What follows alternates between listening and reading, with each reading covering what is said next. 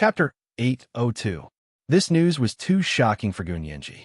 Although she thought Gu Yanran was stupid and was no match for her, knowing that Gu Yanran didn't go to university and only attended an English butler school for 3 years still exceeded her expectations. How can this be? Although her IQ isn't high, it shouldn't be so bad that she can't even get into university, right? Gu Nianji twisted her fingers in confusion, her snow-white teeth biting her lower lip in disbelief. Also, Gu Yanran wasn't in the Huaxia Empire. She was overseas. Exams weren't the only way for overseas students to get into a good university. The independent admissions of the famous Ivy League universities all looked at family background first. It didn't matter if the results weren't good, as long as they met the minimum passing score. Students from rich families and parents with power and authority would definitely be prioritized, followed by ordinary students with average family backgrounds but innate intelligence and high test scores. Of course, if a student's family didn't have money or power and didn't work hard for exams, then they would have no chance of getting into a good university. But for Gu Yanran, her father was Gu Xianwen. Just this name alone was enough for her to choose from all the famous universities in Europe and the United States. What was wrong with her to insist on attending a butler school? Even if it was an English butler school, wasn't something someone of her status needed to attend? This is a bit complicated. Hua Xiaoheng propped his head on his hand and tapped his fingers on the steering wheel. He looked ahead and said, "Do you still have classes in the afternoon?" "No. Today's class is in the morning, and I've already asked for leave." Gu Nianji was still thinking about Gu Yanran. She looked at Hua Xiaoheng eagerly, wanting to hear more clues from him that could be of great help to her lawsuit. "Yeah, I'll find a quiet place to research later." Hua Xiaoheng looked at her and smiled. "What do you want to eat tonight?" Gu Nianji frowned. "I'll eat at school tonight." She sighed and no longer thought about why Gu Yanran went to the butler school. Instead, she asked Hua Xiaoheng, "What did you say to President John?" "Gu Yanran and I can't possibly get such high treatment for this case, right?" Even if Hua Xiaoheng appeared, he could only file the case. And the way the people in the court handled the case was completely beyond the scope of an estate dispute case. Hua Xiaoheng averted his gaze and looked out the window for a while before saying, "Gu Yanran's case may involve national security interests. Just in case, the court sent the most stringent team to collect evidence for this case." National security interests? Really? Gu Nianji was a little unsure. It's just a fight over property? Many of Gu Xiangwen's assets are patents. Hua Xiaoheng stopped there and did not elaborate further. Gu Nianji finally understood. The engine blueprint in her backpack seemed to belong to Gu Xiangwen, right? Gu Yanran looked at the people in court uniforms in front of her and felt extremely distressed. When she was in Barbados, she was even a guest of honor in the governor's office. Everyone treated her with respect. Who dared to treat her like this? Her first reaction was to call Yi Xian. However, Yi Xian still didn't pick up her calls. She had no choice but to call her lawyer. Her official lawyer should have been Wen Shuyi, but ever since she returned to her hometown, she had also resigned from her job at the largest law firm in the United States. However, although Wen Shuyi wasn't with the law firm, Gu Yanran was still a client of the law firm. She also knew that He Zhichu was one of the bosses of the law firm and was considered her lawyer in the past. Of course, he had a higher status than Wen Shui. Although He Zhichu had always been harsh with her, she had no choice but to ask the law firm for help now that she was in big trouble. However, looking at her watch, it was midnight in the United States. She wouldn't be able to find him at this time. She made a prompt decision and left a message with the law firm in English. Then she called He Zhichu. He Zhichu saw Gu Yanran's number on his phone and felt slightly embarrassed. However, he still swiped his phone to answer and asked, "Gu Yanran?" Gu Yanran looked like she had seen her savior and was on the verge of tears. "Lawyer He, can you come over for a moment? I've been sued. They want to send me a subpoena. I'm not allowed to leave the country." "Someone sued you? Sued by who?"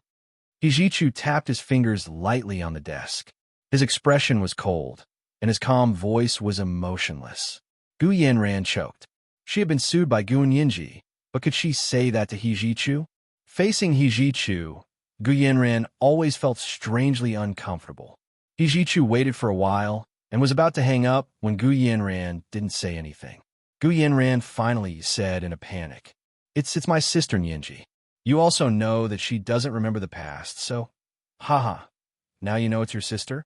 I warned you long ago not to have any ideas about Nianji. Did you think I was joking? Gu Yanran, let me tell you, this is just the beginning. You should have been mentally prepared for this the moment you decided to expose the news that Gu Nianji is an adopted daughter. He Jichu hung up after speaking. Gu Yanran's heart sank. Her lips trembled, and her eyes flickered. What did Jichu mean by that? Did he know something? That was impossible. Anyone who knew even the slightest bit of information about Gu Nianji's identity was no longer in this world. Gu Yanran composed herself and decisively decided to contact the largest law firm in the imperial capital, JD Law Firm. She called and asked lawyer Jean Wani to be her lawyer representative. Jean Wani was a lawyer she was familiar with. They had cooperated tacitly a while ago to set up Prime Minister Tan's wife, Kai Songyin, so Gu Yanran knew her skills quite well. Although she couldn't compare to He Jichu, she was very capable. Most importantly, she was trustworthy and wouldn't set her up.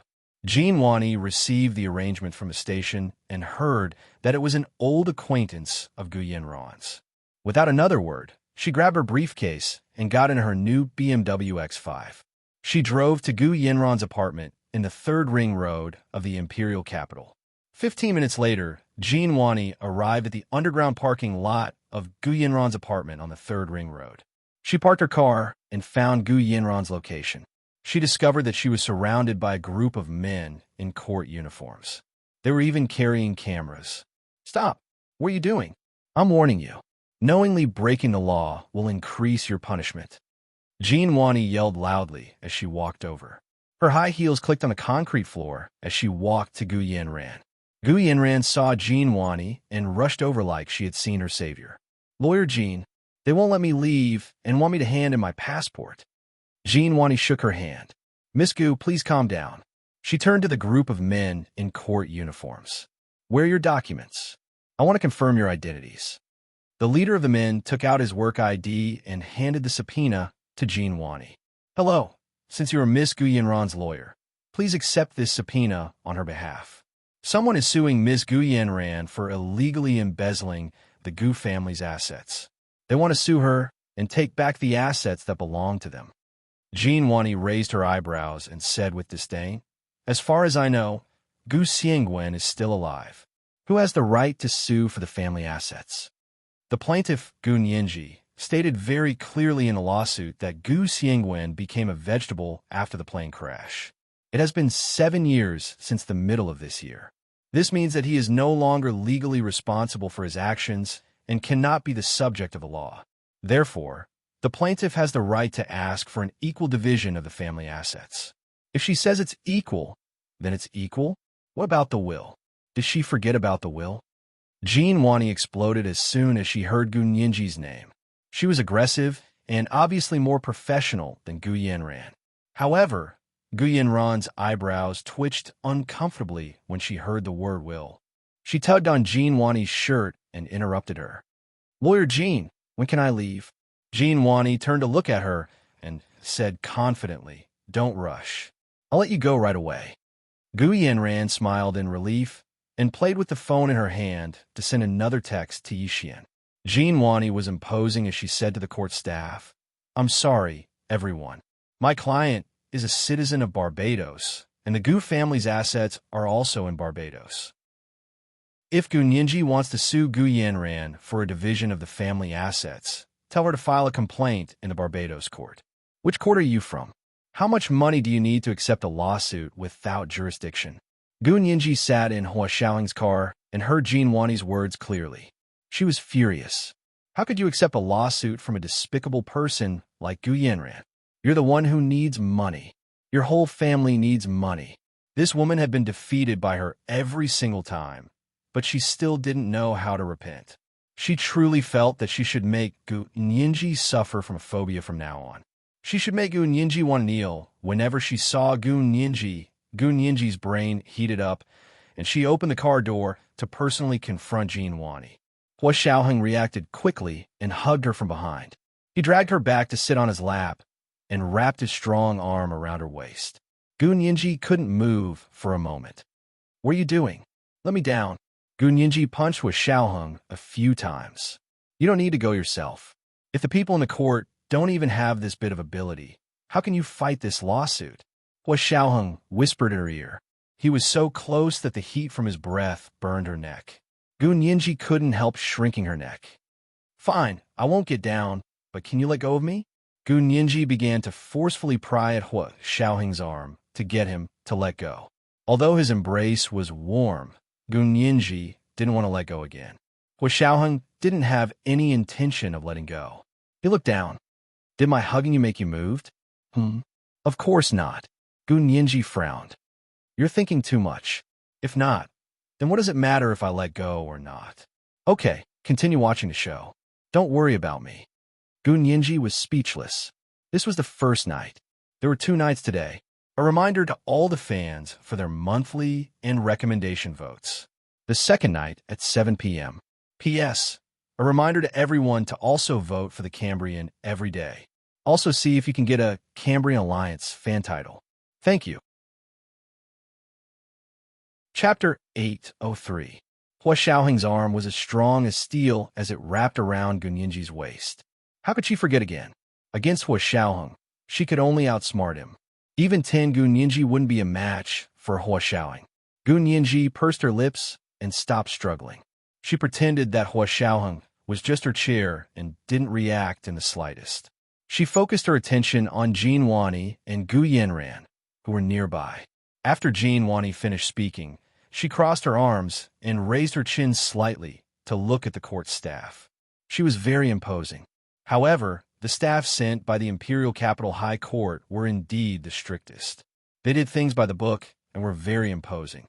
"Lawyer Jean, estate disputes don't work this way," the head of the staff said calmly. 10 years ago, in the Johnson estate dispute, the main property was in the United States, but the British court sued and accepted it. 8 years ago, in the Argentine-Honduras estate dispute, the main property was located in Australia and was also accepted by the Argentine court. Indeed, most estate disputes are accepted at the location of the defendant and the property, but that's not absolute. Therefore, it's completely reasonable and legal for Miss Gu Nianji to sue Miss Gu Yanran in the Huaxia Empire for embezzlement of the Gu family's property. Jin Wani blushed. She had just accepted Gu Yanran's request and hadn't had time to do her homework. Naturally, she wasn't as prepared as the court staff. The international precedents that the court staff found were all cited by Gu Nianji in the complaint. They had verified it and treated it as evidence. "Now, please sign here with Miss Gu Yanran, and then Miss Gu Yanran will hand over her passport." The court staff handed over the subpoena again and took out the receipt for Gu Yanran and Jin Wani to sign. Jin Wani looked at the subpoena again and nodded. "Okay, that's all for now." She took out a pen and looked down to sign the subpoena. Gu Yanran panicked. "Lawyer Jin, how can you sign this? I didn't even agree to it." Jin Wani's pen paused, and she turned to look at Gu Yanran. "You're the defendant. You don't have to agree or disagree when someone sues you." The court staff couldn't help but laugh when they heard that. Her words were extremely rude. It was almost as if she was pointing at Gu Yanran's nose and scolding her for not knowing the law. Gu Yanran, on the other hand, was indignant. When she was in Barbados, anyone who wanted to sue her would have to think twice before doing so. However, now that she was in the Huaxia Empire, she had no choice but to bow her head. In that instant, she regretted giving up Barbados and settling down in the Huaxia Empire.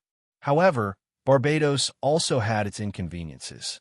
She was a woman with so much property, and it was indeed impossible for her to stay there forever. Gu Yanran sighed, but still signed the subpoena. After signing, she took her Barbados passport out of her bag and handed it to the clerk. Gu Yanran's expression did not change, but she snorted in her heart. Would collecting passports stump me?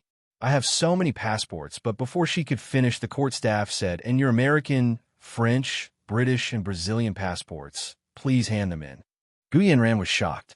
How did these people know she had multiple nationalities? She had only used Barbados passports to travel between the Huaxiao Empire and Barbados. She had never used passports from other countries. What she did not know was that Gu Nianji had gotten all this information from He Chu and had written it all on her complaint. What's with this feeling of being seen through?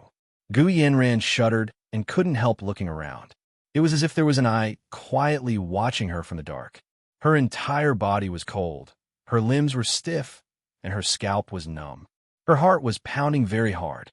As soon as the court staff saw Gu Yanran's expression, they knew the words on the complaint were true. They smiled at Gu Yanran and urged her again. Jean Wani was also secretly surprised. She did not expect Gu Yanran to be a citizen of so many countries. With so many passports, any one of them would be a slap in the face, right? Gu Yanran and the court staff confronted each other for a long time. In the end, she reluctantly took out all the passports from her bag. The court staff sorted through all the passports and confirmed that there were no mistakes. They also asked Gu Yanran to sign the receipt for the passports. After the lawsuit was over, she could use the receipt to collect the passports from the court. After Gu Yanran signed, the court staff finally left the underground parking lot of the apartment and returned to the court. Gu Yanran and Jean Wani did not move. They stood next to Gu Yanran's luxury car and watched the court staff enter the elevator. As the elevator slowly rose, Jean Wani sighed and turned to look at Gu Yanran. "Miss Gu, what is going on? Why does Gu Nianji suddenly want to sue you for the family inheritance?" Gu Yanran finally regretted going against Gu Nianji, but it was not her fault. How would she have known that Gu Nianji would be so lucky? Someone had set up a trap in Europe to kill her, but she was still able to escape alive, and it seemed that she was unscathed. If she did not trust that person's ability and felt that he would definitely be able to kill Gu Nianji, why would she forget herself and say that Gu Nianji was an adopted daughter? It's not good to talk here. Lawyer Jean, come up with me. Gu Yanran also walked towards the elevator. Jean Wani had come today to accept this lawsuit. Gu Yanran was her client. She needed to understand the situation well before deciding on a strategy. Jean Wani followed Gu Yanran into the elevator. Gu Yanran and Jean Wani also left. It seemed like only Gu Nianji and Hua Xiaoheng were left in the underground parking lot. They sat in the driver's seat of the car, overlapping each other. Although Hua Xiaoheng's Mercedes-Benz SUV was spacious, it was not spacious with two people squeezing in the driver's seat. Gu Nianji rubbed her temples and said, "Okay, they've all left. I'll go too. Hua Xiao, please take me back to school." She already said she was leaving, so Hua Xiaoheng would naturally let go of her if he wanted to drive. However, Hua Xiaoheng did not let go. He said calmly, "Don't you want to understand Gu Yanran's situation? Don't you want to know what she will say to Lawyer Jean?" "I want to, but will you say it?" Gu Nianji looked up at Hua Xiaoyang. "So I usually forget about useless things after thinking about it. Get out of the car and come back with me. We'll go listen to what Gu Yanran will say to Lawyer Jean first." Hua Xiaoheng finally let go of her. Gu Nianji quickly escaped from his embrace and returned to her own seat. Then she quickly opened the door and got out. Hua Xiaoheng also got out of the car and used the remote to lock it. He took Gu Nianji's unwilling hand and walked towards the elevator. "Hua Xiao, maybe another day. I need to clear my thoughts when I go back today. I will choose to defend myself in this lawsuit. I don't need a lawyer," Gu Nianji said seriously and stopped in front of the elevator. "This is the second watch. Dear friends, it will be the third watch tomorrow. Remind my friends of your monthly votes and recommendation votes. Good night, dear friends." Chapter 804. Hua Xiaoheng held Gu Nianji's hand and stopped in front of the elevator. He looked at the open elevator door in front of him and didn't say anything. He pursed his lips and stepped in with an unquestionable stance. He exerted some force and pulled the reluctant Gu Nianji in as well. "Hua Xiao, I said I want to go back. Did you hear me?" Gu Nianji reached out to block the elevator door. The elevator door had a sensor system, so it didn't close. "You really want to go back?" Hua Xiaoheng still held Gu Nianji's hand as he watched her turn to walk out of the elevator. One of them stood in the elevator while the other stood outside. Their hands were intertwined in the elevator. Hua Xiaoheng's expression returned to his usual calm. He didn't let go, but he didn't use any force either. It seemed like no matter what Gunyinji said or did, she couldn't move him at all. A man with a strong will, who did what he said and knew what he was doing, had an irresistible attraction to women. Especially when this man was a soldier, this attraction had to be multiplied by 2. He stood in the elevator and looked at her silently. Gunyinji's heart couldn't help skipping 2 beats. But if she returned to that apartment, Gunyinji was afraid she would recall those sweet memories. She was already struggling to resist Hua Xiaoheng, but reason told her that Hua Xiaoheng could no longer give her a sense of security. Being with him would hurt again sooner or later. At that moment, Hua Xiaoheng noticed Gunyinji's imperceptible hesitation. He made a prompt decision and forcefully pulled Gunyinji back. He held her in his arms with one hand and quickly took out the key card with the other to slide it on the elevator's floor sensor. The elevator door closed and quickly went up to the 18th floor where they used to live. Gunyinji's head was pressed against his chest. When she struggled out of his embrace, she discovered that the elevator had already dinged and arrived at their destination. The elevator door slowly opened, and the familiar apartment door appeared in front of them. No matter how reluctant Gunyinji was, she had no choice but to let Hua Xiaoheng lead her out of the elevator. Gunyinji's heart pounded as she watched him take out the key card to open the door. She hadn't been here even once after returning from Germany. How sweet the 2 of them were back then was how sad she was now. Hua Xiaoheng's expression didn't change as he calmly opened the door and entered the house. He took out a pair of house slippers from the shoe cabinet at the entrance, one for himself and one for Gunyinji, and placed them in front of her. Why aren't you changing your shoes? What shoes? If you have something to say, just say it. I'll be leaving after that. Gunyinji turned around with her back to the living room and only looked at the door in front of her. Seeing her childish behavior, Hua Xiaoheng felt a headache coming on. He walked over and stood behind her with his hands in his pockets. He looked down at her dark hair and didn't say anything. He just stood there quietly for a while. Gunyinji waited for a while, but when Hua Xiaoheng didn't say anything, she turned around and said, "If there's nothing else to say, I'll leave." Before she could finish her sentence, Hua Xiaoheng suddenly lowered his head and held her shoulder with one hand. His other hand threaded into her black hair at the back of her head and held it firmly. He leaned over and kissed her. This time, he wasn't gentle at all. Instead, he forcefully sucked on her lips, using his teeth to nibble on her lips bit by bit. Her curvy lips were full and moist. It was very comfortable to kiss. When he bit down, his teeth almost sank into a pile of soft cotton. It made him want to swallow her whole. Her lips were numb from being bitten. It didn't hurt, but Hua Xiaoheng's teeth seemed to have their own electric current. Every time he bit, waves of numbness would rush to the top of her head and then spread throughout her entire body from head to toe. It made her so weak that she couldn't stand. She could only lean on Hua Xiaoheng for a moment of support. Hua Xiaoheng hugged her even tighter and kissed her even harder. The tip of his tongue hooked in her mouth and pulled out the tip of her tongue. He sucked and tasted it carefully before circling and nibbling on the tip of her tongue. This time, it hurt a little, but it wasn't unbearable. Instead, it made her momentarily awake and confused. Gunyinji cried from his kiss and hit his chest weakly. Hua Xiaoheng, let me go. I beg you. Let me go. She had grown up with him. How could he not know what she liked about him? He kept changing his ways to tease her, making her unable to resist. It wasn't like she had a heart of stone. How could she be indifferent to his repeated displays of affection? But she also knew very well that she wasn't ready to walk into a relationship with him again. Hua Xiaoheng's lips and teeth paused for a moment before the torrential kisses slowed down. He didn't continue biting her lips and the tip of her tongue. His warm lips moved away from hers, and the hand holding the back of her neck loosened.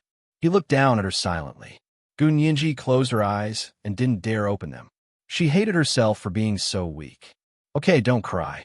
Hua Xiaoheng took a tissue from the cabinet in the entryway and wiped her tears.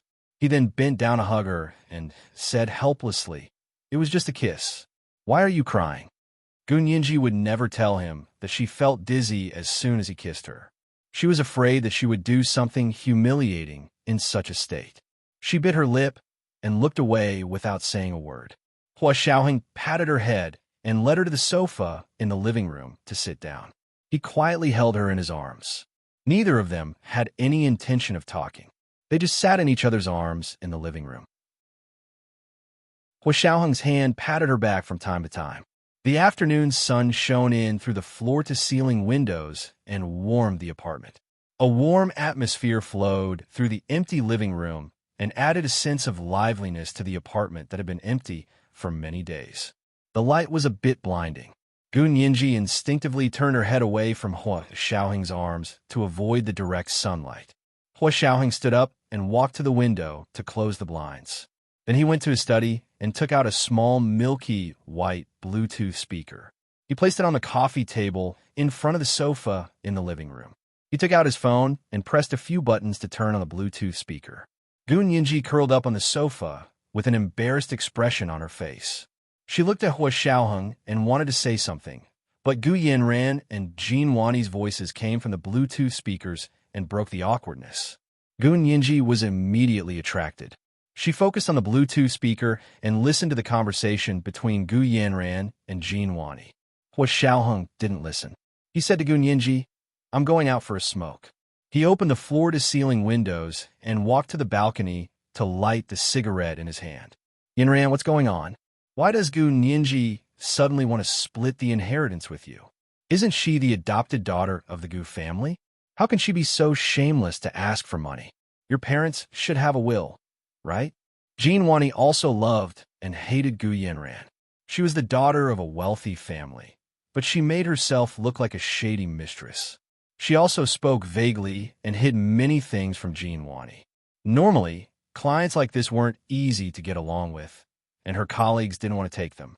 However, Gu Yanran was very generous. Just the commission alone made Jin Wani unable to say no. Jin Wani had been in the profession for 10 years and had only entered the largest JD firm in the imperial capital with the help of a distant relative the year before last. She had just been promoted to senior lawyer not long ago. All these years, she had always thought that she was quite capable, but she was unlucky and didn't encounter good cases or clients like others. Later, after the case with Gu Nianji, although she lost, she gained popularity. She was no longer a nameless lawyer and had also opened the door to the upper class of society. Good clients and cases came one after another, and her financial situation also improved. The red Accord that she had bought not long after entering the profession had now been replaced with a BMW X5. She also had a down payment for a house in the imperial capital. Under such circumstances, she held on to clients like Gu Yanran even tighter. Actually, no matter if she won or lost, she would still receive a generous commission. However, if she won, she would be able to move up another level. Jin Wani's words made Gu Yanran's heart ache. She used a handkerchief to wipe the corners of her eyes and said listlessly, "My father used to love Gu Nianji very much and treated her the same.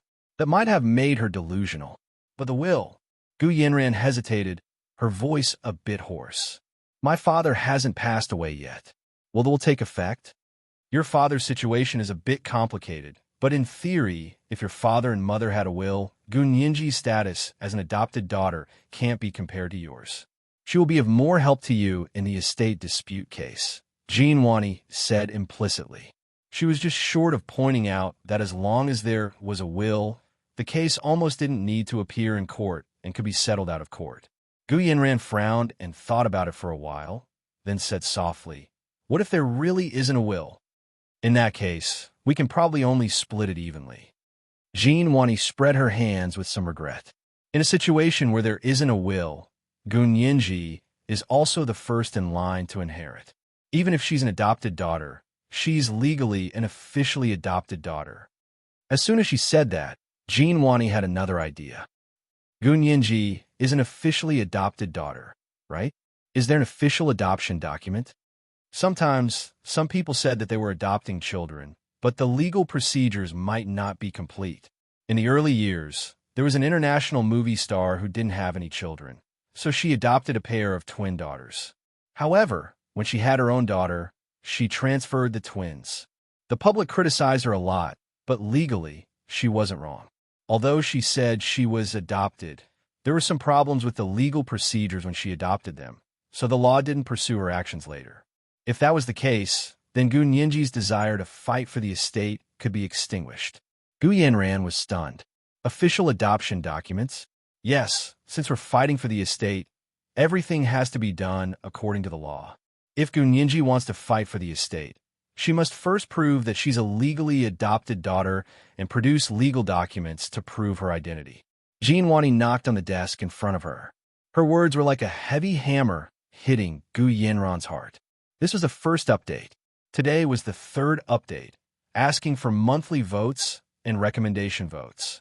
It was Monday, especially recommendation votes. At 1 p.m., I'd like to add 50,000 Chidian dollars to PPLR PPL in April. At 7 p.m., the third update. P.S. Today is the last day of FanFest, so I'd like to remind everyone to vote for the Legend of Kamwu. Also, I'd like to see if I can get a Kamwu Alliance fan title. Thank you. Chapter 805. Gu Nianji needs to prove her identity as an adopted daughter. Gu Yanran's mind raced, and her heart suddenly skipped a beat. Biting her lip, she thought about it for a while and asked tentatively, "Does that mean that if she can't produce legal documents to prove her identity as an adopted daughter, she has no right to fight with me for the inheritance?" "Of course. What questions do you have?" Jean Wani's eyes lit up. "Does that mean Gu Nianji doesn't have any legal documents?" Gu Yanran hid her excitement and said dryly, "I'm not too sure about that. I wasn't old when my parents adopted Gu Nianji, so I didn't know much about the law. I have to find the lawyer who worked with my father back then and see if he knows anything about this. However, this is a serious matter, and I don't want Gu Nianji to have a hard time living in the future. So, can Lawyer Jean request a closed trial? Otherwise, the media will chase after her every day. Both of us will be annoyed." "That's more like it." Jean Wani clapped her hands and slapped them loudly. "I knew it. How can there be such a thing? A fake adopted daughter with no right dares to fight for the inheritance with someone else's biological daughter? She really doesn't know her place. Greed is the worst thing to do as a human. She covets things that don't belong to her and isn't afraid of being struck by lightning." Gu Yanran's smile froze, but she quickly composed herself and smiled gently. "Lawyer Jean, you really know how to joke. Actually, this is human nature, and I can understand. Regardless of whether there are legal documents or not, she's still my sister and was loved by my parents back then. I don't mind giving her a few million US dollars. Just treat it as a gift to her and let her have a good life in the future." Jean Wani could tell from Gu Yanran's words that she wanted to reconcile with Gu Nianji outside of court. She sighed and patted Gu Yanran's shoulder. "Yanran, I didn't expect you to be so kind. I'm impressed that you can take care of a fake sister who has no intention of fighting you for the inheritance and doesn't care about your feelings at all. All right, you're my friend for sure." Gu Yanran smiled and tilted her head. "It's my honor to be favored by Lawyer Jean."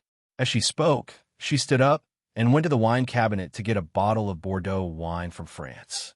She poured it into a crystal glass and clinked glasses with Jean Wani. "Cheers. Happy working with you." "It's a pleasure working with you." Jean Wani raised her glass and downed it. Then she took out the lawyer's contract and read it out to Gu Yanran so that she could sign it. After the full attorney contract was signed, Gu Yanran transferred 100,000 yuan to Jean Wani's law firm as a deposit for the lawsuit. The sound of the door opening and closing came from a milky white Bluetooth speaker, and then there was nothing else. Gu Nianji sat alone on the sofa and began to ponder. Hua Xiaoheng finished smoking and walked back into the house. Seeing that there was no sound coming from the Bluetooth speaker, he sat down and pressed the stop button. "Are they done?" Gu Nianji nodded. Her expression was much more normal now. She smiled and said, "I didn't expect Jean Wani to be so impressive this time. She gave me a show of strength right from the start." Faced with Jean Wani's increasing combat power, Gu Nianji did not feel defeated. Instead, she was excited and thrilled. Once she focused all her energy on her profession, her entire person bloomed with a dazzling brilliance. Hua Xiaoheng propped himself up on the sofa armrest and rested his chin on his hand. He sat diagonally on the sofa and looked at her quietly. He hid all his emotions in the flash of amazement in his eyes. What did she say? She wanted me to prove that I'm an adopted daughter first before going to court with her. Gu Yinji was all smiles. That's a good entry point. If I were to help Gu Yanran with the lawsuit, I would also start from this angle. Hua Xiaoheng froze and sat up straight. Yeah, Jinwani did a good job this time. This is interesting. What about you? You definitely can't produce something like that. They all firmly believed that Gu Yinji was not an adopted daughter. So why would a biological daughter need to produce proof that she was an adopted daughter? Wouldn't that be leading people into a ditch? But thinking about it carefully, this was indeed a good way to win without a fight. Gu Yinji rested her chin on her hands and leaned forward on the sofa. She stared fixedly at the Bluetooth speaker, and a subtle smile appeared on her face. She nodded slowly. Of course I will consider it. Hua Xiaoheng smiled and patted her head. However, he still reminded her, we still don't have a way to prove that Gu Xiangwen is a fake. So if they insist that you have nothing to do with Gu Xiangwen, Gu Yinji raised a brow in disapproval. At least I have the Barbados government documents to prove that I'm Gu Xiangwen's daughter. Similarly, Gu Yanran is. If they really only know how to dwell on the adoption documents, I will make sure Jinwani and Gu Yanran lose badly. It's good that you're prepared. Hua Xiaoheng was very confident in Gu Yinji's professional abilities. Don't panic if they have other evidence. I've already contacted Xie Zhao. When he comes, he can at least prove that you are related to his daughter, Xie Qingying. His deceased wife, Gu Tian, is said to be Gu Xiangwen's biological sister. Okay, I'll be careful. Gu Yinji nodded vigorously. Her eyes were sparkling, and her cheeks were pink. Hua Xiaoheng's fingers twitched, but he still restrained his desire to touch her. He stood up and asked, it's getting late. Do you want to have dinner here, or go back to school? Gu Yinji stood up and pursed her lips. It's more convenient to go back to school. This time, Hua Xiaoheng didn't force her. He took the car keys. Let's go. I'll give you a ride. Gu Yinji sighed in relief and left the apartment with him to go back to school. The Imperial Capital High Court was very respectful to Hua Xiaoheng. Because the case involved a large amount of money and interest, the court scheduled it for a very short time. The first court hearing would be on Wednesday, a week later. At the same time, after Jinwani discussed with Gu Yanran, she requested the court to close the trial to protect the client's privacy. Yinji, do you agree? Hua Xiaoheng specifically called Gu Yinji and mentioned Jinwani and Gu Yanran's request to close the trial. I don't care. Gu Yinji also wore a Bluetooth headset. She typed on the computer as she spoke to Hua Xiaoheng. Hua Xiao, you called just for this? Do you want to close the trial or not? Smart girl. Hua Xiaoheng praised her with a smile. After our discussion, we also feel that it's better to close the trial. Since they were fighting over Gu Xiangwen's assets, then everything related to Gu Xiangwen had to be exposed, especially his patents and inventions. If the trial wasn't closed, these things would not only be known by them, but also by the enemies hiding in the dark. Gu Xiangwen had been living in seclusion ever since his sister, Gu Tian, passed away many years ago. This was enough to prove that keeping his situation a secret was the best choice. Gu Yinji understood what Hua Xiaoheng meant and nodded. Okay, I'll explain to the court and agree to close the trial. Hua Xiaoheng agreed and put down the phone. He began to do background checks on the people participating in the trial. Their enemies were not only external, but also internal. Wednesday, a week later, was the first day of the estate dispute between Gu Yinji and Gu Yanran. Because the request to close the trial had been made a long time ago, the case was basically kept secret except for the relevant personnel. Some higher-ups in the media knew about it, but because the Special Operations Forces and Secret Service had spoken to them, they wouldn't take the risk just to make a big news story. That day, Gu Yinji wore a black professional suit to the court. She came with Yi Chu, who sat in the plaintiff's family seat. Hua Xiaoheng didn't come. Instead, he watched the entire trial live with special equipment sent by the Special Operations Forces to the court. Other than Hua Xiaoheng, General Ji, Speaker Long, and several members of the Standing Committee of the Supreme Military Council were also watching the trial in the conference room of the Special Operations Forces building. When the judge announced the start of the trial, Gunyenji calmly and simply stated her request. That was, as the daughter of the Gu family, she had the right to a share of the Gu family's assets unless there was a will to prove that there was another distribution plan. Jean Wani listened with excitement. This time, she would avenge herself. Gunyenji was going to lose to her. Jean Wani thought about it excitedly. When she stood up to state her request, her voice trembled slightly. Madame Gunyenji's request is very bold and shameless. Let me ask you, an adopted daughter, what right does she have to fight with the biological daughter of the Gu family for the inheritance? Also, can you produce legal proof to prove your identity as an adopted daughter of the Gu family? Your Honor, if Madame Gunyenji cannot produce proof that she is an adopted daughter of the Gu family, I request that the court declare this case invalid, because she has no right to make any claims to the Gu family's assets. Jean Wani's words echoed in the courtroom. Everyone on Gu Yinran's side smiled meaningfully. Everyone looked at Gunyenji with pity, as if she was a clown who didn't know her own limits. The senior officials watching the trial in the conference room of the Special Operations Forces also had ugly expressions. If Gunyenji lost the lawsuit, Gu Yanran would definitely ask to take Gu Xiangwen away.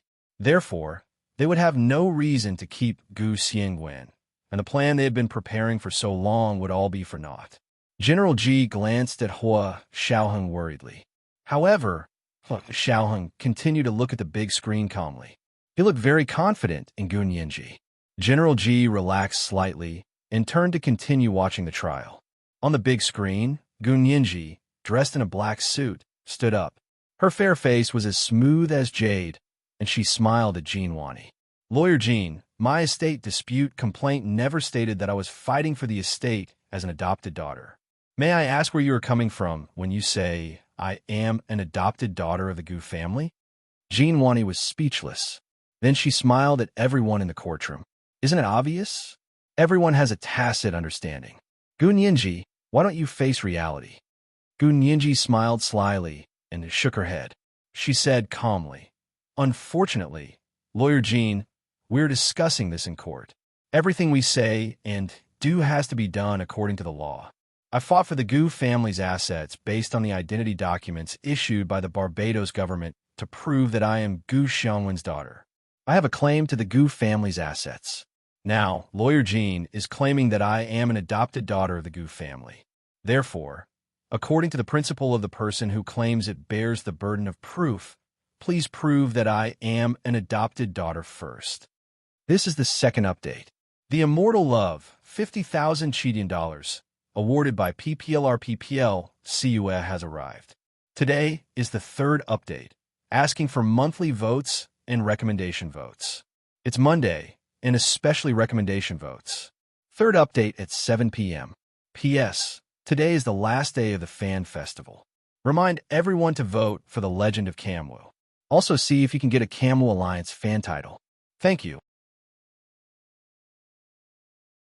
Chapter 806. After Gunyenji finished speaking, the courtroom went silent. All eyes turned to Jean Wani, the defense lawyer for the defendant. Jean Wani could only feel her head buzzing. Gunyenji's words were like a bucket of ice water that instantly doused her heart. Her heated head finally cooled down, and Jean Wani looked at Gunyenji with a complicated expression. She was momentarily speechless. The judge waited for a while before asking expressionlessly, Defense lawyer, may I ask if you can produce legal evidence that the plaintiff is an adopted daughter of the Gu family? If you can, please present it to the court. The court will verify the authenticity and make a judgment on whether this case is valid or invalid. Jean Wani thought to herself that Gu Yanran had to produce this document, so she couldn't tell the court yet. She thought about it and said, because the plaintiff was adopted in Barbados, it will take time to obtain the adoption documents from there. We sincerely ask the court to give us a certain amount of time and choose a date for the retrial. Plaintiff, what do you think? The judge looked at Gunyenji again. Gunyenji recognized the judge. He was President Zhang of the Imperial Capital High Court. She nodded. I have no objections, but I hope the other party can give a reasonable deadline. If they can't produce evidence within this deadline, then please proceed with the trial according to my complaint. What Gu Nianji meant was that if the other party couldn't produce evidence that she was adopted, then they would proceed with the trial according to her complaint. Regardless of whether it was adopted or biological, as long as it was a legally recognized relationship, they would have the same rights and obligations. Jean Wani's heart trembled. She didn't expect Gu Nianji to be so watertight that she wouldn't even let them drag it out. The judge nodded in agreement and said to Jean Wani, "Defense lawyer, please submit a written request to the court for an extension of the retrial. Please state the exact reason for the extension and the length of the extension. The court will consider it and issue a written opinion to both parties." "Yes, Your Honor." Jean Wani had no choice but to agree now. Gu Yanran's face was a bit pale, but she forced herself to stand up and follow Jean Wani out. He Jichu was sitting on the side of the aisle. Gu Yanran paused when she walked past him. He Jichu looked in Gu Nianji's direction as if he didn't know her at all. Gu Yanran's lips opened and closed a few times. She almost blurted out something, but when she thought of the consequences she couldn't bear, she gritted her teeth and held it in. She didn't say anything and walked out with her head held high. He Jichu's shimmering, sultry eyes flashed as he slowly stood up from his seat. Gu Nianji walked toward him with a smile and said proudly, "Professor He, how was my performance today?" "Not bad. Keep working hard." He Jichu patted her shoulder, and the two of them walked side by side out of the High People's Court's main entrance. On the way, He Jichu asked her casually, "Aren't you worried that Gu Yanran might prove that you're not even an adopted daughter?" "What is there to worry about?" Gu Nianji spread her hands and smiled like a little fox. "The more you say, the more mistakes you make. I want to see how Gu Yanran is going to cover up this lie." Originally, Gu Yanran and Jean Wani had assumed that Gu Nianji wouldn't be able to produce legal proof that she was an adopted daughter, so her estate dispute case would be invalid. However, now that Gu Nianji had thrown the ball back to prove that she was an adopted daughter, the situation had completely reversed. As far as proof of adoption was concerned, Jean Wani and Gu Yanran only had two choices. One, they could produce a fake document to prove that she was an adopted daughter. Then, even if it was a fake document, Gu Nianji would still have the same right to inherit the Gu estate as Gu Yanran. That was because an adopted daughter had the same right to inherit as a biological daughter, unless there was a will. The second possibility was that they couldn't produce any adoption documents either, so they could only follow Gu Nianji's claim. According to the identity on the Barbados government documents, as Gu Xiangwen's daughter, she would still have the same right to inherit the Gu estate as Gu Yanran. Therefore, no matter what they did, Gu Nianji's estate dispute was set. Jean Wani's attempt to get the court to invalidate her claim was impossible. "Smart." He Jichu complimented her and drove to the school. "The lawsuit went well today. Come to my place for dinner. My organic farm sent pork and some free-range chicken." Gu Nianji remembered the delicious food she had at He Jichu's place last time and nodded. "Sure, why don't we call Chi-Chi? She's a good eater, so she'll definitely like your food." He Jichu agreed and asked her to call Ma Chi-Chi. The two of them chatted happily over the phone, and Ma Chi-Chi immediately agreed to go to Professor He's place for a meal. After putting down the phone, Gu Nianji thought of a possibility. Her expression grew serious as she said, "There's another possibility. Gu Yanran might as well throw out Gu Xiangwen's DNA evidence. That way, she can indirectly prove that I'm an adopted daughter and create a fake will. Then, I'll have no hope at all." When fighting a lawsuit, one had to consider all the circumstances in order to be invincible in court. He Jichu laughed when he heard that. She wouldn't dare. Why not? Gu Nianji was very curious. She bowed and looked at He Jichu. "But I think this is the only thing she can rely on. This is also her biggest flaw." He Jichu drove into the campus and said dryly, "If she dares to throw out this evidence, the consequences will be too severe for her to bear." "Oh." Gu Nianji sat back and thought about it. She smiled. "Professor He, don't be so sure. Only smart people can think of the so-called consequences. With Gu Yanran's intelligence, what if she can't think of the serious consequences? The ignorant are fearless. Don't you agree?" He Jichu froze. He realized that Gu Nianji's words made sense. He actually didn't know what to say. So I still have to be prepared, Gu Nianji muttered to herself. Gu Nianji muttered to herself. She closed her eyes and began to calculate the various reactions the other party would make and how she would respond. Ma Qiqi ended the call with Gu Nianji and packed her things to go to He Zhichu's building for lunch. Just then, Yin Shixiang called. Qiqi, what are you doing? Ma Qiqi heard Yin Shixiang's voice and was very happy. Brother Xiong, long time no see. What have you been up to? Yin Shixiang looked at the pigsty that he had cleaned and the fat pigs that were snorting after eating their fill. He smiled bitterly and said, Of course I'm busy with work. What about you? What have you been doing recently? Are you free this weekend? Ma Qiqi held her phone in one hand and reached for her bag with the other. I was just about to go to Professor He's place with Nianji for lunch. Professor He has an organic farm, and I heard they gave him organic pork today. It's delicious. Yin Shixiang smelled the stench as soon as he heard pork. He turned to look at the pigsty and shook his head. Okay, Qiqi, I'm going to work now. Talk to you later. He hung up and began to clean the pigsty that had been dirted again. When Zhao Liangzi came to find him, he almost fell over from the stench. Big Xiong, oh Big Xiong, you're like a tiger that fell to the plains and got bullied by pigs. Zhao Liangzi laughed so hard he fell over.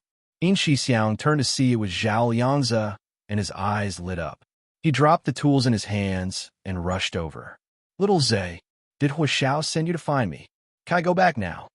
Go, go, go. Go away. Look at how stinky you are. Go back and wash yourself 7 or 8 times. When the stench is gone, go see Hua Xiao. Zhao Liangzi relayed Hua Xiaoheng's order. The bosses are all in the conference room.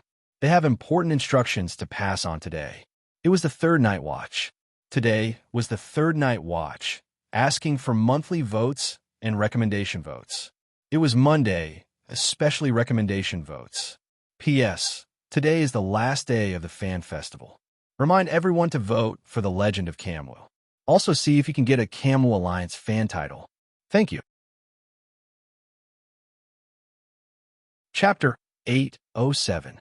Gu Nianji followed He Zhichu to his professor's building. Before Ma Qiqi arrived, He Zhichu asked Gu Nianji with a complicated expression, Nianji, do you really want to have parents? Gu Nianji was speechless. Who didn't want to have parents? She sat on the sofa in the living room of He Zhichu's suite and hugged a panda pillow. She sniffled and drawled, Professor He, I didn't jump out of a rock. Why would I want to have my own parents? I don't remember you ever thinking about finding your own parents. Hua Xiaoheng once said you had no concept of what parents are. He Zhichu sat on the sofa across from her and leaned forward to look at her thoughtfully. He seemed to be wondering what made her change. Gu Nianji's eyes started to drift when she heard this. When did she suddenly want to find her own parents? It must have been after returning from Germany, right? Her relationship with Hua Xiaoheng had reached a dead end. Or rather, she realized she had placed too much hope in Hua Xiaoheng. In the end, she couldn't find the sense of security she once had, so she naturally turned to parents who gave their children a sense of security. Although she still didn't have a specific impression of what her parents were like, she could feel the deep love in the pink diamond crown Gu Xiangwen had given to the 1-year-old Nianji as a birthday present. People change. Gu Nianji didn't want to analyze her emotional journey with He Zhichu, so she cleverly changed the topic. Professor He, I was just thinking that if Gu Yanran must throw out the evidence that Gu Xiangwen and my DNA don't match, I'm afraid I still have to find people and things related to the real Gu Xiangwen. Also, I still feel like I have to personally investigate the island in the Indian Ocean where the plane crashed. That can be investigated later. He Zhichu shook his head disapprovingly. I think what you should do now is first investigate how much Gu Xiangwen has. That's the main focus of your estate dispute case. If you only want to investigate Gu Xiangwen's whereabouts, why are you fighting an estate dispute case? Gu Nianji composed herself and quickly said, Thank you for the reminder, Professor He. I understand now. I was almost led astray by myself. Her original intention in fighting for the inheritance was to make Gu Yanran lose everything. Only then would she be able to cut off Gu Yanran's hands that were reaching everywhere and preventing her from investigating the truth. everything had its priorities. For now, the most important thing was to make Gu Yanran lose everything and leave the family with nothing. Once Gu Yanran was beaten back to her original state, she would have more clues, resources, and abilities to track down Gu Xiangwen and the whereabouts of the mother that Gu Yanran rarely mentioned. Yin Shixiang washed himself 3 or 4 times before going to the Special Operations Forces Conference building to see Hua Xiaoying. He couldn't shake the feeling that he hadn't washed it clean. His nose still had the lingering smell of a pigsty. Although Zhao Yangzi had already patted his chest and promised that he couldn't smell anything, he still didn't believe him. In the end, he forced himself to sprinkle some men's cologne on himself before pushing open the door of the conference room. In the spacious conference room, there was only the desolation of people leaving and the tea cooling. The big shots had already left, and the trial was still playing on the big screen. Hua Xiaoheng sat alone in the conference room with a remote control in his hand. He was practically replaying every scene. In the beginning, he looked at Gu Nianji more often. Later on, everyone's expressions and actions in the courtroom couldn't escape his replay. In the end, Gu Yanran's every move as she walked past He Zhichu became a scene that he played for a long time. When Yin Shixiang came in, he saw on the big screen that Gu Yanran kept advancing, stopping, retreating, advancing, stopping, and retreating. However, He Zhichu didn't move. He didn't even move his eyes. He sat upright in his chair and looked ahead with an indifferent expression. His gaze was only focused on Gu Nianji. Yin Shixiang walked over awkwardly and saluted Hua Xiaoying. Reporting to Chief, Lieutenant Colonel Yin Shixiang reporting for duty. Hua Xiaoheng didn't even turn his head. He only raised his hand and waved. Sit. Yin Shixiang quickly sat down on the chair diagonally behind Hua Xiaoheng. He said attentively, Hua Xiao, what are you looking at? Little Zay said the higher-ups are in a meeting and have important instructions. Hua Xiaoheng still didn't turn around. He held the remote control in one hand and kept pressing forward, pause, rewind, and play. His eyes were glued to the big screen. He said nonchalantly, it's the live broadcast of the estate dispute between Nianji and Gu Yanran. The standing committee of the military just left. You're late. Yin Shixiang lowered his head and sniffed himself guiltily. I took a shower just now. Sorry for the delay. Hua Xiaoheng smelled the faint fragrance coming from Yin Shixiang's direction. He smiled and pointed at the big screen with the remote control. Did you see anything? Yin Shixiang nodded quickly. You replayed it so many times. Even a blind person could see it. Yeah, what did you see? Gu Yanran seemed to have something to say to He Zhichu, but he ignored her. She forced herself to swallow her anger. Look at her throat. It's so obvious when she swallowed. Also, her hands were shaking the whole time. She even clenched her fists. Yin Shixiang was good at reading people's expressions. He even noticed things that Hua Xiaoheng didn't notice, such as the slight swallowing movement in Gu Yanran's throat. This movement was very subtle. It wasn't as obvious as Yin Shixiang said. Hua Xiaoheng's personal secretaries all had their own irreplaceable skills. He nodded approvingly. That makes sense. It wasn't a waste for me to call you back from the pigsty. As soon as he said, pigsty, Yin Shixiang immediately stood up with a flushed face. He stood straight in a military posture. Reporting to Chief, Lieutenant Colonel Yin Shixiang has returned from the kitchen. The report will be written soon. End of report. The last time Hua Xiaoheng asked him to represent the officers at the grassroots level, he threw him to the kitchen to feed the pigs. It really tormented Yin Shixiang. Hua Xiaoheng grunted and said calmly, don't be emotional. It's for your own good. Reporting to Chief, I'm not emotional.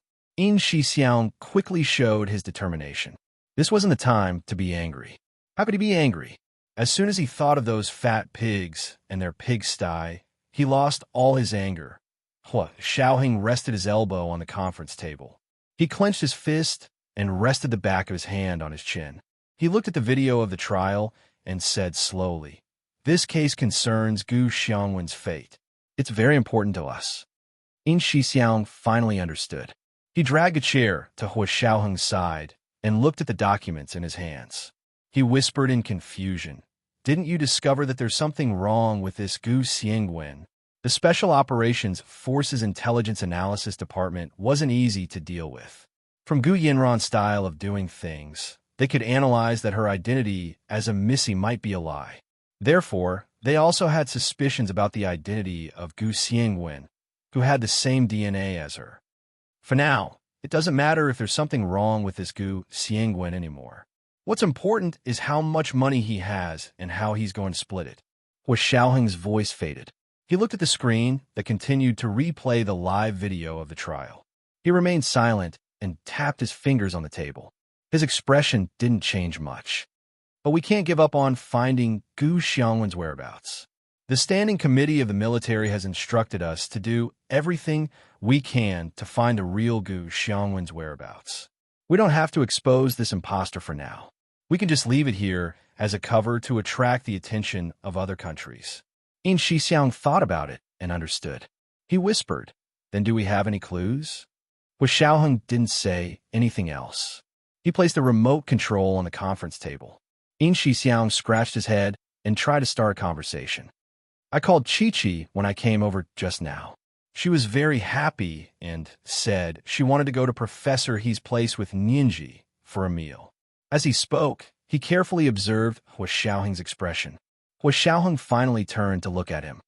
"You didn't forget to call Chi-Chi when you were feeding the pigs?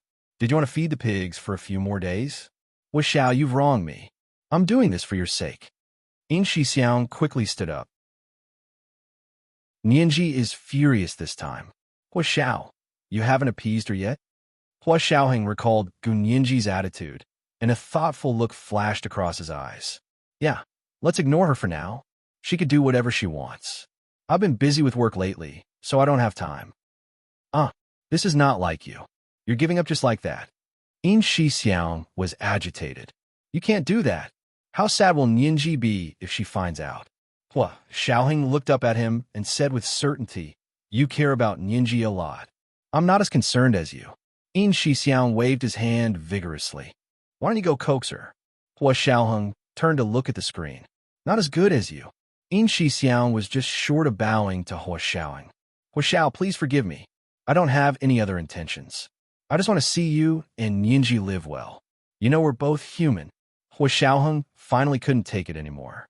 He smirked at In Shixiang's words and kicked him. "Who's your human? Behave yourself." "Yes, Chief." In Shixiang secretly wiped his sweat and told Gu Ninji in his heart, "Ninji, Brother Xiong can only help you so much. If you keep acting like this, Hua Xiaoheng might really dump you." After all, what kind of person was Hua Xiaoheng? In all these years, they had only seen him coax one person, and that was Gu Ninji. Unfortunately, the little girl didn't know how lucky she was. In Shixiang was sighing when he heard Hua Xiaoheng say, with a stern face, "What should be done has been done. More haste makes waste. It's time for her to reflect on herself." In Shixiang shuddered. That was harsh. Before he could think of a way to persuade Hua Xiaoheng not to stoop to the little girl's level, he saw Hua Xiaoheng take out a cigarette and light it. He held it between his fingers and played with the Zippo lighter Gu Ninji had given him. He said calmly, "The little girl I raised can't only harm me. I have to let her harm others." He blew out a mouthful of smoke. His expression was hidden in the swirling smoke. Even In Shixiang, who was the best at reading people, couldn't tell what he was thinking. This was the first night watch. He suddenly saw that the monthly vote had increased to 6,400 again. He still had to watch the third night watch today. Friends, remember to vote for him every day too. He added another night watch for the monthly vote of 6,400 at 1 p.m. The third night watch at 7 p.m. Chapter 808. At lunchtime, Ma Chi-Chi finally arrived at Jichu's suite in the professor's building. Gu Ninji opened the door for her and smiled. "Chi-Chi, you came just in time. The food just arrived, and it's piping hot." Ma Chi-Chi sniffed, and her eyes lit up. She said intoxicatedly, "This smell is amazing. Did Professor He make it? I didn't expect Professor He to be such a good cook." Gu Ninji snickered. "Professor He's cooking skills are on par with mine. Chi-Chi, will you praise me?" Ma Chi-Chi was speechless. "Then who made this? Didn't you say it was pork and chicken from Professor He's organic farm?" Machichi was curious and looked at Gunyinji suspiciously. You didn't really make it, did you? Of course not. It's a chef from Professor He's farm. Gunyinji smiled and let her in. The two of them went to the dining room together. They saw 4 simple dishes and 1 soup on the rectangular dining table. There was a plate of home-style stir-fried pork with chili, a bowl of braised pork with syrup, a plate of brown and green garlic twice-cooked pork, and a plate of acorn tofu. In the middle was a large soup pot of goji berries and ginseng stewed chicken. They looked like ordinary home-style dishes, but the aroma was surprisingly tempting. Machichi immediately felt her taste buds swell. She quickly sat down with Gunyinji and asked curiously, "These are all vegetables and meat from Professor He's organic farm?" Hijichu nodded slightly. "They're all home-style dishes." Nyinji ordered them. He glanced at Gunyinji and didn't comment on her taste. Gunyinji giggled and picked up her chopsticks to say to Machichi, "Chi-Chi, try some. I've always believed that true culinary skills are demonstrated in home-style dishes. Everyone knows that abalone, ginseng, shark's maw is good food, so it's not surprising that it's delicious. But it's not easy to make simple home-style dishes taste like exotic delicacies. Keep bragging. Even if these home-style dishes are delicious, they're just home-style dishes." Machichi argued with Gunyinji as she casually picked up a piece of stir-fried chili pork with the serving chopsticks and put it in her bowl. When she put the stir-fried meat with a few strands of green chili peppers in her mouth, the meat aroma that made her taste buds extremely comfortable immediately made her squint her eyes. She almost meowed like a cat that had eaten a good fish. "It's delicious, isn't it?" Gunyinji smiled as she picked up a piece of stir-fried pork with chili peppers with her chopsticks. "I won't lie to my beloved subject." "Bah!" Machichi glared at Gunyinji. "I've eaten all over the country, but your dishes are only ranked first. What are you showing off for?" "Haha, as long as you like it." Gunyinji made a face at her, and the two of them ate happily. Hijichu looked at the dishes and didn't have much of an appetite at first, but when he saw the two of them eating so happily, he also took a bite with his chopsticks. Hijichu chewed slowly and allowed his taste buds to adapt to the aroma of the food. He couldn't help but eat another bowl of rice. After lunch, the three of them were a little lazy. Gunyinji managed to overcome her laziness and went to the kitchen to make 3 cups of cappuccino. Machichi sipped the cappuccino as she chatted with Gunyinji. "Ninji, when I came, Brother Xiong just happened to call and asked what I was doing. I said I wanted to come to Professor He's for a free meal, but he immediately hung up. It seemed like he was very busy." Gunyinji blew on the hot cappuccino and looked down as she replied, "Oh," but didn't ask what he was busy with. She also intentionally reminded Machichi, "Brother Xiong and his colleagues work like that. They get busy when they say they're busy. They didn't mean to hang up on you." "Oh, I see." Machichi nodded without fully understanding and blushed. "Brother Xiong isn't usually like that. He hasn't been in contact much lately, so I thought, you're thinking too much. Brother Xiong isn't that kind of person," Gunyinji said seriously to reassure Machichi. Hijichu snickered and shook his head. He got up quietly. "You guys talk. I'll go check my email." Gunyinji also wanted to go back, so she gave Machichi a look and said to Hijichu, "Professor He, please continue with your work. We'll go back first." With Machichi there, Hijichu couldn't just ask Gunyinji to stay, so he could only nod. "Go back and prepare well. You can look for me if you have any difficulties." "Oh, thank you, Professor He." Gunyinji replied crisply and left Hijichu's building with Machichi. They chatted and laughed along the way. When they arrived at their own dorm, Machichi suddenly tugged on Gunyinji's sleeve and whispered, "There's a man who's been following us for a long time." Gunyinji had also noticed him since coming out of Hijichu's building.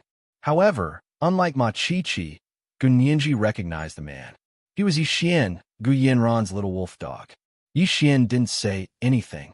He only followed them at a moderate pace, so Gunyinji didn't say anything. Anyway, it was noon, and they were walking on the campus's main road. There were students and staff coming and going, so even if Yixian wanted to do something bad, he wouldn't be that stupid. Was he tired of living to do something bad in front of so many people? Also, Gunyinji wasn't completely defenseless. She had a bottle of pepper spray, a small extendable electric baton, and a sharp knife in her bag. If possible, she really wanted to bring a gun. Of course, it was just a thought. The Huaxia Empire prohibited guns, so it would be illegal for her to bring a gun with her. She didn't expect Yixin to follow them all the way to the female graduate student's dorm. Gun Yinji said to Ma Qiqi, "You go up first. Are you okay?" Ma Qiqi looked at Gun Yinji worriedly, then looked at the tall man standing under the tree in front of the building. The man had 2 thick black eyebrows, deep eye sockets, a high-nose bridge, and thin lips. He had the appearance of a typical mixed-race person, and he was a particularly handsome mixed-race person. He didn't look like a bad person, but there was something wrong with his gaze. He stared straight at Gun Yinji like he wanted to see through her heart, liver, spleen, lungs, and kidneys. Gun Yinji shook her head. "I know him. You go up first." She paused, then said, "If I'm not back in half an hour, call my phone." "Okay." Ma Qiqi agreed readily and went back to the dorm alone. Gun Yinji walked to the tree in front of the dorm and looked at Yixin. She said calmly, "Mr. Yixin, Gu Yanran isn't here. You've come to the wrong place." Yixin stared at her with a conflicted expression on his face. With both hands in his trouser pockets, he subconsciously stomped on the ground with one foot and very stiffly called out her name. "Gun Yinji?" "Yes, you're here for me?" Gun Yinji's hands were also casually in her coat pockets. Her eyes flickered as she said disdainfully, "What's the meaning of sneaking around behind us?" Yixin looked down awkwardly. When he looked up again, his dark hair fell across his forehead, making his deep-set eyes look even more mesmerizing. There was an indescribable attraction in his amber eyes. However, Gun Yinji didn't really appreciate his hesitant way of speaking. Birds of a feather flocked together. After spending so much time with Gu Yanran, Yixin had also been infected with the same womanly habits. In Gun Yinji's eyes, Yixin was the same kind of person as Gu Yanran. "Okay, if you have something to say, then say it. If not, please leave our school and stop following me. Otherwise, I'll call the police." Gun Yinji took out her phone and waved it. "I'm very busy. I don't have time to play riddles with you." Yixin's emotions were so complicated that he couldn't put them into words. He didn't even know how he got through the past few days. He was muddle-headed, just like a walking corpse. When he thought about how he might have gotten the wrong person, and not only did he not keep his promise to Uncle Gu to stay by her side for the rest of his life, take care of her, and protect her, but instead conspired with a liar to repeatedly harm her, Yixin felt like his insides were burning. He wanted to stab himself a few times. Gun Yinji saw that Yixin still had his head down and didn't speak. She also felt annoyed and said dryly, "Okay, then I'm going up." She turned to leave. Yixin finally reached out and grabbed her arm. He begged, "Don't go. I have something to tell you." Gun Yinji looked back with a cold expression and looked at his hand holding her arm. "Let go." Yixin could only let go and said, "Gun Yinji, I really have something to tell you." You really don't remember me?" Gun Yinji shook her head in amusement. "Yixin, is there something wrong with you? Or did Gu Yanran send you to be a lobbyist? I'm telling you, there's no need. Go back and tell her that I'm going to fight this lawsuit. I'm also going to fight for the family assets. I'll say it again. Tell her to wash her neck and wait for me to skin her." Yixin frowned. "You're going to fight for the family assets with her. Do you know how much Uncle Gu left behind?" "I don't know. That's why I have to fight this lawsuit." Gun Yinji spread her hands. "Of course, it's impossible to make her spit it out herself, so I have to go to court." This was the second update, and the monthly ticket had been delivered with 6,400 plus updates. Dear friends, remember to vote for me every day, 7 p.m., the third update. Chapter 809. Yixin glanced up at her, and a hint of mockery finally appeared on his lips. "She'll reveal how much Uncle Gu has in court? Are you serious?" Gun Yinji finally frowned at Yixin. "Yixin, how can you say that about Gu Yanran? She's your sugar daddy. It's not right to be like this." Yixin had grown up and received education abroad, so he wasn't very proficient in Mandarin. He only knew how to speak and write. Gun Yinji was full of internet slang, so Yi Xian didn't understand. What's sugar daddy? Like? Can you say it in English again? Gu Nianji was speechless. She raised her chin arrogantly. Sorry, my English isn't good. I can only speak Mandarin. Yi Xian chuckled. Yeah, even if your English isn't good, you can still use English to fight a lawsuit in Germany. Gu Nianji, you're indeed a bit like Gu Yanran said. You lie as soon as you open your mouth. Gu Nianji hated hearing people say good things about Gu Yanran, especially when it involved insulting her. She hated hearing it even more. She turned to leave without another word. This time, she walked so quickly and was on guard against Yi Xian grabbing her arm. By the time Yi Xian regained his senses, Gu Nianji was already a few steps away. He practically jogged to catch up to her and said, Gu Nianji, don't be so angry. Listen to me. I really have something to say to you. Gu Nianji said impatiently, You've already been blabbering for a long time. Also, I'm a liar. What do you have to say to someone like me? Hurry up and go back to your master. Don't piss me off, or I'll call the police to arrest you. Yi Xian was tall and had long legs. Coupled with his jogging, he finally caught up to Gu Nianji and stopped her.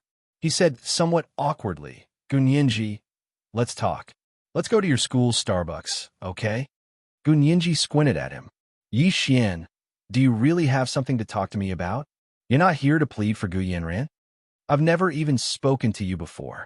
How can I plead for Gu Yanran? Yi Xian's frown deepened. Don't misunderstand me. Gu Nianji was speechless. You know what you've done? It's hard not to misunderstand. To be honest, Gu Nianji was also quite curious about Yi Xian's intentions for coming. Otherwise, she wouldn't have dealt with him for so long. Furthermore, she could sense that Yi Xian's attitude was indeed very different from before. Yi Xian, who used to be by Gu Yanran's side, saw Gu Nianji as a stranger. He would only listen to Gu Yanran. But now, when he looked at Gu Nianji, there was a hint of warmth in his eyes. He wasn't as cold and impatient as before. Furthermore, Yi Xian was one of Gu Yanran's confidants. If she could get some information from him, it would be helpful for her to prepare for the lawsuit. Gu Nianji followed Yi Xian to the Starbucks near the dorm building. It was afternoon, and there were very few people in Starbucks. A few employees sat together and gossiped, covering their mouths and laughing. Raising his head, he saw a man and a woman walking in. A female shop assistant immediately walked over and asked politely, May I know what you would like to order? Gu Nianji had just had a cappuccino at Hijichu's place, so she didn't really want coffee. But since they were here to talk, they had to order something to eat and drink. Gu Nianji said, I'll have a hazelnut cake, the kind without sugar. Yi Xian ordered a Colombian black coffee. The coffee and cake were quickly served. The two of them sat by the window. There was no one around, so it was the perfect place to talk. Yi Xian stirred his coffee with a small spoon and looked down. Gu Nianji, you really don't remember me? Gu Nianji looked up and rolled her eyes. Yi Xian, what do you mean?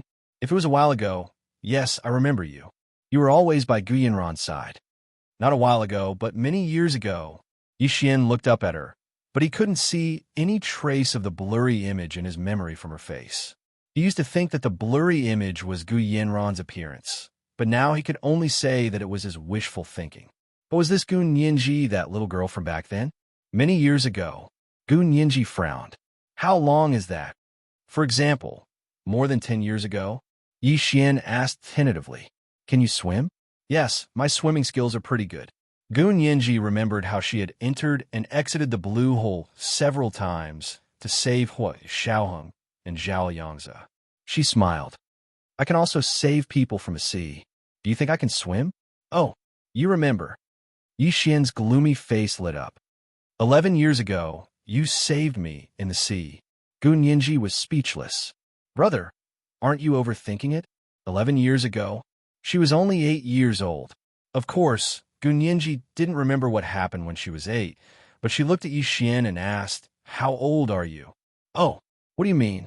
Yi Xian didn't understand such genteel words at all. I mean how old you are. I was only 8 years old 11 years ago. How could I have saved a grown man like you? Gu Nianji impatiently propped her chin on her hand and looked out the window. Spit it out if you have something to say. I'm really busy and have classes in the afternoon. I'm only 3 years older than you. I'm 22 years old this year. 11 years ago, I accidentally fell into the sea and was saved by you. Yi Xian spoke carefully, but when he looked at Gun Yinji, he really couldn't see any similarities between her and the chubby little girl from back then. Gu Yanran's eyes even looked quite similar to that little girl's. And Gun Yinji's eyes were too big. Although they were beautiful, it was hard to imagine that the little girl with thin eyebrows and eyes would have such big eyes. Gun Yinji couldn't listen anymore and threw away the spoon she used to eat the cake. She crossed her arms and said coldly, "What do you mean? Even if I saved you 11 years ago, so what? What are you trying to say?" Yi Xian was lost in his memories. He looked at the black coffee in front of him and murmured, "You saved me, but you became seriously ill yourself. Uncle Gu didn't let me see you. He said you were sick and would contact me when you recovered. Later, I was sent to boarding school in the United States and never saw you again." At that time, Uncle Gu didn't even tell him who had saved him and only said it was his daughter. Yi Xian didn't know his daughter's name and certainly didn't know her age. Thinking about it now, it was quite strange. Yi Xian shook his head and threw the thought to the back of his mind. He sank into his memories. At that time, he woke up from his coma and found himself in a hospital. A handsome man wearing a white coat told him that it was his daughter who had saved him, but because she had saved him, she had become ill and might have sequelae in the future. He asked if he was willing to stay with her for the rest of his life and take care of her. Yi Xian was an honest person. When he learned that the man's daughter had become ill because she had saved him and might have sequelae, his heart tightened, and he agreed to the man's request without hesitation. The man's attitude toward him was much gentler. He even patted his head and said, "I was just testing you. Uncle Gu was very happy that you agreed to this request, but I don't need you to take care of my daughter. I just want you to help her when she needs help in the future." Yi Xian insisted at the time, "Our director taught us to be honest and to do what we say. Since I promised Uncle Gu, I will definitely do it. You're still too young." The handsome man wearing the white coat rubbed his head emotionally. "You have no idea what such a promise means, but as long as you're happy." The man didn't think Yi Xian would keep this harsh promise at all, but he kept it in his heart. Soon, he was sent to boarding school in the United States by the man with the surname Gu. He majored in computer technology and minored in finance and accounting. Other than Uncle Gu and Gu Yanran, no one knew that he was not only a genius in computer technology, but also a good financial manager. Gun Yinji finally heard it. The handsome man in the white coat was her father, Gu Xiangwen, right? Gun Yinji's tears welled up again. She tried her best to suppress her emotions and secretly turned on the record button on her phone to start recording. This is the third watch. Dear friends, remember to vote for me every day. Good night, dear friends. Chapter 810. You mean the man in the white coat is my father, Gu Xiangwen? Gun Yinji composed herself and couldn't help entering trial mode. She began interrogating Yi Xian, hoping to get more information from him. Yi Xian was still immersed in his memories and regret. He didn't dare look at Gun Yinji as he crossed his arms on the coffee table in front of him. Looking down, he nodded slightly. "Yes, it's Uncle Gu. He's a very, very good person.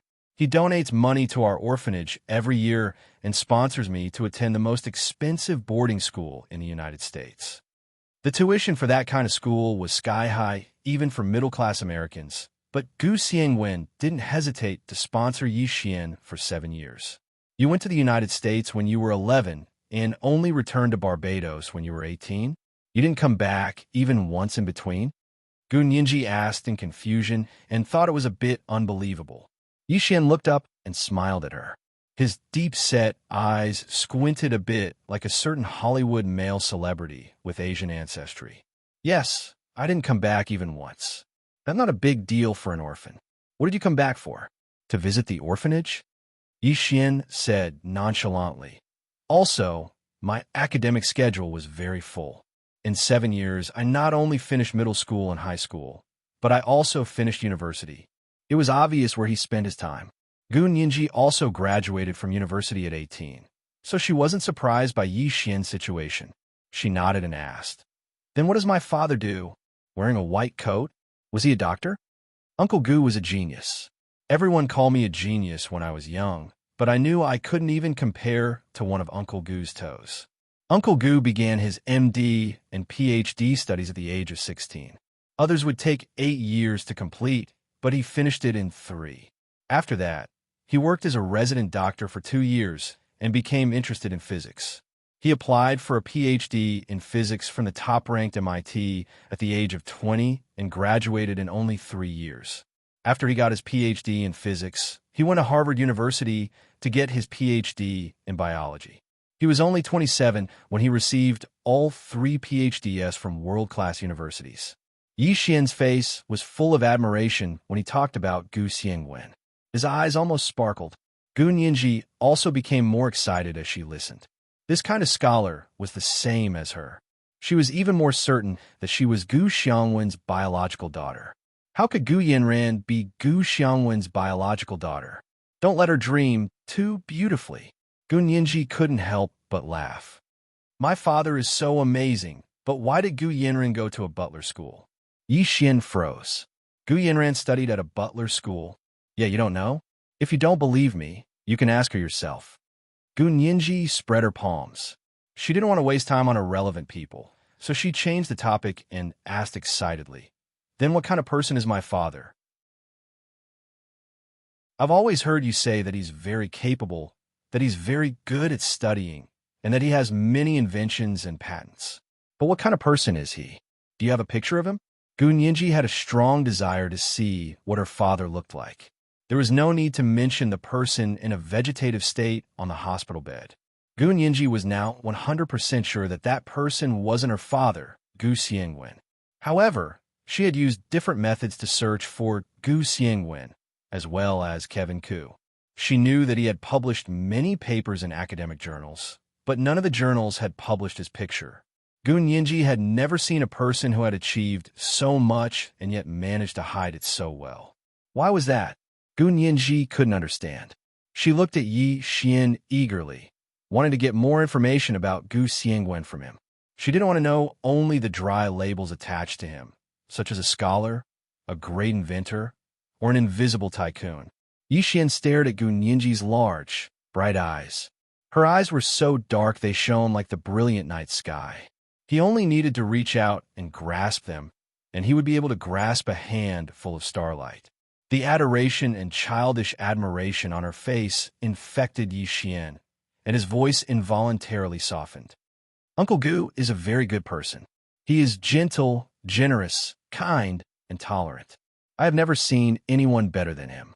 He loves his daughter the most, and I have never seen a father who loves his daughter more than him. It's a pity." Yi Xian's mood quickly sank when he thought of the man on the hospital bed who had changed beyond recognition. He looked down and took out a wallet from his pocket.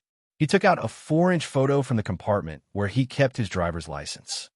"Uncle Gu doesn't like to take photos. This is the only photo I have with Uncle Gu." Gu Nianji's heart was about to jump out of her throat. She took the photo from Yi Xian with trembling hands. The first thing she noticed was that the photo had been taken with a disposable Polaroid camera. The photo paper was a bit old, but the quality was still good. The color hadn't faded, but the color wasn't very bright either. It couldn't be compared to the high-fidelity photo paper of today. As for the smiling man in the photo, Gu Nianji covered her mouth as tears flowed uncontrollably down her fair cheeks and dripped onto the photo. She quickly wiped them with a tissue and used her fingers to caress the tall man in the photo. He was wearing a light brown trench coat. His eyes weren't big, but they were very deep and black. His hair was thick and neatly combed. His tall nose bridge was exactly the same as Gu Nianji's. His jaw was square, and the corners of his lips curled up slightly. His eyes revealed a faint smile that was as warm as the sun. It was obvious at a glance that he was a very tolerant and magnanimous man. He rested one hand on the shoulder of the young boy beside him and smiled quietly at the camera. His smile was so infectious that Gu Nianji could turn her tears into a smile even through the photo paper. She wiped her tears with the back of her hand and reluctantly returned the photo to Yi Xian. Looking up, Yi Xian felt a sharp pain in his heart when he saw her teary eyes. He pushed the photo back and said, "This is a photo of your father. You can keep it." Yixian also carefully looked at Gu Nianji and discovered that although her eyes weren't like Gu Xiangwen's, her nose was exactly the same as Gu Xiangwen's. It was straight and elegant, but because Gu Nianji was a woman, she was more elegant. Gu Xiangwen was a man, so he was handsome and full of heroic spirit. Gu Nianji shook her head. "This is a souvenir that my father left for you. How can I take it? But if you don't object, I'll retake it, okay?" This photo was taken with a disposable camera, so there was no negative. Gu Nianji pressed pause on the recording button on her phone and took out the camera on her phone. She aimed it at the photo and used the highest definition mode to take several consecutive shots. Only then did Yixian put the photo back in his wallet. Gu Nianji used her phone to edit the photo and cropped out Yixian's image from the photo, leaving only Gu Xiangwen. Then she found a photo of herself holding a doll when she was 12 years old and cut out herself. She photoshopped it to where Yixian was standing, right beside Gu Xiangwen. The 12-year-old Gu Nianji was about the same height as the 11-year-old Yixian. This way, Gu Xiangwen's hand looked like it was resting on her shoulder, and the remade photo was strangely harmonious. It was as if the father and daughter had really taken a photo like this before. The 7 years between the two of them suddenly disappeared, and Gu Nianji felt like she had returned to her father's side. She had heard Yixian say that the father who loved his daughter the most.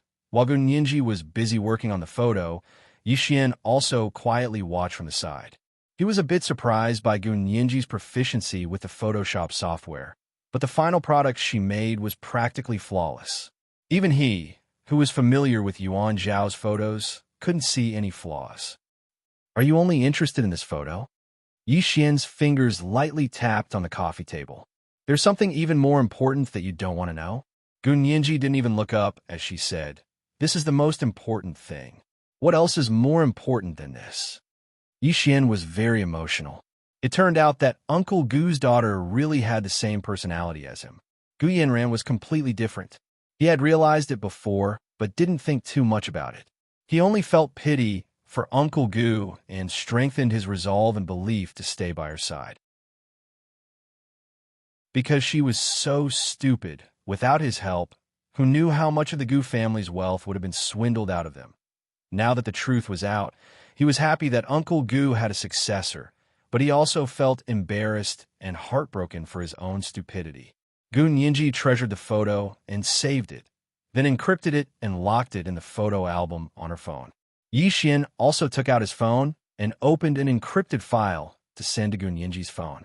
Gu Nianji heard a text message on her phone and opened it to see that it was actually an encrypted file sent by Yixian. She couldn't help but ask in surprise, "How did you know my phone number?" Yixian looked down at the phone and said dryly, "Gu Yanran told me." Although Yixian felt guilty towards Gu Nianji and hoped that she could get back what belonged to her, the care and affection he had invested in Gu Yanran over the years was not fake. He couldn't bring himself to betray her completely at once, so he still hid what Gu Yanran had done during Gu Nianji's trip to Germany. He knew that if he revealed this, Gu Nianji wouldn't just be fighting an inheritance lawsuit with Gu Yanran. Instead, she would be fighting for her life. Gu Nianji's fingers lightly tapped on the phone and asked, "What's the password for the file? What kind of file is this?" Yixian told her the password and said, "This is the inventory of the Gu family's assets. You can use it as a reference." Gu Nianji's heart skipped a beat. She quickly looked up at Yixian. Her eyes were as bright as stars, and Yixian looked away in shame. Gu Nianji first checked for poison before opening the file. It was a text file that listed Gu Xiangwen's bank accounts, investment accounts, real estate, antiques, and patent lists. There were hundreds of safety deposit boxes rented from major banks, and she didn't know what was in them. There were also some holding companies registered in the Cayman Islands. The complicated ownership relationships fully guaranteed the privacy of the largest shareholder. No wonder they couldn't find any clues about Gu Xiangwen. The total estimated value of all these assets was as high as $10 billion 4 years ago. What kind of concept was $10 billion? Apple, the company with the highest market value on the entire Blue Star, had $70 billion of free cash flow on its books. It was already more than the cash that the entire U.S. government could freely use. Yet Gu Xiangwen was able to own 1/7 of Apple's liquid assets in just over 20 years on her own. It was truly astounding. However, Gu Yanran's generosity was also very shocking. In just 7 years, she had squandered or sold nearly $7 billion of assets. What kind of squandering speed was this? Gu Yanji felt her breathing quicken. She gripped her phone tightly as her mind quickly recalled all the past events related to Gu Yanran. She thought about how she couldn't even bear to donate to charity and wasn't afraid of losing face when she went back on her word. She thought about how she spent money for Prime Minister Tan and his wife to make up for the deficit, and the speed at which she sold all kinds of patents. Gu Yanji gradually understood. She angrily slammed the table. This be *TCH. She actually transferred the assets long ago. This was the first watch. There were 2 watches today. Dear friends, remember to vote for her every day. The second watch at 7 p.m. O. Intersection for intersection O.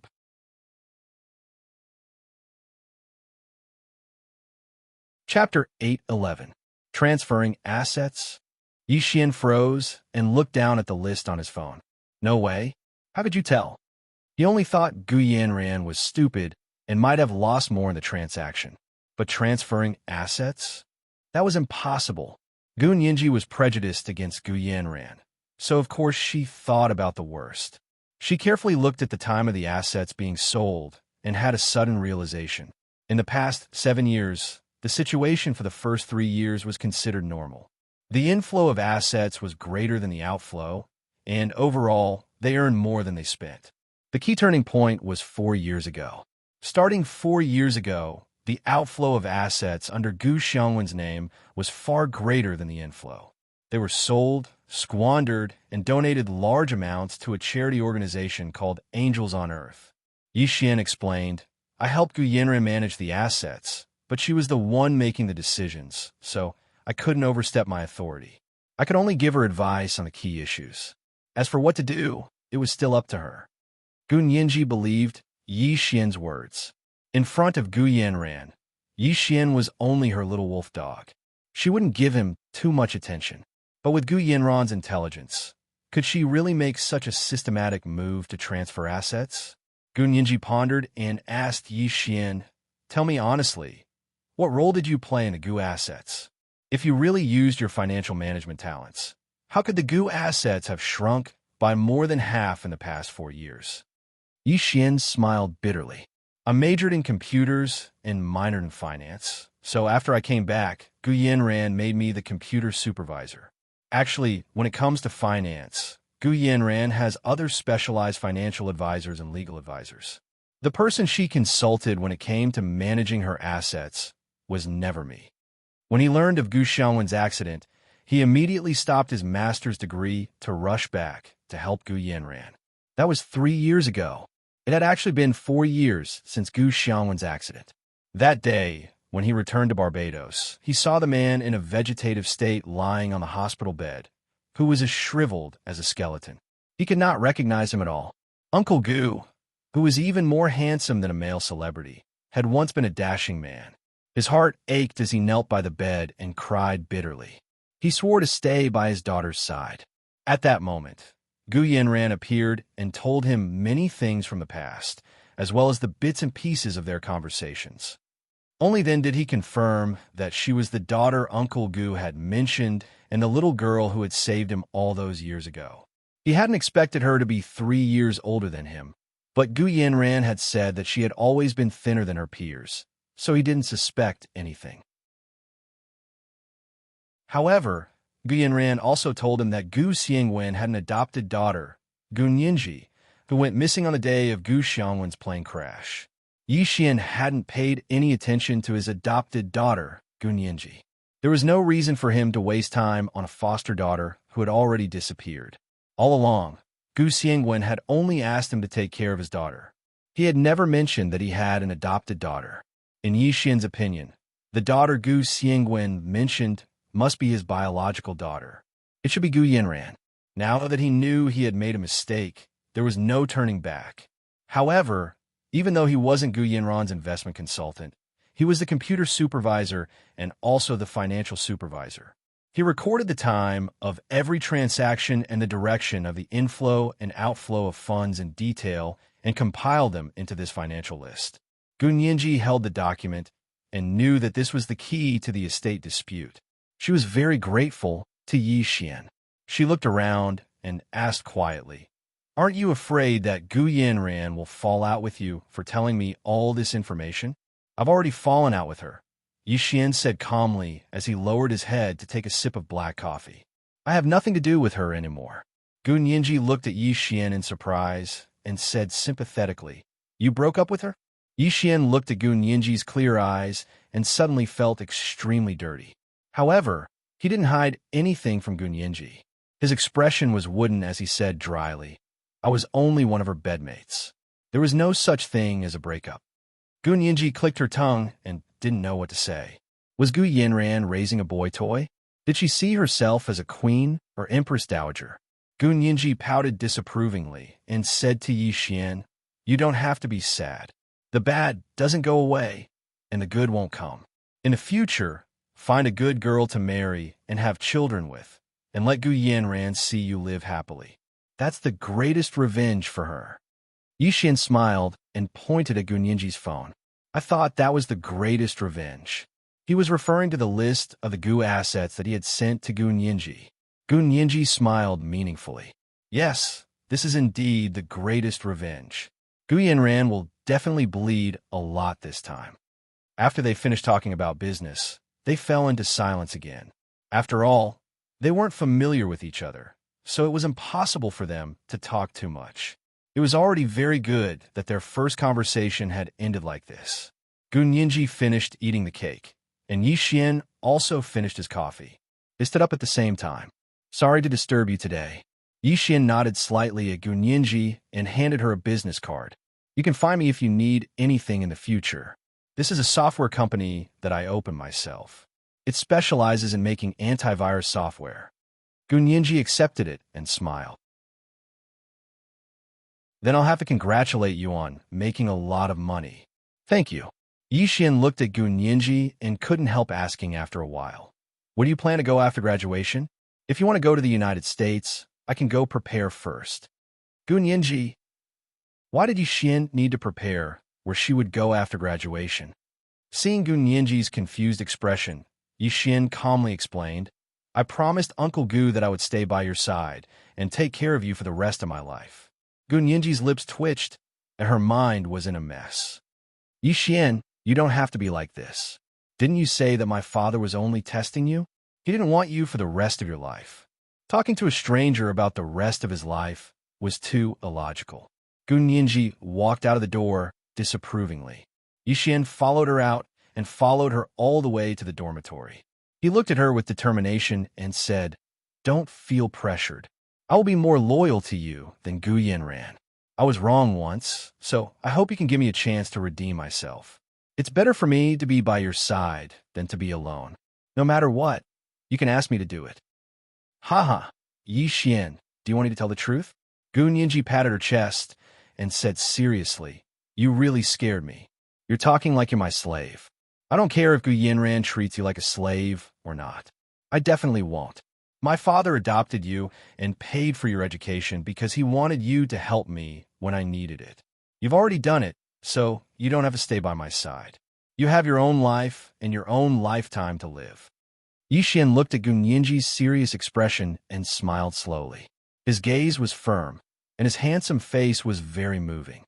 He said calmly, "I promised Uncle Gu to take care of you for the rest of your life. Even if it's a minute or a second less, it's not a lifetime." This person was really stubborn. Gu Yanji's expression turned serious. "Yi Xian, do you think that it's my honor to have you by my side for the rest of my life? That I have to accept it?" Yi Xian froze. "That's not what I meant. But that's what you're showing." Gu Yanji hardened her heart, and a fierce expression appeared in her eyes. "Yi Xian, Gu Yanji, am also very picky.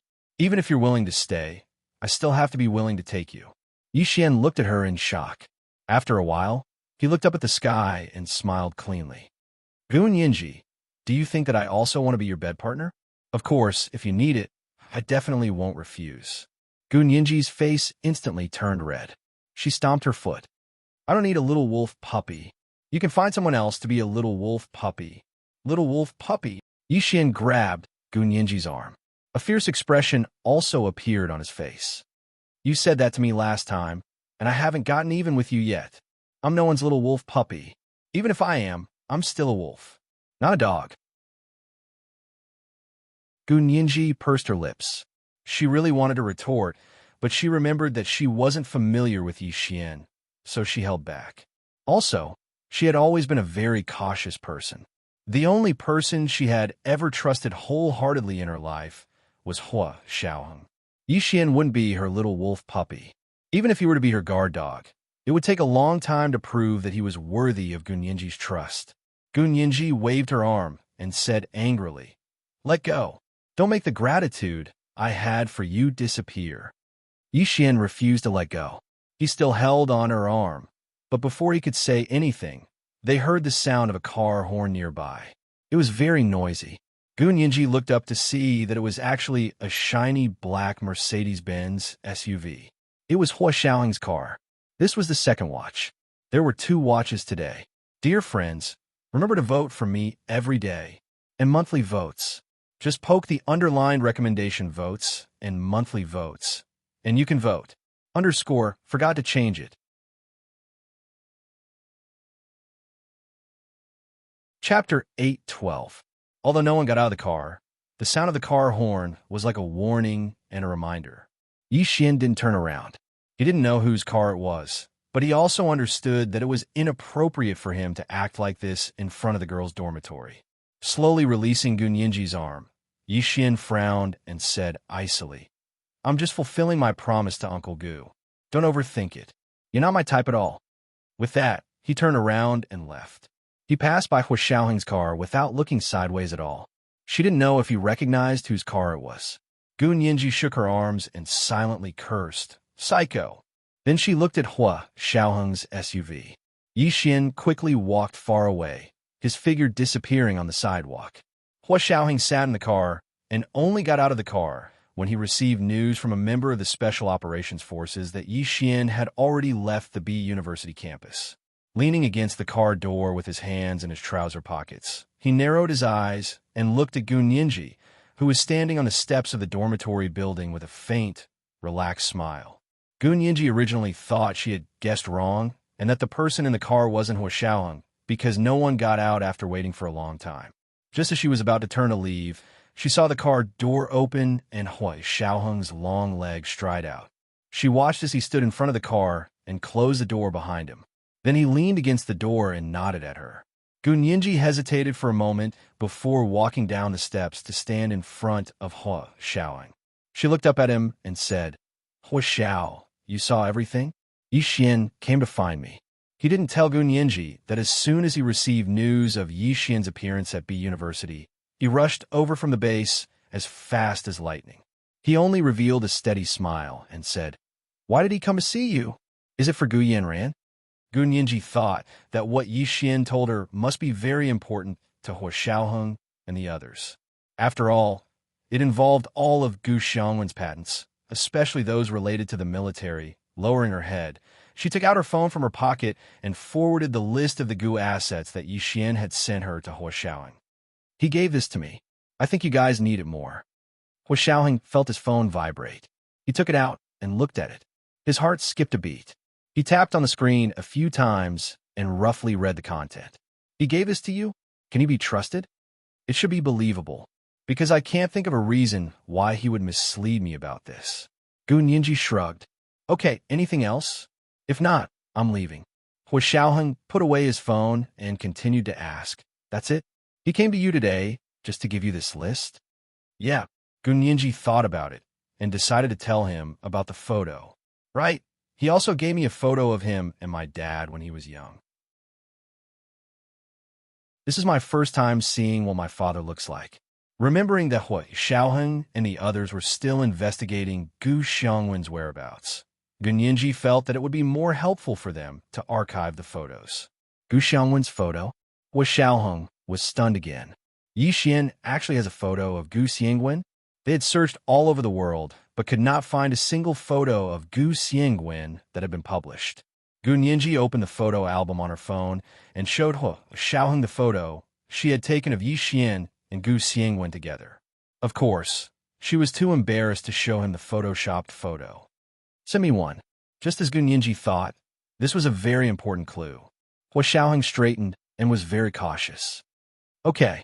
Gu Nianji immediately forwarded it to Hua Xiaoheng. Seeing that he was staring at the photo, she said happily, "Isn't my dad very handsome?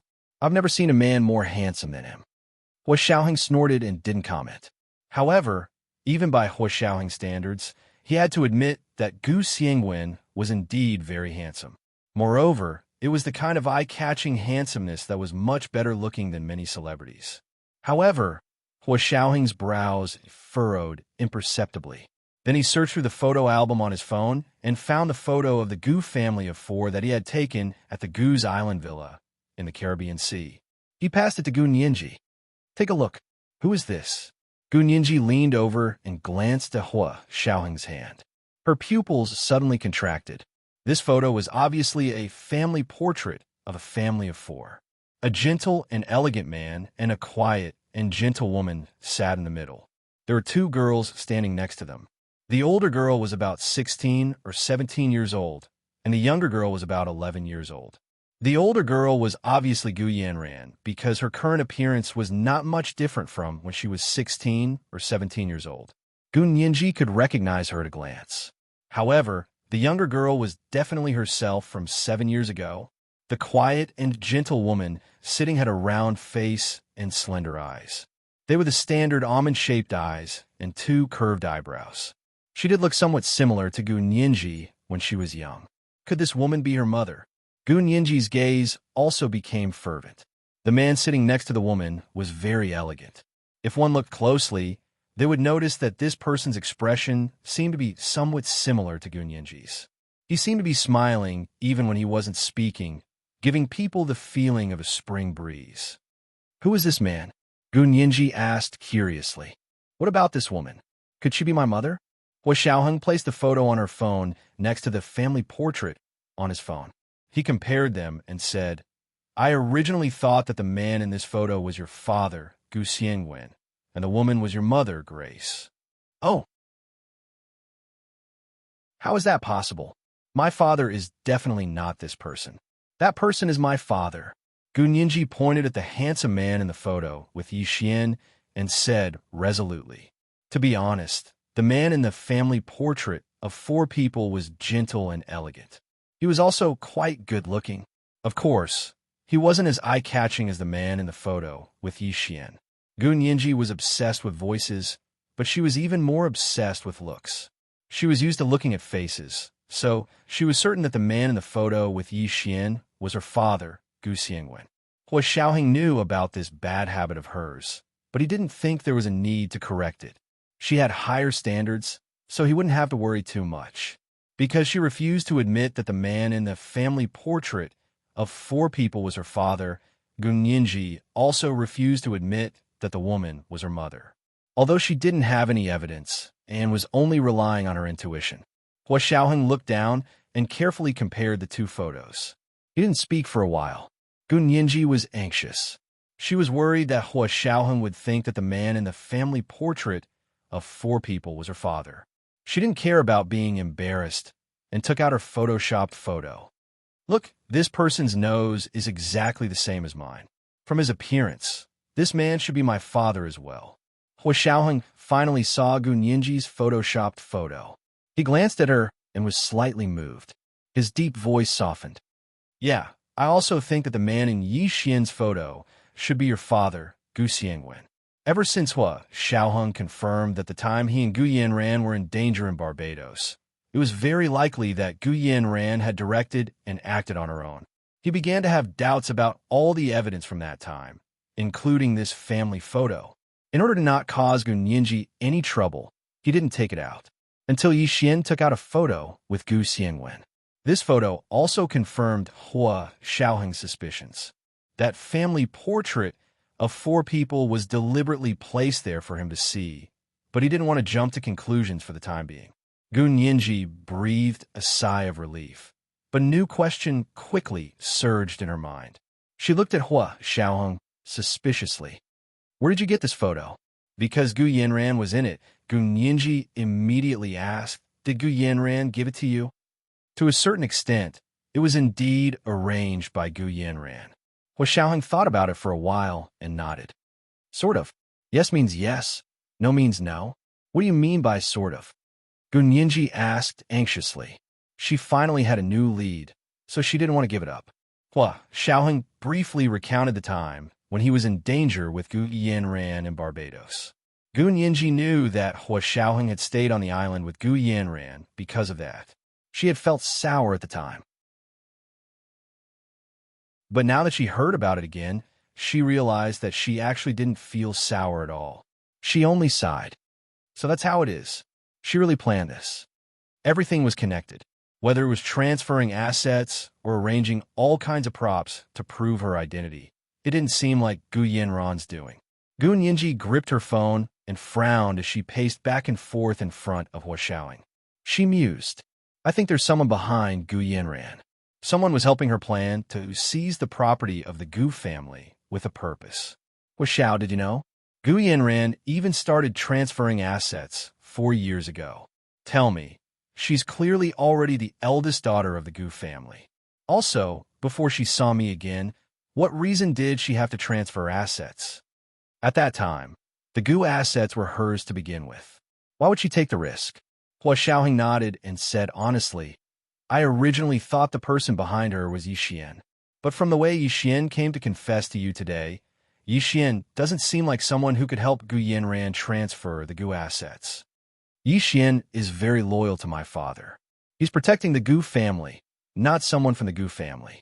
Gu Nianji understood this very well. It's a pity that he's been with Gu Yanran for so long. Gu Yanran has led him astray and reduced him to the position of a servant. I think that's definitely not my father's original intention of paying for his education. Looking at Gu Nianji's serious little face, Hua Xiaoheng's eyes became solemn. He said calmly, "Yeah, so does that mean he'll have to follow you from now on? You can help him correct his values." This was the first watch. With the pot lid on, it was still the second watch. "Dear friends, remember to vote for me every day. The second watch at 7 p.m.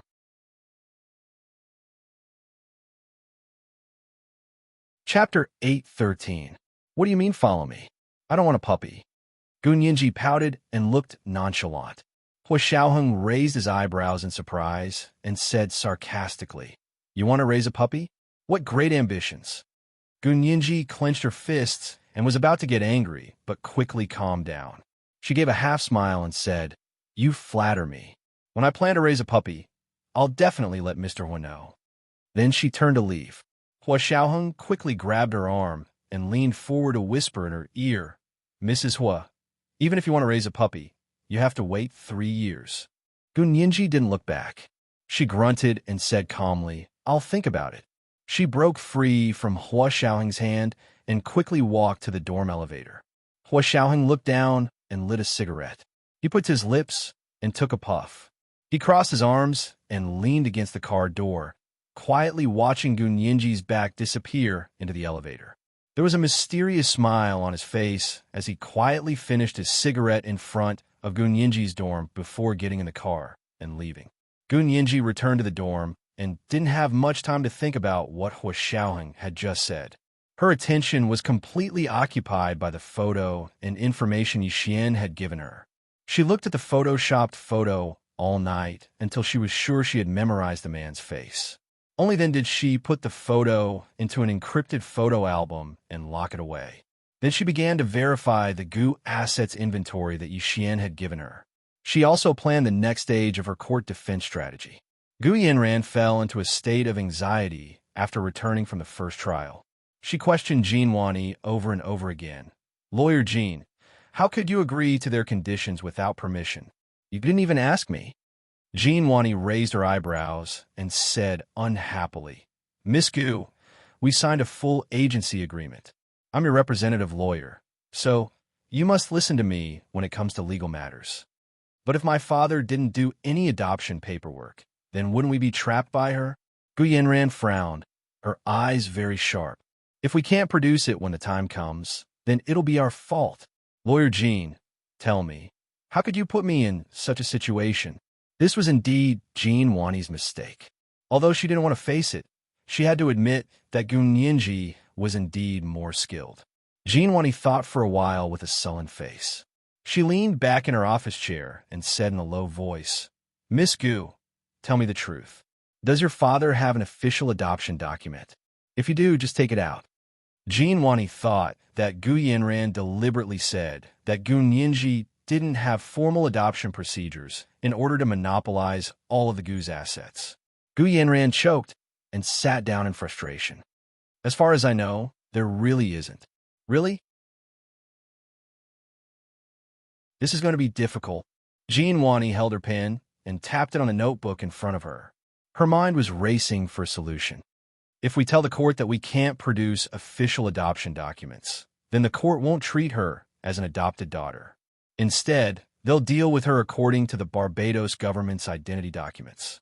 Actually, that way, regardless of whether she's an adopted daughter or not, she'll still get a share of the Gu fortune. Gu Yanran propped her head up with her hand and leaned back on the sofa. Her eyes wandered as she thought about how this Jean Wani was indeed too incompetent. If when Shuyi was here, she would definitely be able to help her think of the best solution. However, when Shuyi had even given up her lawyer's license from the largest law firm in the United States and returned to her hometown. What a pity, she thought about when Shuyi and sighed softly. Jean Wani thought about it for a long time and felt that she had been completely misled by Gu Yanran during the first trial. She suppressed the unhappiness in her heart and warned herself not to go against money. She looked up at Gu Yanran again. Jean Wani had already recovered her standard professional smile. She said amiably, Miss Gu, why don't you give me the contact information of your father's lawyer? I'll contact him and see if he has legal adoption documents or a will or something like that. Gu Yanran slowly looked up at her. A hint of caution flashed across her eyes. I'll contact the lawyer. Lawyer Jean, please help me get the official extension documents that the court needs first. Jean Wani could tell that Gu Yanran was wary of her, but she still smiled and nodded. Okay, then I'll wait for the good news. In reality, Jean Wani had already given up on the idea of making a fuss about Gu Yanji's adoption documents. From Gu Yanran's behavior, Gu Yanji was basically Gu Xiangwen's adopted daughter. However, Jean Wani was too embarrassed to take out the legal documents. That would be a complete slap in the face. Therefore, she could pretend to get by. Even if she couldn't produce the adoption documents, she would still have to fight the estate dispute lawsuit. Therefore, Jean Wani began to prepare for the next step. She asked Gu Yanran, "All right, can Miss Gu give me a copy of the inventory of the Gu fortune? That way, I'll be able to answer Gu Yanji's questions in court." This item had to be handed over, but what kind of inventory would be handed over would depend on Gu Yanran's mood. After leaving Jean Wani's office, Gu Yanran got into her private car with a heavy heart. She rubbed her phone and pondered for a long time. Finally, she ordered the driver to stop the car and went to a convenience store by the road. Borrowing the convenience store's landline, she called a number that she thought she would never have to call. The phone rang for a long time before it was picked up. Gu Yanran quickly told the person what had happened to her recently. There was a moment of silence on the other side. Then a woman yelled, "Gu Yanran, you piece of trash. Please help me one last time." Gu Yanran didn't get angry no matter how the other person yelled at her. "I've been poor for a long time. Gu Yanran, I think I've already done enough for you." The person on the other side actually refused to help. Gu Yanran was silent for a while before saying, "I don't want to force you, but if I lose the lawsuit, Gu Yanji will become the richest person in the world. Also, I won't be able to resist telling others what you've done. Are you threatening me? I wouldn't dare. But even a dog will jump over a wall when it's desperate, let alone a person." Gu Yanran calmed down and grabbed the person's weakness to think of a solution. After the person yelled at her, although she wasn't happy, she still gave her a few suggestions. Gu Yanran felt enlightened all of a sudden. After the call, Gu Yanran returned to her apartment in the third ring road of the imperial capital. Her mood was obviously much better. She hummed a tune and changed her clothes. She wrapped a towel around her head, wore an apron, and put on sleeves. She happily cleaned the apartment inside and out. Whenever she was in a good or bad mood, she liked to clean. It was a rather strange way for her to relieve stress. The call just now had indeed relieved a lot of her stress. No matter how difficult a task was, it was a piece of cake when it came to that person. There were still differences in people's abilities. Jean Wani's lawyer was really too lousy. Compared to that person, she couldn't even compare to her pinky finger. By the time she finished cleaning up her apartment, it was already dark. Gu Yanran took another shower and ordered a table of Japanese takeout from a 4-star Michelin restaurant in the imperial capital. She also opened a bottle of red wine from Bordeaux. She lit candles on the dining table, and piano music floated in the living room. There was also a bouquet of roses near the door. Gu Yanran looked at everything proudly. Snapping her fingers, she called Yi Xian. Xian, have you had dinner? Come and eat with me. I prepared your favorite Japanese Kobe steak and French Bordeaux red wine. Gu Yanran's raspy voice was teasing and seductive. Yi Xian had never been able to resist her charm. The breathing on the other side of the phone suddenly became heavy. Gu Yanran looked at herself in the mirror and smiled regretfully. This was such a cute little wolf puppy. She wanted to give him one last chance. Xian, come. Let's forget our past unhappiness and get back together. As long as you come, we'll register our marriage tomorrow. Gu Yanran continued to seduce Yi Xian. She thought about it. No matter what, as long as Yi Xian was still on her side, she wouldn't lose. That person had also said that if Yi Xian could be won over, then she had to settle it immediately.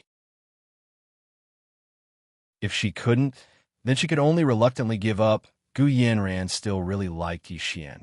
She also had a certain level of confidence in her charm, so she refused to accept the worst. She still thought that Yi Xian was angry now because he was jealous. Jealous of Prime Minister Tan. Yi Xian took a deep breath on the other side of the phone and quickly calmed his emotions.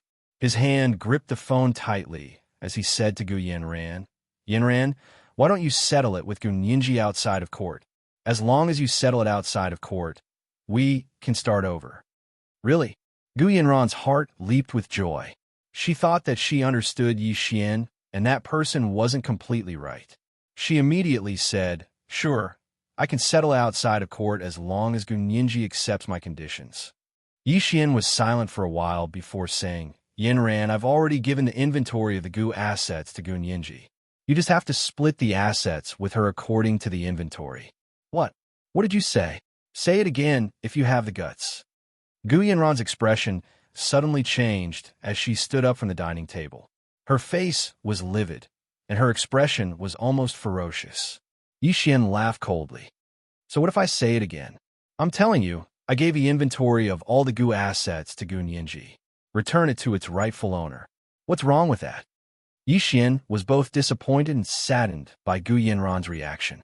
This was also the woman he had truly liked. Although he had gotten the wrong person, the feelings he had given to her weren't wrong.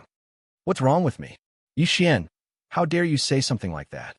What right do you have to give something that belongs to the Gu family to an outsider? Do you really think you're a member of the Gu family? Gu Yanran scolded him sternly. Yi Xian only thought it was ridiculous. He rubbed the top of his head and suddenly burst into laughter. He laughed until he was almost out of breath before saying, Gu Yanran, I've never seen anyone lie to themselves to the extent that you do. I advise you to see a psychologist. If you don't want to see a psychologist, then I'll pass on Uncle Gu's words to you as my last words. Don't think that a lie can become the truth if you repeat it 1,000 times. A lie will always be a lie, and it will never become the truth. Similarly, Gu Yanran, don't go overboard and exhaust the last bit of affection between us. Affection? Yi Xian, when you disregarded my wishes and arbitrarily dealt with the Gu assets, we no longer had any affection between us. You're on your own now, Gu Yanran said as she threw the phone down. The phone smashed against the dining room wall. She still couldn't calm down and flipped the entire dining table. She only felt better when she saw the steak and red wine scattered all over the dining table. It seemed like that person was right. If Yi Xian couldn't be on her side, then there was no need for him to stay. Because he knew too much about her. It was the second watch. Dear friends, remember to vote for me every day. Wax. Oh, intersection. Oh.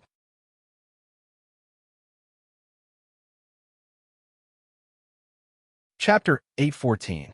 Gu Yanran stood in her apartment and looked at the mess. She took 2 deep breaths to calm herself down. Then, she carefully recalled the advice the person on the phone had given her. She was worried that she couldn't remember when she called, so she suggested writing it down with a pen or recording it on her phone.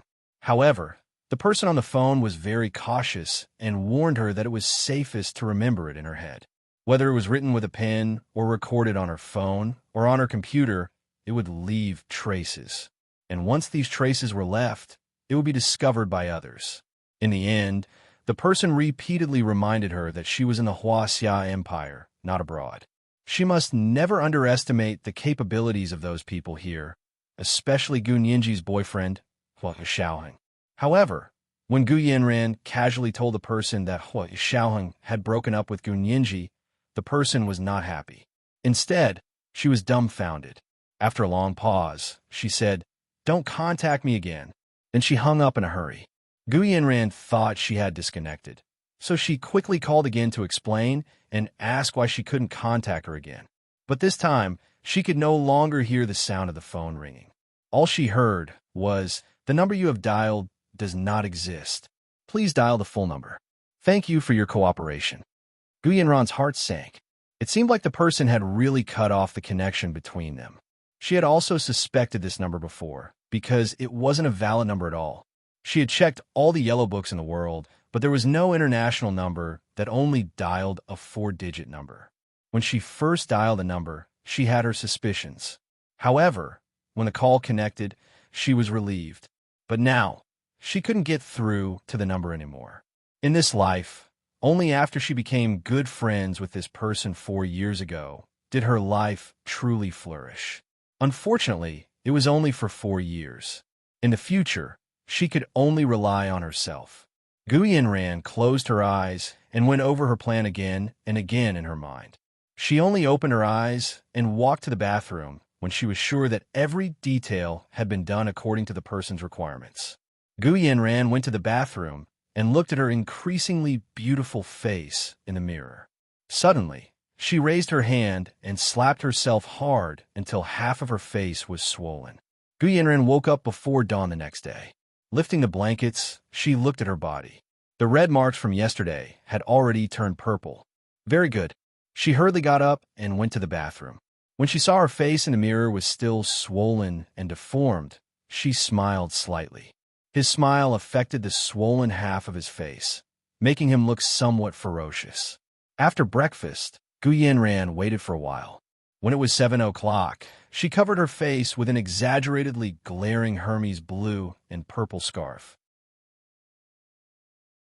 She put on an oversized cashmere sweater, cashmere skinny pants, flats, and a large flat jade bracelet on her wrist. She didn't put on any makeup, took the transparent folder she had prepared the night before, and left the house just like that. She drove around Imperial Capital as if she was looking for her way. After an hour, she finally arrived at the office building of Yi Xian's new company at 8 o'clock. Yi Xian's new company made antivirus software. The company was called Virtual Vaccine, which meant that his company would be the nemesis of all computer viruses. There was no computer virus that his company couldn't cure. This company was located in the high-tech park in the 4th Ring Road of Imperial Capital. There were many similar small and medium-sized internet and software companies there, as well as one of the top 3 internet giants in the country, Chengdu Search. This high-tech park wasn't far from the B University campus. Gu Yanran thought of this and smirked. Yi Xian's company rented the 17th and 18th floors of this office building. This was the time when the employees of all the major companies in the office building were going to work. An endless stream of men and women walked in through the main doors and into the elevators. Putting on her Prada floating cloud sunglasses, Gu Yanran walked to the lobby of Yi Xian's company with great elegance. She politely said to the receptionist on the first floor, "Hello, my name is Gu Yanran. I'm here to see the boss of Virtual Vaccine, Mr. Yi." This company was newly opened by Yi Xian. Gu Yanran had never been here before, and Yi Xian didn't have the habit of exaggerating his private life in front of others. Therefore, no one there recognized her. The receptionist thought Gu Yanran was here for business, so she quickly asked, "May I ask if you have an appointment?" Gu Yanran took off her sunglasses and smiled at the receptionist. Her voice was gentle. "No, but I'm very familiar with Mr. Yi. When he left my house this morning, he forgot a document, so I brought it to him." As she spoke, Gu Yanran raised her hand to show the receptionist the translucent folder in her hand. "That young and talented Mr. Yi left her house this morning." The receptionist's eyes widened. Based on Gu Yanran's seemingly vague words, she instantly imagined many erotic scenes. Her attitude immediately became respectful. "Please wait for a moment. I'll call Mr. Yi's office." The internal line quickly reached Yi Xian's secretary. He had worked for Yi Xian for a few years and had some understanding of his private life. He vaguely knew that Yi Xian had a long-time girlfriend named Gu Yanran. "Is this Miss Gu? Ask her to wait for a moment. I'll go ask Mr. Yi." The secretary knocked on Yi Xian's office door. "Mr. Yi, there's a Miss Gu Yanran downstairs. She wants to see you." Yi Xian didn't expect Gu Yanran to actually find her way here. He frowned, but didn't make things difficult for her. "Let her come up." The secretary confirmed Gu Yanran's status and quickly returned the call to the receptionist on the first floor. "Please ask Miss Gu to come up." Yi Xian's secretary was already so respectful, so the receptionist was even more so. She practically sent Gu Yanran to the elevator and personally pressed the button for the 8th floor for her. When Gu Yanran arrived at the door of Yi Xian's company on the 8th floor, she saw that the cubicles there were already full of people. Everyone came to work so early, with an indescribable sense of superiority. Gu Yanran gracefully walked across the lobby to Yi Xian's CEO office. Yi Xian was the boss, so his office was the largest and most luxurious room on the entire 18th floor. The side facing the lobby was an entire glass wall. The people on the inside could clearly see the outside, and the people on the outside could also clearly see the inside. The culture of high-tech companies was more open and lively. The boss was willing to get along with the employees, so the concept of class wasn't as strong as in traditional companies. Gu Yanran walked over and took off her sunglasses to slightly acknowledge the people who looked up at her. The employees in Yi Xian's company were originally curious, but when they saw the obvious swollen marks on Gu Yanran's face, they were a bit shocked. Gu Yanran didn't care at all. She just walked to Yi Xian's office and knocked on the door. "Come in. The door isn't closed." Yi Xian's clear voice came from inside. Gu Yanran smiled and opened the door to enter. Yi Xian's office was like a transparent fish tank. Both the north and south sides were transparent glass walls. Looking out from a glass wall on the south side, one could see the entire high-tech park at a glance. Gu Yanran gently closed the door, but skillfully left a small gap. The door wasn't closed tightly, but from Yi Xian's angle, he couldn't see it at all. In reality, he was very displeased with Gu Yanran's sneaky actions and said disapprovingly, "Why did you close the door?" Now that things had come to this, was there anything between them that couldn't be said to others? Anyway, everyone knew. As soon as he thought about Gu Nianji calling him Gu Yanran's little wolf dog, Yi Xian was a bit upset.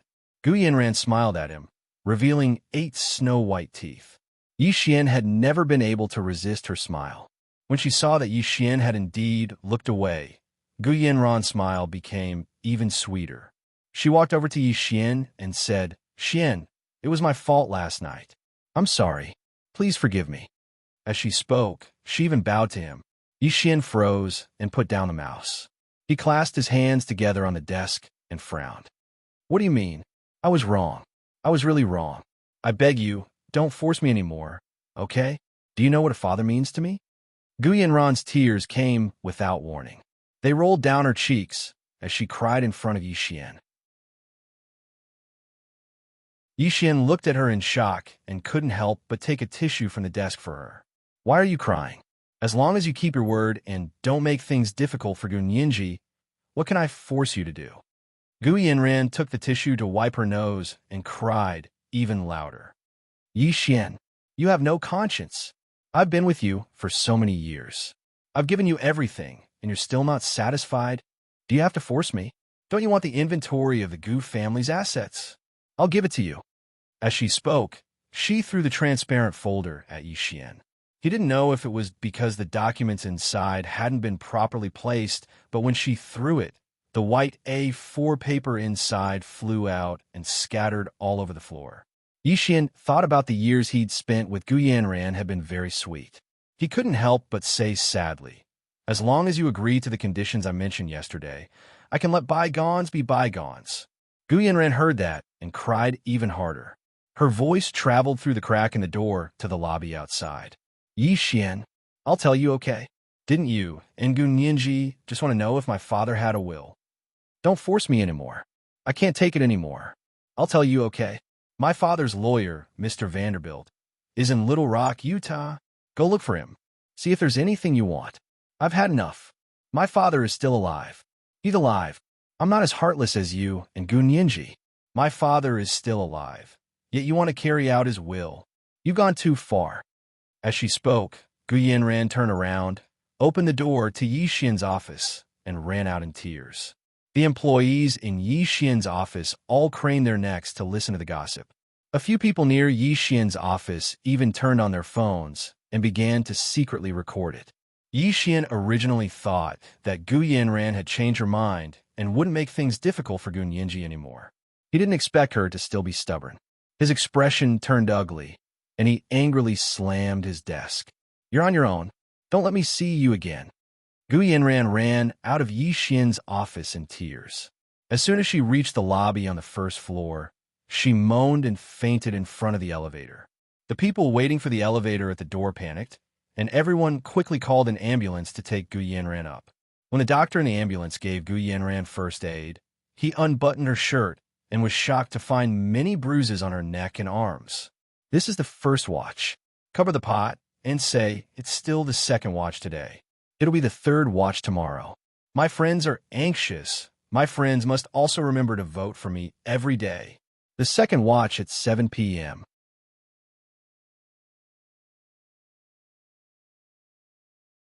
Chapter 8:15. What happened, doctor? Should we give her a full body checkup?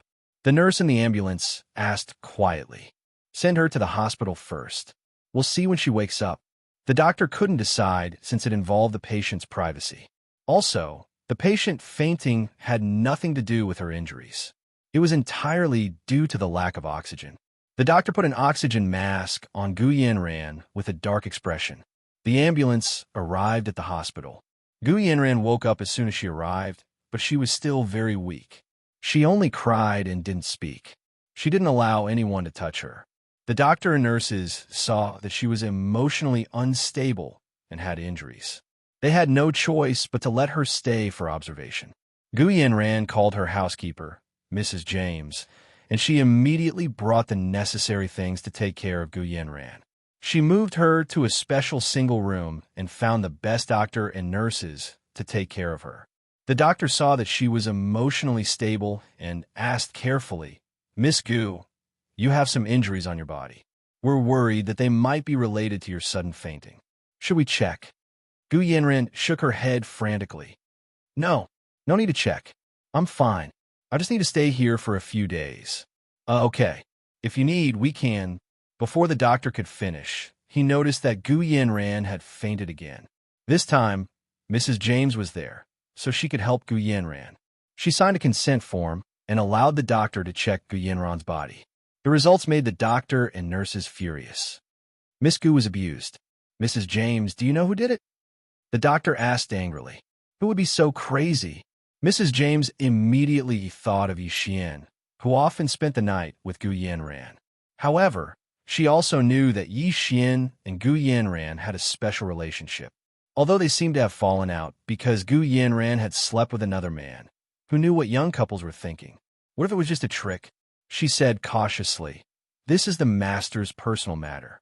I need to ask the master before I can answer you. She spoke British English and was reserved with a hint of arrogance, but her etiquette was impeccable. The doctor also understood English and didn't say anything else. However, after leaving Gu Yanran's single room, he called the police according to protocol. According to the Huaxiao Empire's laws, when gunshot or knife wounds were found, as well as injuries to women and children, the hospital doctors were obligated to call the police.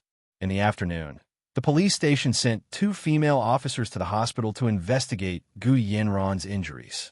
When Gu Yanran heard that the police had arrived, she immediately became alert. She wrapped herself up tightly and sat on the bed, denying that she had been abused or abused. She just said, "It's nothing. I was careless. My skin is too soft, and the slightest touch will cause bruises. No one hurt me. Please do not disturb me. I'm recuperating."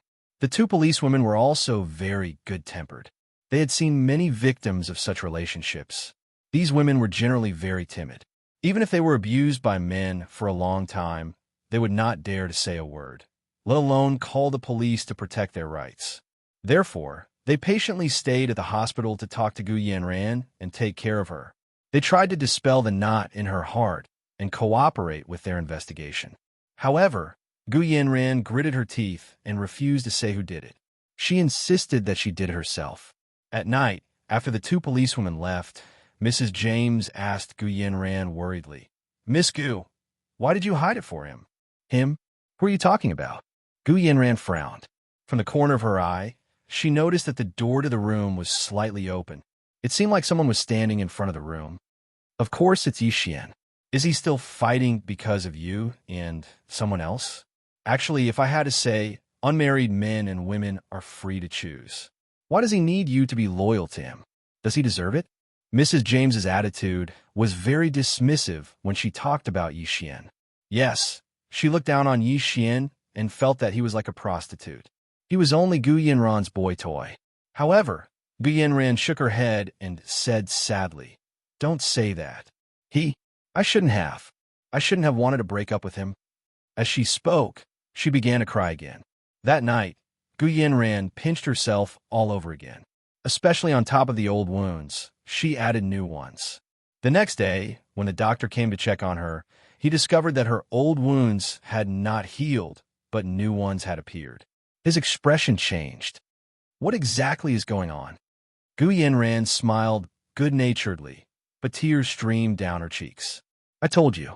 Actually, I accidentally did it myself. There was no one else. I don't blame anyone."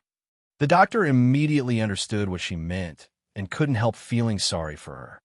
"Miss Gu, is that B*TCH really that worthy of your protection? Even willing to harm herself to cover up the old wounds?" Gu Yanran didn't say anything else. Biting her lip, she turned away and wiped her tears with the back of her hand.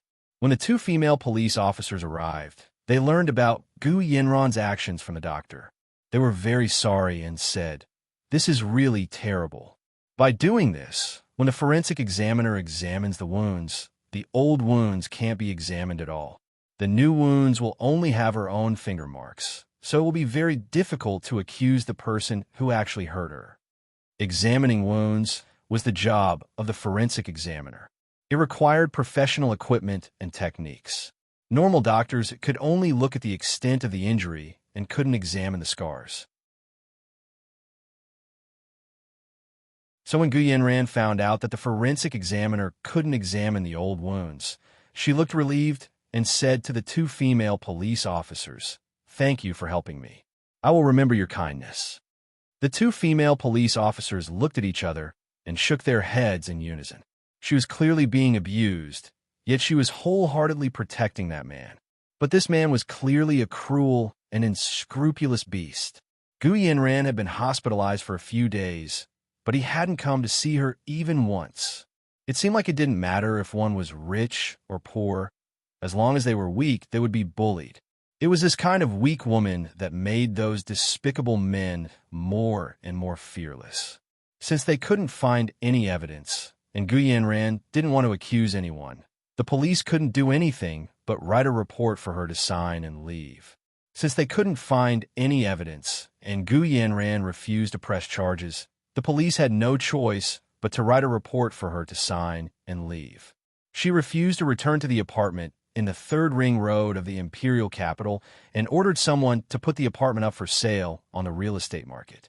She refused to return to the apartment in the third ring road of the imperial capital and ordered someone to put the apartment up for sale on the real estate market. Ever since Yi Xian found out that Gu Xiangwen's family lawyer was originally in Little Rock Canyon, Utah, he had been feeling uneasy and wanted to see him personally. He wasn't sure if the lawyer was really Gu Xiangwen's lawyer or if Gu Yanran was lying to him. Yi Xian carefully looked at the inventory of the Gus assets that Gu Yanran had thrown at him that day and realized that it only contained 1/3 of the assets that he knew. The other 2/3, where did they go? The more Yi Xian thought about it, the more he felt something was wrong. But he was also very busy at the company, so he couldn't just leave like that. So he delayed it for 2 to 3 days and arranged everything at the company. Before boarding the plane, he called Gun Yinji and said, "Gun Yinji, I'm going to the United States to see someone. Wait for my news." If this lawyer was really Gu Xiangwen's family lawyer, then he must have Gu Xiangwen's will. As long as there was a will, Gun Yinji's problem would be easily solved. Gu Yanran couldn't argue, even if she wanted to. Gun Yinji was writing her thesis in the library when she received Yi Xian's call. She walked out to the hallway to answer the call and asked with concern, "Who are you going to see in the United States?" "I can't say for now. I'm not sure if it's true." Yi Xian hesitated. He didn't want to say too much and cause Gun Yinji to dislike Gu Yanran even more. They were sisters after all. Although they weren't biological sisters, they were still sisters. Gun Yinji was very unhappy with Yi Xian's hesitation. Her voice also softened. "Fine, then be careful. I'm hanging up." She turned off the phone and continued to write her thesis. Yi Xian also put the phone away and looked around. He realized that the few people who had been following him a few days ago seemed to have disappeared. He snorted and walked through the VIP special passage to get on the plane. He didn't say anything on the way and arrived alone in Little Rock Canyon, Utah. At the headquarters of the Special Operations Forces in the Imperial Capital, Bai Yueran came to Hua Xiaoheng's office. She placed a few citizen complaints in front of Hua Xiaoheng and said, "Hua Xiao, tell our people to restrain themselves. This is within the country, not abroad. They can't use the methods they use against foreigners on their own citizens. Stalking, monitoring, and secretly recording. These methods were used for national interests overseas, so there was no problem at all. However, within the country, if the citizens found out, it would be big trouble. Also, according to the legislation, the scope of the Special Operations Forces operations should also be outside the country. They shouldn't be operating within the country. However, Xiaoheng used the previous time he went to New York to encounter danger and catch a mole to use both carrot and stick to force the Senate to pass new legislation that allowed the Special Operations Forces to act freely within the country after receiving permission from the Supreme Military Council and the Senate Special Panel. However, this freedom required a lot of authorization. This way, the possibility of keeping it a secret would be greatly reduced. Therefore, Hua Xiaoheng normally didn't act within the country. There was no other reason than it was too easy for secrets to be leaked. This time, in order to smoothly proceed with the estate dispute between Gun Yinji and Gu Yanran, he made an exception and used the excuse that Gu Xiangwen's assets involved important national interests to apply for special permission from the Senate and the Supreme Military Council to monitor Gu Yanran. However, Gu Yanran seemed to be doing something again this time. She first fell out with Yi Xian and sent him away. At the same time, for some reason, she actually discovered that someone was stalking her and specifically complained to the Senate about the Special Operations Forces. She even hinted that Hua Xiaoheng was abusing his power for personal gain by using his own power to help Gun Yinji fight for the estate. The complaint document in Bai Yueran's hands was submitted by Gu Yanran. She had already fallen out with Gun Yinji, so she wasn't afraid of offending her or Hua Xiaoheng. Therefore, even though she knew that Gun Yinji and Hua Xiaoheng had broken up, she still followed that person's suggestion and filed a complaint. This way, Hua Xiaoheng would have some reservations and not secretly help Gun Yinji because he still had feelings for her. Hua Xiaoheng flipped open the complaint document in front of him.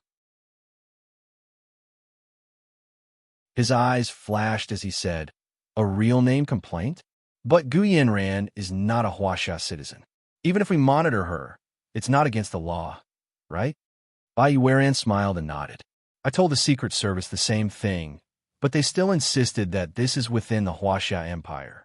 In terms of territory, we can't overstep our boundaries. Even if we want to monitor Gu Yanran, they have to do it. Hua Xiaoheng was speechless. I've already received permission from the Senate to act. If they're dissatisfied, they can look for Speaker Long. Hua Xiaoheng finished speaking and pushed the complaint documents back to Bai Yueran. I'll have to trouble Director Bai with the rest. Okay, I finally understand why our people are so domineering. So, it's because if the higher-ups like it, the people below will like it even more. Bai Yueran smiled as she took back the documents. Since Hua Xiaoheng is so domineering, I won't embarrass him. Wait for me to respond to their inquiries. However, Bai Yueran changed the topic. Hua Xiaoheng, you better withdraw the people monitoring Gu Yanran. What? Hua Xiaoheng didn't even look up. He didn't want to continue this topic. I'm talking to you about this as a lawyer. Bai Yueran's expression became serious. If your surveillance hadn't been discovered by Gu Yanran, then it wouldn't have mattered. But now that your surveillance has been discovered by Gu Yanran, I'm afraid that when the time comes in court, Gu Yanran will use this as an excuse to claim that a lot of the evidence was obtained illegally and not allowed to be used in court. This will have an extremely negative impact on Gu Yinji's estate dispute case. This was the second watch. Cover the pot and say, it's still the second watch today. Tomorrow will be the third watch. Dear friends, remember to vote for me every day. Good night, dear friends.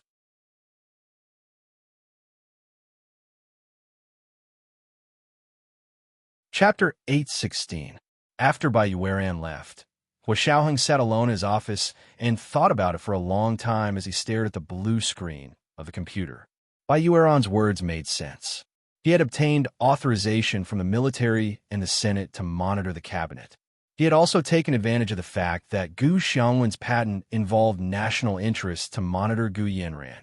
Later, because Yi Xian had taken out the inventory of the Gu family's assets, he had also monitored Yi Xian.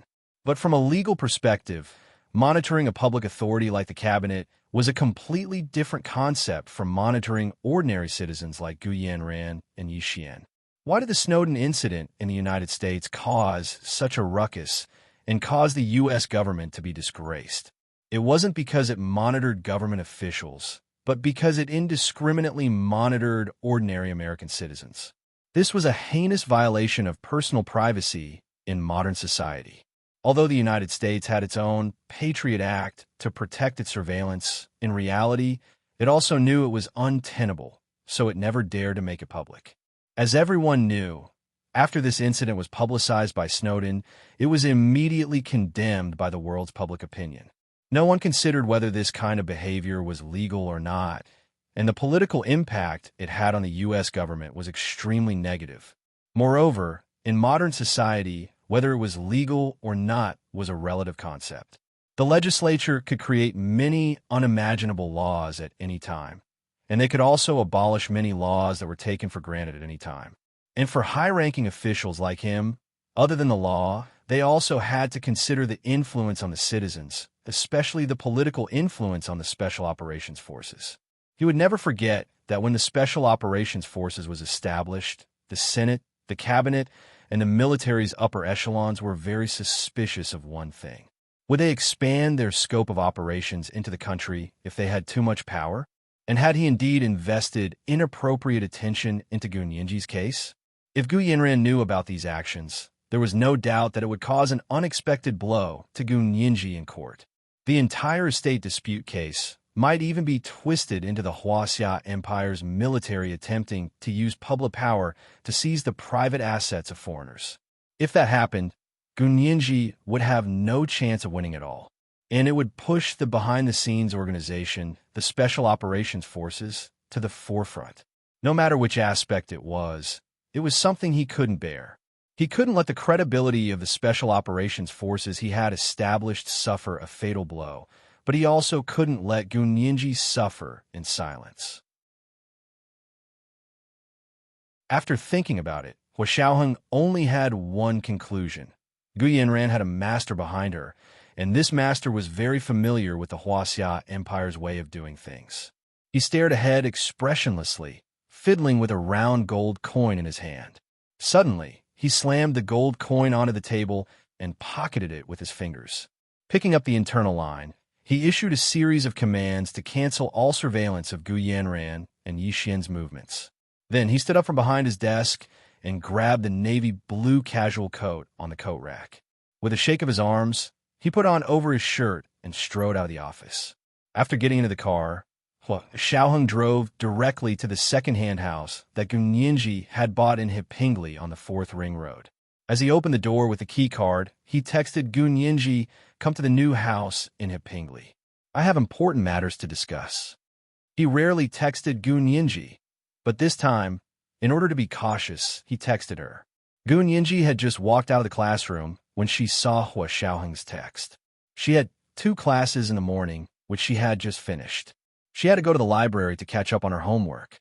She hesitated for a second when she saw the text, but she still called back. Hua Xiaoheng was sitting on the deck chair on the balcony and had just lit a cigarette when he heard his phone ring. He took it and unlocked it. His deep and magnetic voice said slowly, "Nianji, class is over." Gunyinji nodded. "Hua Xiao, what's up?" "Yeah, come over when you're free." Hua Xiaoheng looked up at the sky outside. It was a bit gray, and the northwest wind was blowing from the grasslands, carrying sand and cold. The temperature was dropping quickly. What can't be said over the phone? Gunyinji got on her bike. "I still have to go to the library to do my homework." Hua Xiaoheng got up to turn on the air conditioner in the living room and set the temperature to a constant 23 degrees. He said, "It's better to say it in person. It's safer here." Their security measures here could guarantee that their conversation wouldn't be overheard by others. Gunyinji immediately understood. "I'll be right there." She didn't return to the dormitory. Instead, she got on her bike and rushed to the Hepingli district. She had originally bought an apartment near the school for convenience. Gunyinji only spent 15 minutes to take a shortcut to the Hepingli district. She locked her bike in the gazebo downstairs and went upstairs alone with her backpack. When she arrived at her room, she had just taken out the key card when the door was already open from the inside. Hua Xiaoheng's tall and straight figure appeared behind the door.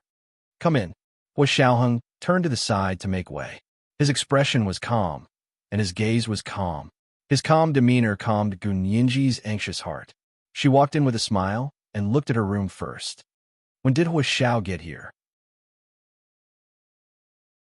"Less than half an hour." Hua Xiaoheng acted as if he was in his own home. "What do you want to drink?" "Can I drink beer?" Gunyinji said with a half-smile. She put down her backpack and threw it on the sofa. "Of course not." Hua Xiaoheng didn't even think about it. He turned to the kitchen. "I'll get you some milk." "Why did you ask if you knew?" Gunyinji secretly made a face in her heart, but didn't say it out loud. She sat on the sofa and stretched her legs. She let out a long sigh. After a while, Hua Xiaoheng came out with a tray. There was a glass of warm milk and a small plate of muffins. Gunyinji had just finished class and was indeed hungry. She took the tray and drank half a glass of milk first, then ate a muffin. Hua Xiaoheng held a cup of tea and sat on the sofa opposite her. He looked at her without blinking. Gunyinji finished the milk and wiped her mouth with a tissue before asking, "What's the matter? Tell me." Hua Xiaoheng looked down to take a sip of tea. He put the teacup on the coffee table in front of him and said slowly, "Because I don't know what kind of consequences this will have on your estate dispute case, I wanted to tell you in advance. This way, Gu Yanran wouldn't catch Gunyinji off guard when she went to court." Gunyinji sat up straight and looked serious. "Is it related to my lawsuit against Gu Yanran?" "Yes." Hua Xiaoheng leaned back on the sofa and crossed his arms. His voice was low and melodious. "It's like this. Ever since Yi Xian gave you the inventory of the Gu assets, we began to monitor Yi Xian and Gu Yanran. Then we discovered that Yi Xian also told Gu Yanran about this."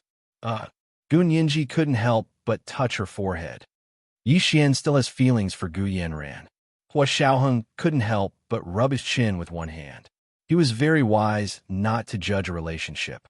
His voice was calm and steady as he continued. "After that, the two of them had a big fight, and then Gu Yanran went to Yi Xian's office building." Gunyinji listened attentively. When she heard Gu Yanran tell Yi Xian about her father, Gu Xiaowen's lawyer in the United States, her expression suddenly changed. Oh no, Yi Xian just said goodbye to me and said he was going to the United States to meet someone. Is he going to meet this lawyer? Yi Xian went to the United States? Hua Xiaoheng was slightly taken aback. He quickly took out his phone and sent a message to Zhao Yangzi. He asked him to arrange for their field agents in the United States to secretly follow Yi Xian and see what he was up to. Because Yi Xian went to the United States, the Special Operations Forces had a lot more freedom. Gun Yinji only relaxed when she saw that Hua Xiaoheng had made the arrangements. Hua Xiaoheng then told Gun Yinji everything he knew. Finally, he said, I'm telling you all this not to take credit, but Gu Yanran actually discovered that she was being monitored by us and has already filed a complaint against us to the relevant agencies in the Senate. Gun Yinji was speechless. For the sake of your case and for the sake of our agency, I've decided to remove all surveillance on Gu Yanran and Yi Xian. Hua Xiaoheng looked deeply at Gun Yinji. From now on, you can only rely on yourself for this case. Gun Yinji understood. She was very clear about what Hua Xiaoheng had done for her case. She was extremely grateful and quickly said, I understand. You actually don't have to do this. It's not good for you or your agency. I'll think of a way myself. No matter what Gu Yanran does, she's no match for me. She was confident that she could foil Gu Yanran's schemes. Even if she didn't know about the situation, she was confident that she could still adapt to the situation. You don't appreciate it? Hua Xiaoheng tilted his head as if he was joking. His handsome face attracted Gun Yinji's gaze like a magnet. She used all her strength to look away and look down. Of course not. I'm not someone who doesn't know what's good for me. If a person had feelings for another person, the other person would definitely be able to sense it. Hua Xiaoheng stood up and walked to sit next to Gun Yinji. Gun Yinji only felt the sofa beside her sink deeply. She couldn't help but lean over. As if she was throwing herself into his arms, she accidentally fell into Hua Xiaoheng's arms. Hua Xiaoheng hugged her and smiled. You came here on your own accord. I didn't force you. Gun Yinji struggled a little in embarrassment. Hua Xiaoheng's arms tightened slightly. He gently said above her head, Okay, let me hug you for a while. After today, I won't be able to see you until your lawsuit is over. Oh, why? Gun Yinji couldn't help but ask. She was in Hua Xiaoheng's arms and looked up at his beautiful jawline. Her eyes were filled with doubt and confusion. To avoid arousing suspicion, Hua Xiaoheng looked down at her watery eyes and bright red, moist lips. He couldn't help but lower his head to kiss her lips. Gun Yinji didn't avoid him this time. She obediently let him kiss her. Her large eyes twinkled, and her long eyelashes were like 2 rows of small fans. They hid the reluctance in the depths of her eyes. This was the first watch. She finally didn't have to be the scapegoat today. It's the 3rd watch today, seeking recommendation votes and monthly votes. Monthly votes, 6,700 plus updates at 1 p.m. The 3rd watch at 7 p.m.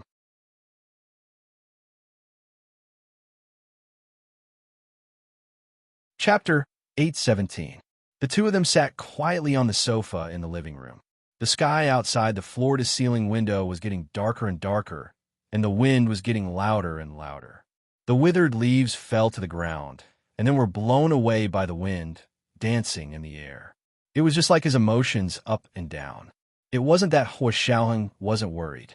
The estate dispute, which he thought was a sure win, suddenly had a twist. It seemed like Gu Yanran still had a lot of cards up her sleeve. He didn't know if Yinji could handle it. He looked down and wanted to say something, but Gu Yinji had already fallen asleep in his arms. Her breathing was calm and light, and her long eyelashes didn't move, covering the dark circles under her eyes. Hua Xiaoheng carefully studied her sleeping face and discovered that she must have been very tired recently. Her face was so pale it was almost translucent, and the color of her cheeks was very, very light, like a touch of cherry blossoms in April. Her lips were very healthy, but upon closer inspection, she must have applied lipstick. Hua Xiaoheng frowned and picked up a tissue from the coffee table. He wiped her lips very gently to remove the lipstick. There were only a few coral red marks left on the tissue. Then he held her neck with one hand and wrapped the other around her knees, lifting her up horizontally. Opening the bedroom door, he saw that the bed had been changed. Hua Xiaoheng's mind flashed back to the day when the two of them had fought on the bed and actually collapsed the bed. He couldn't help but smile. He placed Gu Nianji on the bed and covered her with a thin blanket. Hua Xiaoheng also lifted the blanket and sat down. He didn't sleep. Instead, he sat on the bed and took out his phone to check work emails and the progress of all parties at the same time. Time passed, and the bedroom was very quiet. The windows were very soundproof, and the thick gold velvet curtains had an insulation layer to block out light and completely cover the large window that was half the height of the wall. Gu Nianji hadn't had such a relaxing sleep in a long time. It seemed like ever since returning from Germany, her sleep had been terrible. Therefore, she adjusted her schedule and was used to staying up late at night to write papers and do homework. She tried to find time to sleep during the day.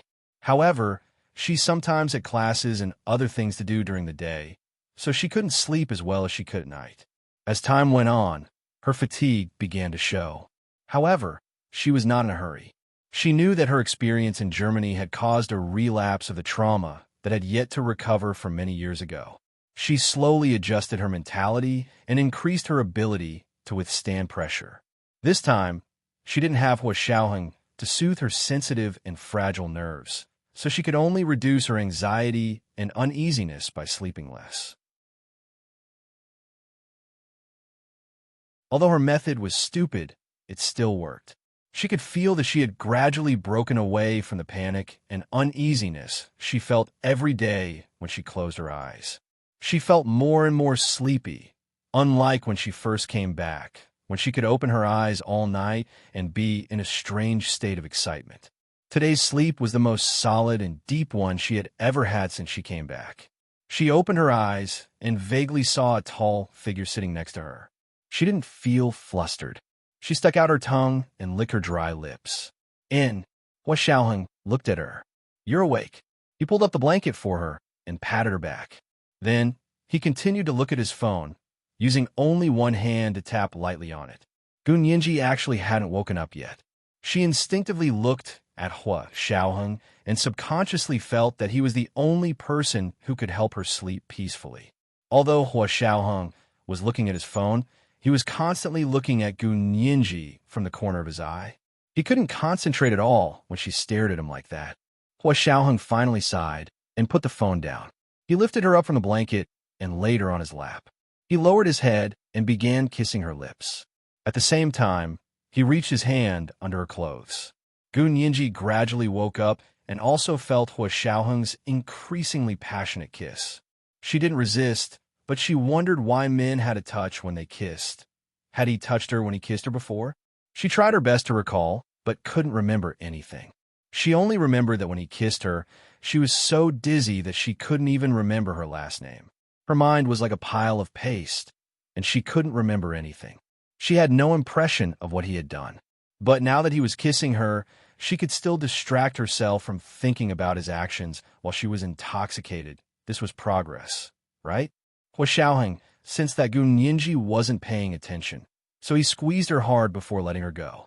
When he moved his lips away, Gu Nianji was already panting.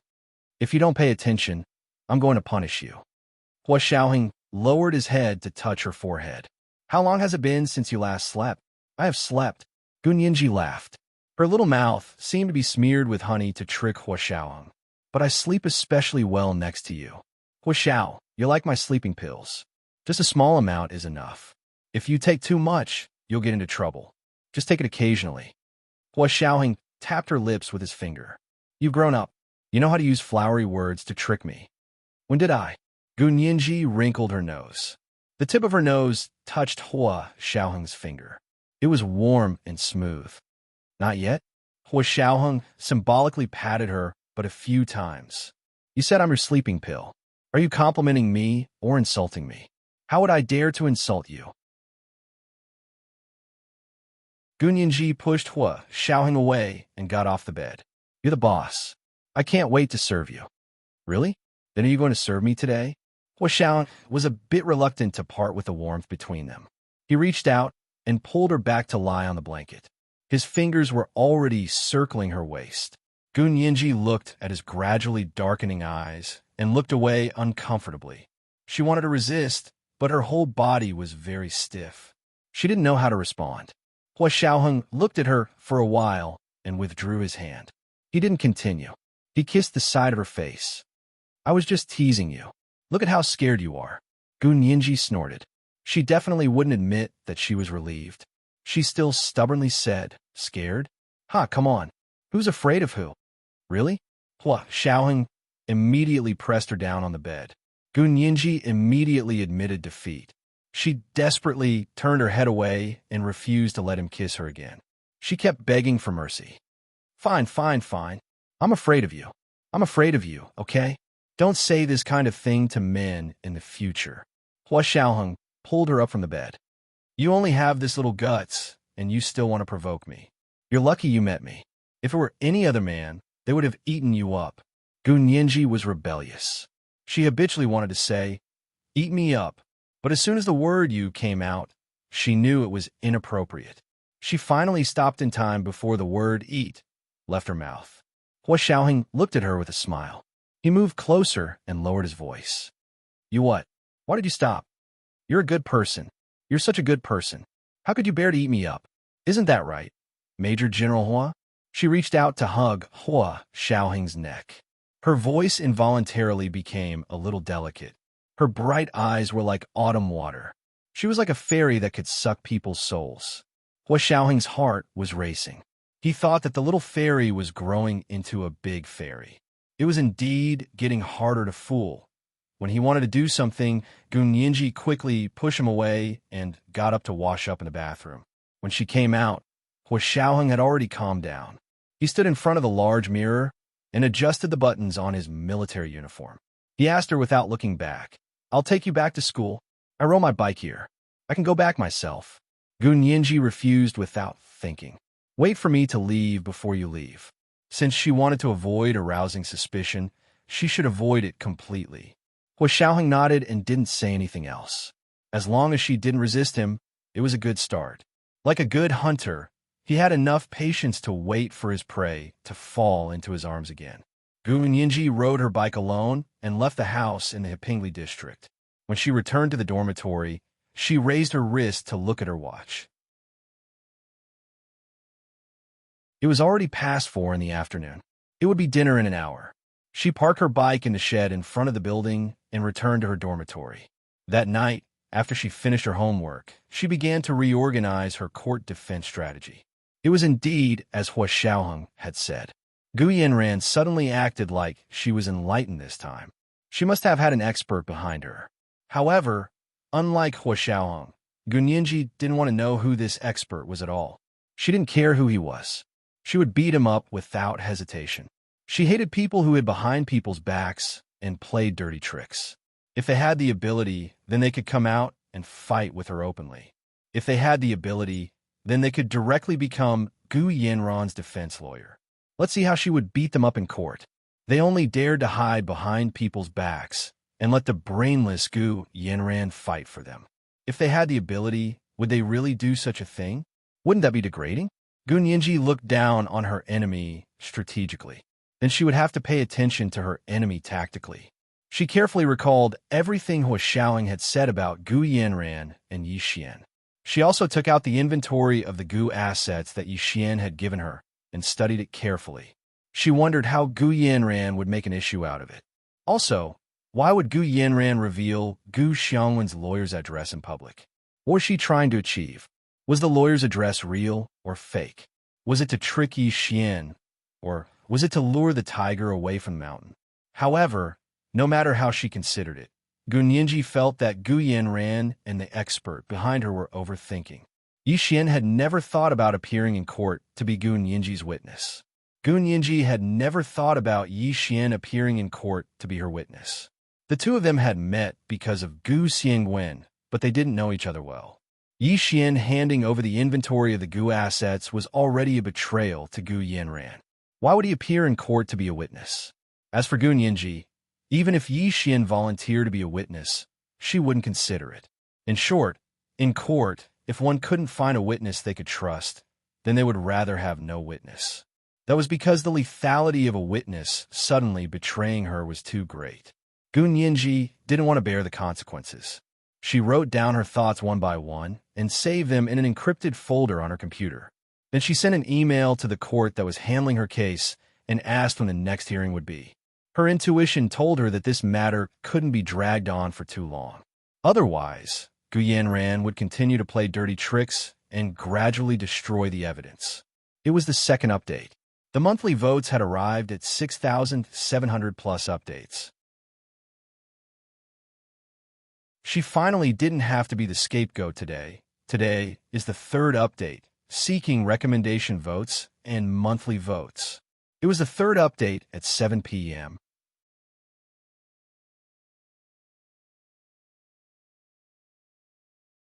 Chapter 8:18. Gu Nianji wrote in an email to the court. Because the property case requires a lot of time to verify, I do not wish for the court to spend too much time on the adoption documents.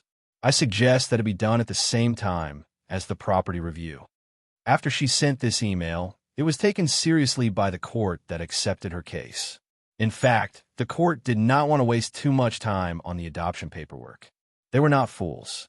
According to the law, whether it was adopted or not, as long as there was no additional will, adopted daughters and biological daughters had the same inheritance rights. Therefore, they did not understand why Gu Yanran would want to make an issue out of the adoption documents. Even if she couldn't produce the adoption papers, she still had Barbados government documents to prove that Gu Nianji was a daughter of the Gu family. Gu Nianji had no idea what was wrong with Gu Yanran. After Gu Nianji's email was sent, Jean Wani's request to postpone the trial was finally delivered to the court. When the court saw this, they wanted to delay the trial for 3 months just to find an adoption document. You seem to be in contempt of court. Therefore, the court accepting the case accepted Gu Nianji's suggestion and rejected Jean Wani and Gu Yanran's request to delay the trial. On one hand, he set a date for the next court hearing, which was next Wednesday. On the other hand, he made Gu Yanran submit the inventory of the Gu assets for verification. At the same time, he gave Jean Wani and Gu Yanran 3 months to continue searching for the adoption documents. When Jean Wani received the court's decision, she was so angry that she slammed the table in her office, knocking over a cup of coffee. The dark brown coffee flowed all over the table and almost dirted the carpet. Yanran, the court rejected the request for a 3-month extension. The next hearing will be next Wednesday. Have you sorted out the inventory of your assets? Jean Wani still had to call Gu Yanran after throwing tantrum. Gu Yanran was very unhappy when she heard that. She couldn't even get a 3-month extension. This Jean Wani was really useless. Fortunately, she still called that person and got some advice from her. Otherwise, she would definitely lose just by relying on Jean Wani. Gu Yanran turned on her computer and looked at the inventory of the Gus assets that she had reorganized. She sent it to Jean Wani. Lawyer Jean, this is the inventory of the Gus assets. You can submit it to the court after you've seen it. Jean Wani glanced through it quickly and secretly gasped at the Gu family's enormous wealth. This level of wealth was not something the working class could ever hope to possess. Even the working king of the working class couldn't earn so much money. But then again, the Gus were so rich, but Gu Yanran's style always exuded a sense of pettiness. In the past, when he wasn't familiar with her, he had even been intimidated by her arrogance. Now that they were familiar with each other, Jean Wani shook her head. She really didn't have a good impression of Gu Yanran. She entered the information into the computer and said to Gu Yanran, "Yanran, make another list and sign it yourself. I'll send the signed documents to the court." "I still have to sign it." Gu Yanran was obviously resistant.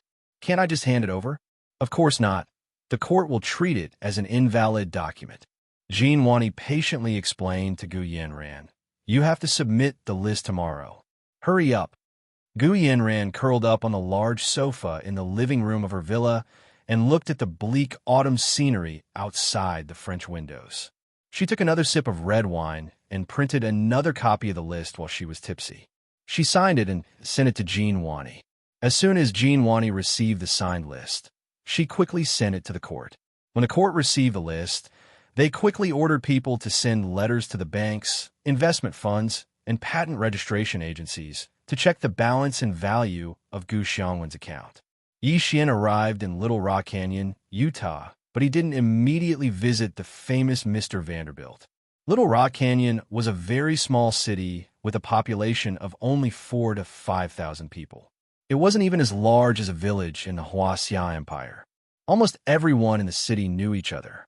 Yi Xian also didn't expect the person handling Gu Xiangwen's legal affairs and helping him write his will to be such a normal-looking, kind, and unknown lawyer who was like Santa Claus. Mr. Vanderbilt was almost 80 years old this year, but he was hale and hearty. He had white hair and a youthful complexion. Every day, he took his 2 grandchildren out for walks with his dog. "Hello, Mr. Vanderbilt. Are you going for a walk or walking your dog?" Along the way, people kept greeting the kind old man. The old man chuckled and sometimes stopped to talk to people. Other times, he bent down to pick up the dirt his dog had pooped out from the lawn. It was such an ordinary person who couldn't be more ordinary who actually had a big client like Gu Xiangwen. At first, Yi Xian thought it was unbelievable, but after observing the old man for a few days, he became more familiar with him and more certain that he was the lawyer handling Gu Xiangwen's legal affairs. That was because the feeling he gave off was very similar to the feeling Gu Xiangwen gave him. They were both gentle, tolerant, kind, and good-tempered. Yi Xian just didn't know if they felt more alike after interacting with each other. With that thought in mind, Yi Xian finally walked out from behind the big tree and walked in the direction of the old man. Yi Xian still remembered that this was a typical autumn dusk in the northern part of the United States. The setting sun stretched out the shadows of everything. Yi Xian walked towards the setting sun and said to the old man, "Hello." Vanderbilt narrowed his eyes and looked at him. He smiled kindly and said, "Kid, you're finally here. You noticed me early on?" Yi Xian was a bit surprised. "Yes, you're too obvious.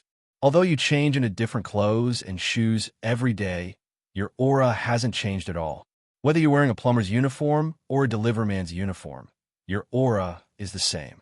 If you really want to pretend to be someone, it's best to thoroughly study that person before pretending." The old man smiled and looked at Yi Xian with a little delight at his own judgment.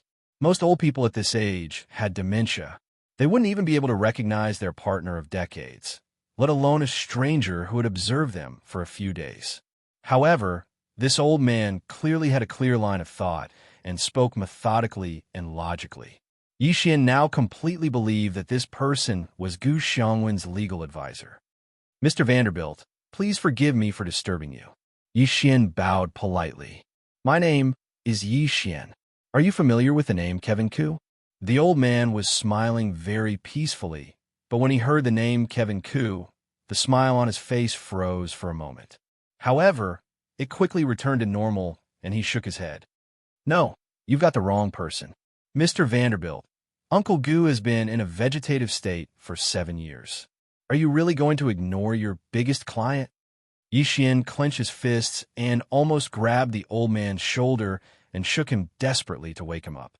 It was the 3rd watch. "I finally don't have to be the scapegoat today. It's the 3rd watch today, seeking recommendation votes and monthly votes. Good night, dear friends."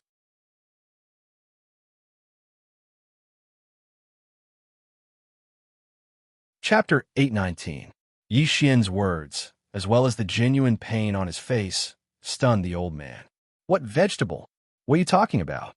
"Child, I'm old, and my hearing isn't good. I might also have Parkinson's disease. I don't understand what you're talking about at all." The old man quickly came back to his senses and didn't want to talk to Yi Xian anymore. He took the dog and put his finger in his mouth to whistle. A middle-aged man ran over from the other side of the street and smiled humbly at him. "Mr. Vanderbilt, how can I help you? Do you want to go home?" He glanced at Yi Xian and had a deep impression of his mixed-race appearance and tall stature. The old man looked at Yi Xian.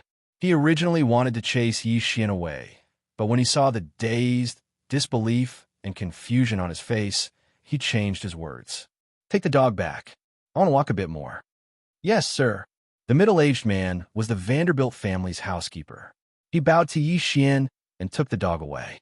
Yi Xian looked coldly at the man's custom-made Armani suit and felt disdain in his heart. In this unknown little town, even the housekeeper could wear this kind of clothing. How could he make so much money with just his resume? This despicable old lawyer still dared to say he had nothing to do with Uncle Gu. Yi Xian was filled with anger. His eyes were about to burst into flames. Before he came, he had already used his hacking skills to check the lawyer's resume. Unexpectedly, the more he checked, the more he felt that this lawyer was the kind of lawyer Uncle Gu would use. He was low-key and cautious. Although he wasn't famous, he had never made a mistake. This was the kind of person Uncle Gu could trust. But he had received a huge benefit from Uncle Gu. Yet he had turned his back on him. The old man looked at Yi Xian's expression and suddenly smiled. He patted him on the shoulder. "Young man, don't be so angry. Anger makes you grow old easily, and it's easy to get sick. Come for a walk with my old man, okay?" Yi Xian suppressed the dissatisfaction in his heart and stiffly said, "Okay." He followed the old man and turned to stroll on the tree-lined path in the neighborhood. The two of them walked to the end of the street, but no one spoke. On their way back, the old man asked, "You said Kevin Ku is in a vegetative state? Who is he? Why did he become a vegetable? If you don't know him, why should I tell you?" Yi Xian sneered and turned his head. In an instant, 17 or 18 ideas flashed through his mind as he thought about how to threaten this old man. It's fine if you don't want to tell me." The old man took a few steps forward and said, "I'm home. Where do you live?" Of course, Yi Xian did not say anything. He raised his head to look at the most majestic building in the town. It was like a huge castle built at the very edge of the town. Not far from the castle was a small mountain, and behind the castle was a blue lake. Facing the mountains and facing the water, it was a place with good feng shui. Yi Xian laughed coldly again and said, "I'll visit you again tomorrow. I hope you've already remembered." After he finished speaking, he turned around and left, not leaving any leeway. The old man quietly looked at his back. After a long while, he shook his head and hobbled back to his house. Yi Xian returned to the hotel he was staying at. He was in a very bad mood and was too lazy to eat, so he took out a box of beer from the fridge and carried it to the balcony. He drank one can at a time. Very quickly, he drank half of the box of beer. His entire body reeked of alcohol, and he sat tipsy on the balcony and sighed deeply. The middle-aged man living next to him was a field agent from the Huaxiao Empire's Special Operations Forces. He had been ordered to keep an eye on Yi Xian for a few days, but he did not notice anything out of place. No one was following Yi Xian, and no one was trying to hurt him, kidnap him, or murder him. Could it be that they were all wrong? The man quietly returned to his room and connected to the Huaxia Empire's Nandu satellite tracking and navigation system. He sent a string of passwords back. At the same time the next evening, Yi Xian went to Vanderbilt's place again and saw him walking his dog. The old man was not surprised to see Yi Xian come. Instead, he smiled at him and said, "You're here again." Yi Xian nodded. His face was very haggard. He walked side by side with the old man and was practically begging him. "Mr. Vanderbilt, I know Uncle Gu must have an agreement with you. Uncle Gu's situation is very bad right now, and his daughter urgently needs your help. Please don't say that you don't know Kevin Ku anymore. It makes me very uncomfortable. I want to ask you, who are you to Mr. Kevin Ku?" The old man stopped walking and looked at Yi Xian sternly with his hands behind his back. Yi Xian pursed his lips. "I am Yi Xian. I am an orphan supported by Uncle Gu. I am greatly indebted to him, and I swore to protect the Gu family for the rest of my life." The old man stared at him for a while, and his murky eyes flashed. He turned around and looked at the gradually darkening night sky. He calmly said, "I don't know the Kevin Ku who has become a vegetable. The Kevin Ku I know passed away 7 years ago, so I am not lying to you." As he spoke, he started to walk away. "What did you say?" Yi Xian was both shocked and angry. He grabbed the old man's shoulder and almost dragged him back. "Say that again. You old liar. If you say such crazy things again, be careful that you won't live to see the sun tomorrow." He almost broke down as he used all his strength to grab the old man's shoulder. The old man's housekeeper saw that the situation was bad and immediately rushed over from behind. He pushed Yi Xian away and warned him, "If you come any closer, I will shoot." The United States was a country that allowed people to legally carry guns. Yi Xian took a step back and didn't argue with his family. He suppressed the waves of shock in his heart and said to the old man, "Thank you. I will come back tomorrow." As he spoke, he turned around and left. He drove restlessly on the way back to the hotel. But this time, he didn't drive for long before the rented Jeep stalled. He took out his phone and wanted to call the rental company to change the car, but he realized that there was no cell signal here. He was in the middle of nowhere, and it would take an hour or two to walk in that direction. Yi Xian waited on the side of the road for a while and didn't see any cars passing by. He thought about it. He had nothing to do anyway, and he would just drink beer if he went back, so he decided to see if he could fix it himself. He got out of the car and lifted the hood to take a look. He realized that there was probably a short circuit in the wiring. He found a spare toolbox in the car and began to check the wiring. The night sky darkened inch by inch, and the clouds were very thick, blocking the moon and stars. Yi Xian put in a lot of effort and spent almost 4 hours to fix the car, because after he really took it apart, he realized that not only was there a problem with the wiring, but there was also a problem with the battery. Then he found that the tires seemed to have holes in them. This road was very remote and uninhabited. He had been repairing his car here for 4 hours, but he had not seen a single car passing by. By the time the Jeep was completely repaired and could go on the road, it was already 1 o'clock in the morning. His face was covered in black oil, and so was his body. When he returned to the hotel doorman almost wouldn't let him in. He had to take out his ID and key card to let him in. The Special Operations Forces field agent, keeping an eye on him, had already returned to the hotel. Yi Xian's movements had been very regular for the past few days. He would always leave the hotel and go to the place where the lawyer lived. He had been surveying the route for the past few days, so he didn't talk to Mr. Vanderbilt. He had chatted with him for the past 2 days, but there didn't seem to be any progress. When he followed him all the way, because the road Yi Xian took was very deserted, the field agent took a different route to avoid being discovered. He returned 2 to 3 hours earlier than Yi Xian. Also, this matter wasn't the main target of the Special Operations Forces, so the field agent planned to finish the investigation report tonight and return to his post the next day. However, not long after Yi Xian returned to his hotel room, a piercing police siren suddenly sounded outside the hotel. Police cars, ambulances, and fire trucks all drove past the main road next to the hotel and sped in one direction. This was a quiet town. Usually, the biggest news was just people getting drunk and racing. However, today's situation seemed to be out of the ordinary. However, the people in the hotel were already fast asleep. The windows of the hotel were very soundproof, so they couldn't hear the siren outside at all. It wasn't until dawn that these people woke up and turned on the TV to watch the morning news that they found out what had happened.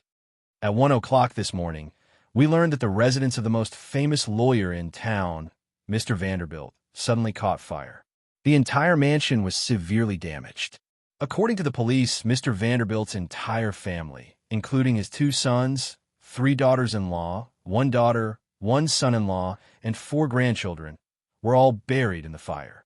The house was almost completely burned to the ground. Only the housekeeper and the cook escaped because they lived in the servants' quarters more than 200 feet away from the main house. The cause of the accident is still under investigation. The female anchor of the morning news had a solemn expression. She wore a small black suit and appeared on camera as if she was broadcasting an obituary. Mr. Vanderbilt was highly respected in Little Rock Canyon, and everyone respected him. After the news ended, everyone thought that everything was fine. They just treated it as a tragic accident and sighed a little. Suddenly, the television station switched back to the address where Mr. Vanderbilt's house was almost completely burned to the ground. The local sheriff was holding a press conference. His expression was grim as he said into the microphone that was extended to him, "We have just verified that the fire at Mr. Vanderbilt's house was not an accident, nor was it a natural disaster. It was man-made. There were traces of highly concentrated volatile gasoline spilled at the scene, and someone reported that someone had been harassing Mr. Vanderbilt recently and had issued threats and warnings. If you have seen this suspect, please call 911 immediately. We will immediately send someone to arrest him. The photo that was displayed on the television was a photo of Yi Xian with a gloomy face and Mr. Vanderbilt parting on bad terms. It was obvious that the photo was accidentally taken from the angle of one of the houses on the street. Mr. Vanderbilt's housekeeper also confirmed that he had seen the young man arguing with the sir. He also said that the sir had mentioned to him that the young man had been following him for several days and did not know what he wanted to do. This time, the American police were surprisingly efficient. Yi Xian was still asleep in bed when a group of armed police officers kicked open the door to the hotel room and shouted, "Freeze!" This was the first night watch. Today was the second night watch, asking for recommendation votes and monthly votes. Tomorrow was the third night watch. The second night watch was 7 p.m.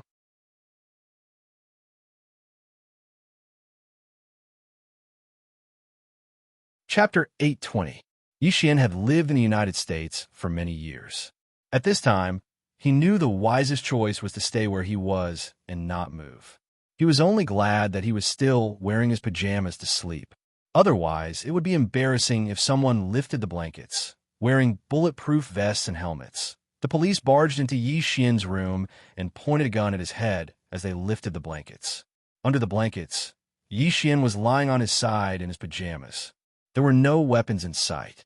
The police sighed in relief and said loudly to Yi Xian, "You have the right to remain silent. Otherwise, everything you say will be used as evidence in court. You have the right to the assistance of a lawyer. If you can't afford a lawyer, the court will appoint a free lawyer for you." Yi Xian still didn't move. He knew that not only did he have to remain silent, but he also had to remain stiff. If he moved, he could be shot in the head. The police saw that he was sensible and didn't make things difficult for him. One of them came up to handcuff him before letting him get up from the bed. Putting on his shoes, Yi Xian looked up at the police who had rushed into his room. "May I ask what crime I committed? Why am I being treated like this?" The police officer was still pointing his gun at him as he said expressionlessly, "You are suspected of murdering Mr. Vanderbilt's entire family. Now, you will come with us and wait for your lawyer to come to the police station for questioning." Yi Xian's heart sank. Mr. Vanderbilt's entire family was dead. At this time, he finally understood that Gu Yanran didn't have any feelings for him at all. All these years of companionship meant nothing to Gu Yanran. He was her partner in bed, literally her partner in bed. Now, she wanted him dead. Not only did this trap have to get rid of him, but it also had to get rid of the lawyer. That meant that the lawyer was indeed Uncle Gu's lawyer. It was all his fault. He was the one who brought death to Mr. Vanderbilt's family. Yi Xian's expression instantly turned ugly. Looking down, he took a deep breath and suppressed the sobs in his throat. "I want to call my lawyer." "Go ahead." The police officer raised his gun. "Where's your phone?" Yi Xian pointed under his pillow. A police officer took out his phone from under his pillow and placed it in Yi Xian's hand. Yi Xian rubbed his phone and opened his contact list. When he saw the lawyer's number, he thought of Gu Yanran. At that moment, he could no longer trust Gu Yanran. This lawyer had a close relationship with Gu Yanran. Gu Yanran had introduced him to Huo Shaoing. The moment he hired this lawyer, he would be placing his life in the hands of Gu Yanran, a woman who wanted him dead no matter what. Yi Xian thought about it for a while and decided to find another lawyer. He searched the internet for a while and found the closest lawyer who charged the highest fees to be his lawyer. Yi Xian's case was the one with the highest exposure in the area, so the lawyer immediately agreed when he received Yi Xian's call and hurriedly drove to the hotel. As soon as the lawyer arrived, he grumbled to the police about Yi Xian's rights and then expressed that he wanted to bail him out. The police did not comment and said that they would take him back to the police station first. This was normal working procedure. The lawyer also followed Yi Xian. Armed police officers left the hotel with a hooded man, and it soon became clear that this was connected to the arson at Mr. Vanderbilt's house. The Special Operations Forces field agent quickly sent a message back home. When Huo Shaoheng received the news, It happened to be past 8 at night back home. What? That lawyer's entire family was killed? Then the local police said that Yi Xian is the suspect? Hua Xiaoheng frowned as he looked at the emergency report his subordinate submitted. He stood behind his desk and leaned forward. Clenching his fists on the desk, he stared at the report for a long time before replying in a low voice. What is real is fake, and what is fake is real. This is killing two birds with one stone. Not bad. Zhao Yangzi and Yin Shixiang both stood across from him, their expressions very serious. Zhao Yangzi said, I've already translated the secret report from the field agent. Did you see it? Hua Xiaoheng nodded.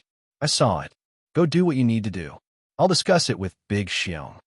Zhao Yangzi was also responsible for summarizing the large-scale intelligence of the German Federal Intelligence Service. He was so busy every day that he didn't even have time to rest. He immediately saluted and left. Yin Shixiang asked Hua Xiaoheng worriedly, Hua Xiao, does this mean that the lawyer is real? Gu Yanran didn't lie this time? This woman was too cunning. She lied too much. Even when she told the truth once in a while, people would treat it as a lie. It was impossible to guard against.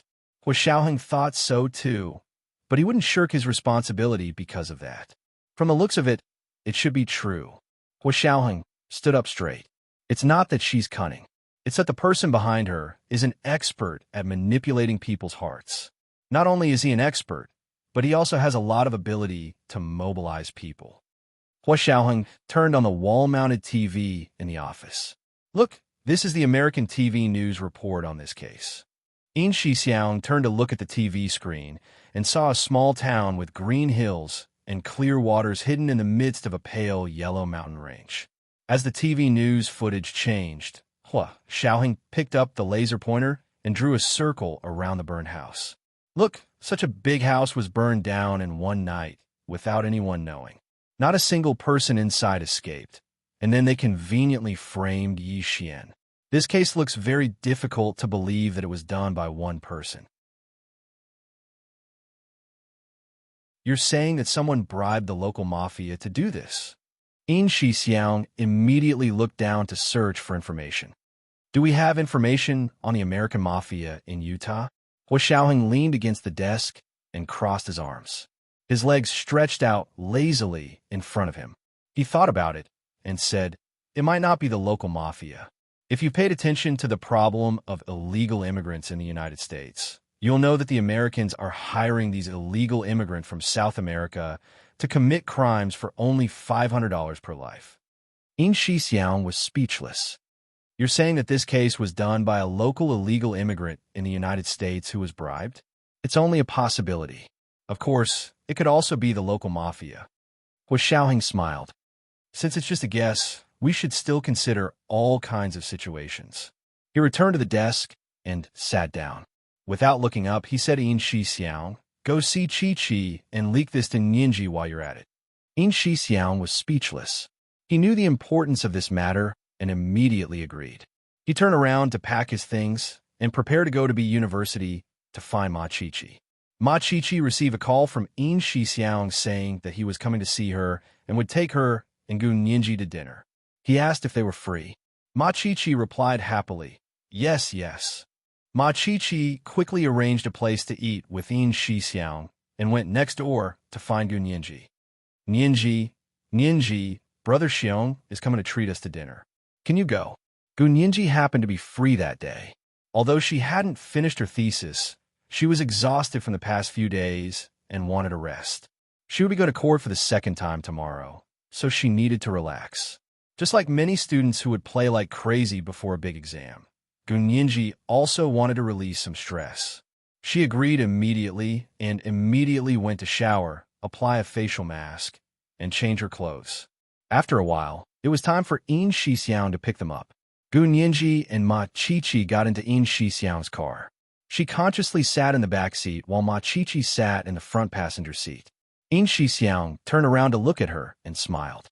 Ninji, you're not busy today? I have to go to court tomorrow, so I can relax today.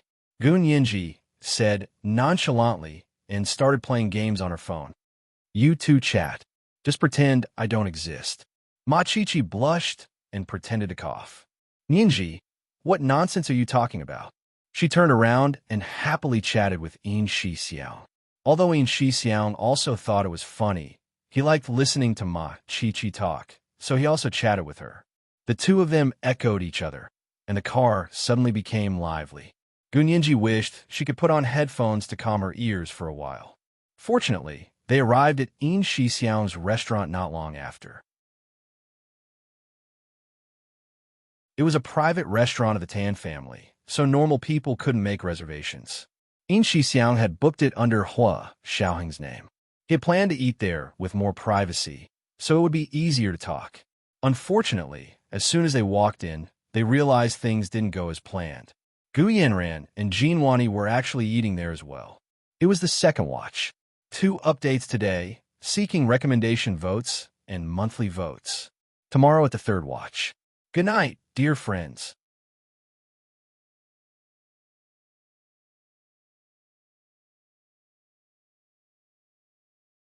Chapter 821. Gun Yinji froze when she saw Gu Yanran sitting at a table near the window in the lobby. She was actually quite impressed by this person. The naked short film had just been removed from the internet, and she could actually come out to socialize like nothing had happened. Her mental fortitude was truly amazing. Gun Yinji, who was especially good at learning, immediately felt that she should learn from Gu Yanran's mental fortitude. She should not be happy with material gains, not be sad about personal losses, not be evil, not be good. Something seemed wrong with the last 2 sentences. Gun Yinji couldn't help but laugh. She did it on purpose. Her plump, curvy lips curved into a happy smile, and her pretty face lit up with a very infectious smile. Gu Yanran was talking to Jinwani with a very gentle smile on her lips. She noticed someone was looking at her from the corner of her eye, and her demeanor became even more dignified.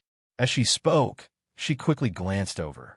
When he looked over, he was stunned as well. Her face instantly fell, and tears quickly welled up in her eyes, but she forced them back down. What's wrong, Yanran? Jinwani followed her gaze and saw Gun Yinji, Yin Xixiang, and a tall, beautiful young woman eating together. What was the girl's name again? I think she was called Chi-Chi. Ma Chi-Chi? Gun Yinji noticed they were looking at her and waved at them nonchalantly. She smiled and greeted them. Yin Xixiang and Ma Chi-Chi also looked over. Jinwani quickly looked away awkwardly and lowered her head to take a sip of mango juice to hide it. Gu Yanran's heart skipped a beat. She stood up with a wooden expression and trembled. I'm going to ask her how she can still smile. As she spoke, she grabbed her Chanel handbag and walked to Gun Yinji's table. Jinwani quickly chased after her. Yanran, what are you doing? Lawyer Jin, please let go of me. I have something to ask her. Gu Yanran broke free from Jinwani's hand and turned to Gun Yinji. Her eyes were red as she choked out. Gun Yinji, how can you still smile? Yi Xian went to the United States to commit murder and arson because of you, and you're still here enjoying the good life. Can you face your own conscience? My father adopted you so that you could rob him of his property by any means necessary? Bully his own daughter? Yin Xixiang was overjoyed when he heard this. He had just been racking his brains to think of a way to discreetly leak Yi Xian's crimes in the United States to Gun Yinji. He could tell the truth without breaking any rules. But now, Gu Yanran had stepped forward to solve his problems. He wouldn't break the rules, and Gun Yinji also knew about it. What a happy ending. He had to give Gu Yanran a like. Although this was what Yin Xixiang was thinking, his face showed a serious expression. He calmly stood up from behind the dining table and said in a low voice, Lawyer Jean, what's going on? You're a lawyer and Miss Gu's representative. How could you allow her to slander others in public? Aren't you afraid of bringing new lawsuits to Miss Gu? Gu Yanran raised her finely drawn eyebrows in surprise. She looked at Yin Xixiang, then at Gun Yinji. What's wrong? Don't you know? Then she stared at Gun Yinji and sneered. It's fine if they don't know, but you're pretending not to know as well. Isn't that too fake? Gun Yinji didn't take Gu Yanran seriously at all. She sat motionlessly in her seat and smiled dryly. What do I know? Miss Gu suddenly rushed over to accuse me. Did you forget to take your medicine when you left home today? Miss Gu controls so much of the Gu family's wealth, but you can't even afford doctor? Don't worry. Although I want to settle the score with you, I won't leave you with no money for the treatment. You're saying I'm sick? Gu Yanran pointed at her own nose. Gu Nianji, keep pretending, keep pretending. Yi Xian was arrested in the United States, but you're not sad at all. A woman like you has a heart of stone and a heart of a wolf. Splash. Gu Nianji grabbed the glass of water on the table and splashed it at Gu Yanran's face. I ignored you, but you're taking advantage of me. Gu Nianji's expression darkened. Apologize. Apologize now, or I'll really sue you. I mean what I say. Gu Nianji looked sharply at Jean Wani. Lawyer Jean, you know I'm not joking. Jean Wani hesitated for a second, but her face quickly filled with smiles. She said to Gu Nianji, Second Miss Gu, it was Miss Gu's fault today. I apologize on her behalf. No, I have to make her apologize to me personally. Gu Nianji didn't let it go. She raised her chin slightly and gestured towards Gu Yanran. Making her apologize is already letting her off easy. Lawyer Jean, don't push your luck. Jean Wani's face flushed from Gu Nianji's words in front of Yin Shi Xiao. She didn't know how to back down. However, her self-discipline as a lawyer prevented her from saying anything worse. She could only hold it in and bite her lower lip until it bled. Yin Shi Xiao didn't even look at her and continued to tease Gu Yanran. Huh? What did you say? Why are you cursing someone for committing murder and arson? Miss Gu, if I remember correctly, Yi Xian is your, best male friend, right? Yin Shi Xiang hummed for a long time and used the word best male friend. Mak Chi-Chi snorted and laughed so hard her shoulders shook. Gu Nianji also found it funny and nodded. Brother Xiong is right. Miss Gu, aren't you afraid of retribution for cursing your own little wolf dog like this? She knew that Yi Xian had gone to the United States to look for Gu Xiangwen's lawyer. She also knew that Hua Xiaoheng had sent Special Operations Forces field personnel to keep an eye on Yi Xian. Therefore, she was very relieved and didn't believe Gu Yanran's words at all. She only thought that Gu Yanran was exaggerating again to purposely distract her. Gu Yanran saw that these people didn't believe her and snorted. She took out her phone and found the video of the United States news. She passed it to Gu Nianji. See for yourself. Don't say I didn't warn you. Yi Xian went to the United States for you. Now that he has committed a crime like this, even if it's not the death penalty, he will be in prison for the rest of his life. Can your conscience really rest in peace? Gu Nianji glanced at the video on Gu Yanran's phone and had a thought. It didn't look fake. Yin Shi Xiang also came over to take a look and said loudly, Who knows if this is real or not? Nianji, search for yourself. Gu Nianji snapped back to reality and took out her phone to search for the news that Gu Yanran had mentioned. When a series of news reports and videos appeared on her phone, her heart sank. Gu Yanran was actually telling the truth. Gu Yanran saw that Gu Nianji was looking down at her phone and didn't speak anymore. She finally put away her phone and said loudly, See, I wasn't wrong, right? Yi Xian is willing to sacrifice his life for you. He can even do something so illegal. Yet you're still trying to slander me and say that he's my little wolf dog? Aren't you afraid of retribution? Gu Yanran returned Gu Nianji's words. Her heart felt like she was eating ice cream during the hottest days of summer. She had been losing ground to Gu Nianji recently and was very sullen. Fortunately, that person was smart and powerful. He helped her recover the situation as soon as he made a move. Everyone said that Gu Nianji was smart, but in Gu Yanran's eyes, she couldn't even compare to one of that person's fingers. Gu Nianji quickly finished reading all the news and videos and turned off her phone. She looked up calmly at Gu Yanran and said, Miss Gu, do you think I don't understand English? The news only said that a certain man with the surname Yi was the suspect. How could you directly convict him? The court hasn't even tried it yet. Also, the news only said that the surname was Yi. How did you know it was Yi Xian? Could this matter have something to do with you? So you knew it was him the moment you saw the news? The muscles on Gu Yanran's face twitched instinctively. She never thought that Gu Nianji would be able to see so many twists and turns just by watching a piece of news. At this moment, she decided not to act on her own. That person told her not to say anything in front of Gu Nianji to prevent her from using it against her. However, she thought that today was the perfect opportunity to build momentum and use it as evidence in court tomorrow. She didn't think that the more she said, the more mistakes she would make. Gu Yanran looked down at the table to hide the hint of panic in her eyes. She remained silent. Jean Wani finally said, "When Yi Xian went to the United States, he had a huge argument with Miss Gu. He asked for the lawyer's address and said he wanted to help Miss Gu. Miss Gu saw the address on the news, and the person who got into trouble was Mr. Gu's lawyer. The suspect's surname was Yi, so it wasn't a big deal for her to make such a logical deduction, right? Miss Gu is also a lawyer.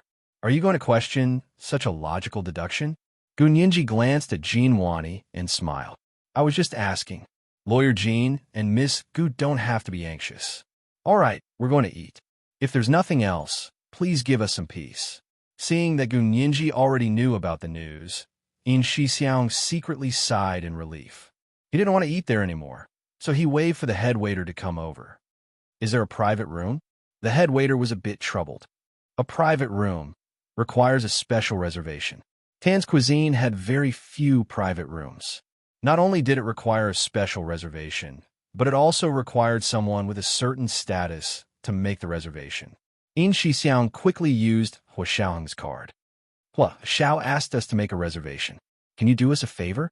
The head waiter quickly said, "Please wait a moment. I'll go ask the manager."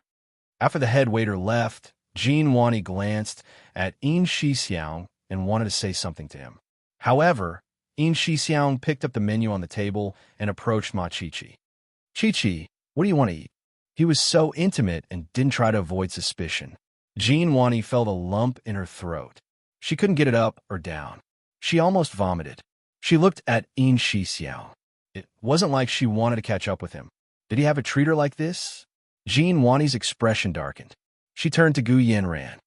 "Miss Gu, I'm already full. Are you full?" Gu Yanran didn't want to eat in the same restaurant as Gu Nianji. She had already achieved her goal, so she nodded at Jean Wani. "I'm also full. Let's go." The two of them didn't even say goodbye and turned to leave. However, Gu Nianji's mind was completely focused on the news about Yi Xian. She was still thinking about it when she walked into the private room. Her brows furrowed even tighter. She vaguely felt that this matter wasn't that simple. This was the first update. It's the third update today, asking for recommendation votes and monthly votes. It's Monday again. Especially recommendation votes, dear. First update for Qian Mo's April's Spiritual Pet Fate.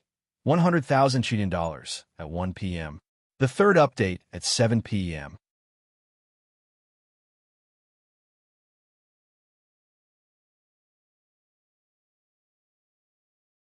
Chapter 822. When it was time to order, Gu Nianji was still distracted. Ma Chichi wanted to remind her, but In Shixiang gave her a look and whispered, "Don't disturb her. We'll just order." The Tan family's cuisine was famous for cooking all kinds of dried and fresh seafood, especially shark's fin. It could be written into a book with 108 ways to eat shark's fin. In Shixiang first ordered stir-fried duck liver, oysters with vermicelli and garlic, and 5-spice little silver fish as appetizers. He then ordered braised shark's fin as the main course. The braised shark's fin was made from hens that had been roasted with Romania. The chicken meat was almost cooked into juice, and it matched with the thick and smooth shark's fin. It was fresh, soft, and not greasy. She looked at the menu again and finally ordered a clear broth with bird's nest as dessert. It was called a clear broth, but it was actually a clear broth. Just the chicken, duck, ham, scallops, and scallops were countless. Ma Chichi had never eaten such delicious food before, so she couldn't take her eyes off the food. There was no one else in her eyes except for the food on the table. She looked at the food lovingly, and In Shixiang felt like he was jealous of the food. However, Gu Nianji didn't like the taste of the food. She only stuffed the food into her mouth mechanically and ate until she was full. To her, the shark's fin was like vermicelli. In Shixiang saw this but didn't disturb her. Gu Nianji must be using her smart brain to think about such an important matter, so he didn't want to disturb her. After the meal, Ma Chichi burped. Gu Nianji finally snapped out of it and looked at In Shi Xiang. Does Xiao know about this? In Shi Xiang poured himself some yellow wine and twirled the wine glass in his hand. Normally, foreign affairs are compiled into internal reports. I don't know if this incident was included. Gu Nianji understood In Shi Xiang's meaning when she heard his words. Xiao probably knew, but it wasn't convenient for him to tell her.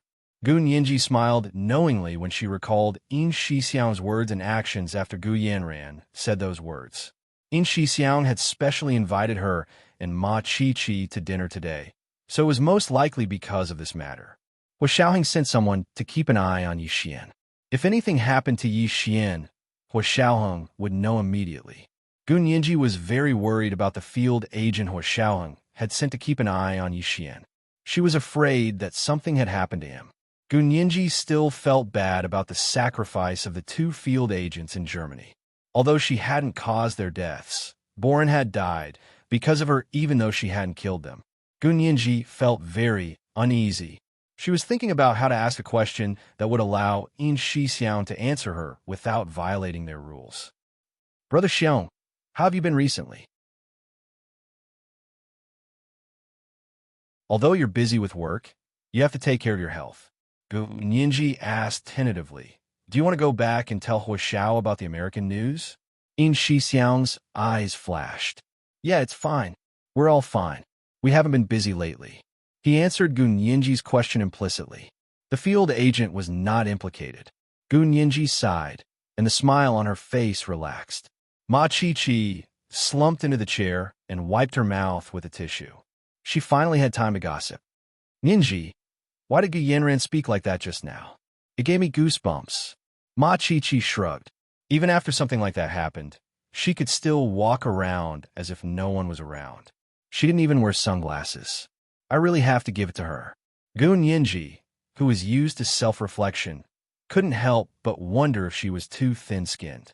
But when she thought about the things that Gu Yanran did that normal people couldn't do, she understood. It wasn't that she was thin-skinned, but that some people didn't have the concept of being thin-skinned at all. I also have to give it to her. Her mental fortitude is too good.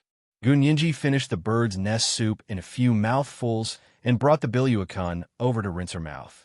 She said, Brother Xiong, thank you for today. I still have something to do, so I'm going back to school now. You and Chi-Chi can help yourselves. As she spoke, she grabbed her bag and rushed out. Nianji, don't leave me. Ma Chi-Chi reached out to stop her, but In Shi Xiang had already stopped her. Nianji is busy. Don't cause trouble. Ma Chi-Chi froze. Her gaze slowly moved down to their interlocked hands. In Shi Xiang smiled and quickly let go of her hand, but Ma Chi-Chi reflexively grabbed it. This was their first time holding hands, so they were both a bit nervous. Their palms were sweaty, but neither of them let go. They held hands like that until they paid the bill and walked out of Tan's Cuisine's door, their fingers still interlocked. When they got in the car, In Shi Xiang finally let go. Ma Chi-Chi blushed and got in. She held the hand that In Shi Xiang had held with one hand and kept rubbing it. She didn't know what she was thinking. In Shi Xiang actually didn't think much about it today before grabbing Ma Chi-Chi's hand. He didn't want her to cause trouble for Gu Nianji, but after grabbing it, he realized he couldn't let go. Neither of them spoke and drove back to the B University female graduate student dormitory. Ma Chi-Chi got out of the car in a panic and didn't even say goodbye. In Shi Xiang sat in the car and leaned against the steering wheel. He looked at Ma Chi-Chi's panic back and wanted to laugh, but he also felt sweet inside. There was a feeling that he had never felt before rising in his heart. It was like a sense of responsibility, but it was also like a kind of impulse. He was very sure that this was the first time in his life that he had this kind of feeling of responsibility and impulse intertwined. Perhaps it was time to come clean with Ma Chi-Chi. In Shi Xiang raised his eyebrows and looked in the direction of Ma Chi-Chi and Gu Nianji's dormitory. He stepped on the gas and drove away. Gu Nianji returned to campus first. She didn't return to the dormitory, but went to the library instead. She found a secluded corner to search for information online. She watched the American news over and over again. As long as it was video or written news, she didn't let it go. Especially the local police station's constant press conferences to inform the media of the progress of the case. She was sure that Hua Xiaoheng must have got more information because that field agent should be by Yi Xian's side. Of course, he was hidden in the dark. He wouldn't and shouldn't expose himself. Time passed by, and the sky darkened. Gun Yinji propped her head on her hand and looked at the gradually darkening sky outside the library's large glass window. She dismissed the idea of looking for Hua Xiaoheng. She now understood that the information from Hua Xiaoheng's side was useful to them, but it was useless to Gun Yinji. That was because that information couldn't be used as evidence in court. Since it couldn't be presented to the court as public information, then she didn't want it. She wanted to find clues from the public news in the United States to deal with the possible attacks from Gu Yanran and Jin Wani. The next day's court session started at 8 in the morning. The second round of the estate dispute between Gun Yinji and Gu Yanran was held in Court A of the Imperial Capital High People's Court. This time, only Yin Shixiang and Ma Qiqi came to listen. Hua Xiaoheng and Zhao Yanzi didn't come. Gu Yanran only brought a British housekeeper with her. There weren't many people sitting in the huge courtroom. Also, it was a closed courtroom that wasn't open to the public. The media and ordinary citizens couldn't come to listen. Only some court officials, Speaker Long's assistant, General Ji's personal secretary, and some others came to listen. At 8 o'clock sharp, everyone was present. The judge announced the topic of today's second trial, which was to verify and divide the assets according to the inventory that Gu Yanran submitted. There was also the matter of Gun Yinji's adoption documents. Because Gu Yanran's side said that it would take another 3 months to verify, this issue wouldn't be discussed for now. The judge banged his gavel and said solemnly, "Plaintiff, do you have any objections to the inventory submitted by the defendant?" The court also sent the inventory that Gu Yanran submitted to Gun Yinji. Because in an estate dispute like this, both parties needed to reach an agreement on the total value of all the assets before proceeding to the division process. Gun Yinji carefully studied the inventory that Gu Yanran submitted and compared it with the inventory that Yi Xian had given her. It was only 1/3 of the inventory. Gu Yanran listed all the patents, but only a very small portion of the bank accounts, investment funds, bank safety deposit boxes, antiques, and the holding company in the Cayman Islands were listed. Gun Yinji thought about it. The patents were easier to check, so it wouldn't be easy for Gu Yanran to hide it. However, the other assets were easy to hide. So when the judge asked Gun Yinji if she had any objections to the inventory, she immediately said, "Your Honor, I have objections." Gu Yanran raised a brow and exchanged a meaningful look with Jin Wani. Jin Wani smiled and waited for Gun Yinji to make things difficult for her. This was the second update, and the first update of the spiritual pet fate, 100,000 Chinan dollars for Qian Mo's wife, April, had arrived. Today is the third update, requesting recommendation votes and monthly votes. It was Monday again, especially recommendation votes. The third update was at 7 p.m.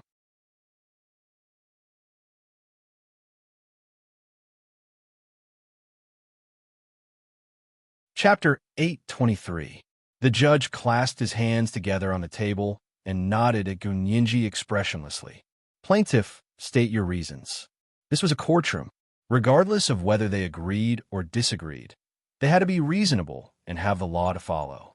Gun Yinji smiled and nodded. She turned to look in Jin Wani and Gu Yanran's direction and said with a smile, "You two seem to be very excited about my questions. Could it be that you purposely gave me a fake list and waited for me to ask questions? Then break them one by one?" Gun Yinji wasn't someone who could be led by the nose. Objection. Plaintiff is using assumptions to replace facts to slander my client. Jin Wani immediately refuted Gun Yinji. The judge looked down and looked at the list of assets Gu Yanran had submitted. He thought about it and said to Gun Yinji, "Plaintiff, please watch your words." "Yes, Your Honor."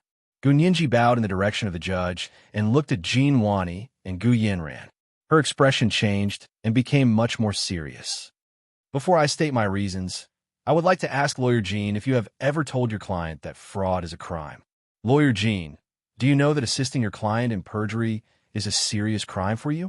What do you mean? Jean Wani's expression changed. Gunyinji, this is an estate dispute case. It's a financial case, not a criminal case. Why are you talking about fraud and perjury? Isn't it? Gunyinji walked in front of them. Her tall figure stood in front of Jean Wani and Gu Yanran. Her aura was threatening and oppressive. Lawyer Jean, you should educate your client about the law and tell her what fraud is. According to our country's laws, fraud is an act of using fictitious facts or concealing the truth to defraud a relatively large amount of public or private property for the purpose of illegal possession. The maximum penalty for serious cases is life imprisonment. This is completely suitable for your client, Gu Yanran. Gu Yanran's expression changed, and her lips trembled violently.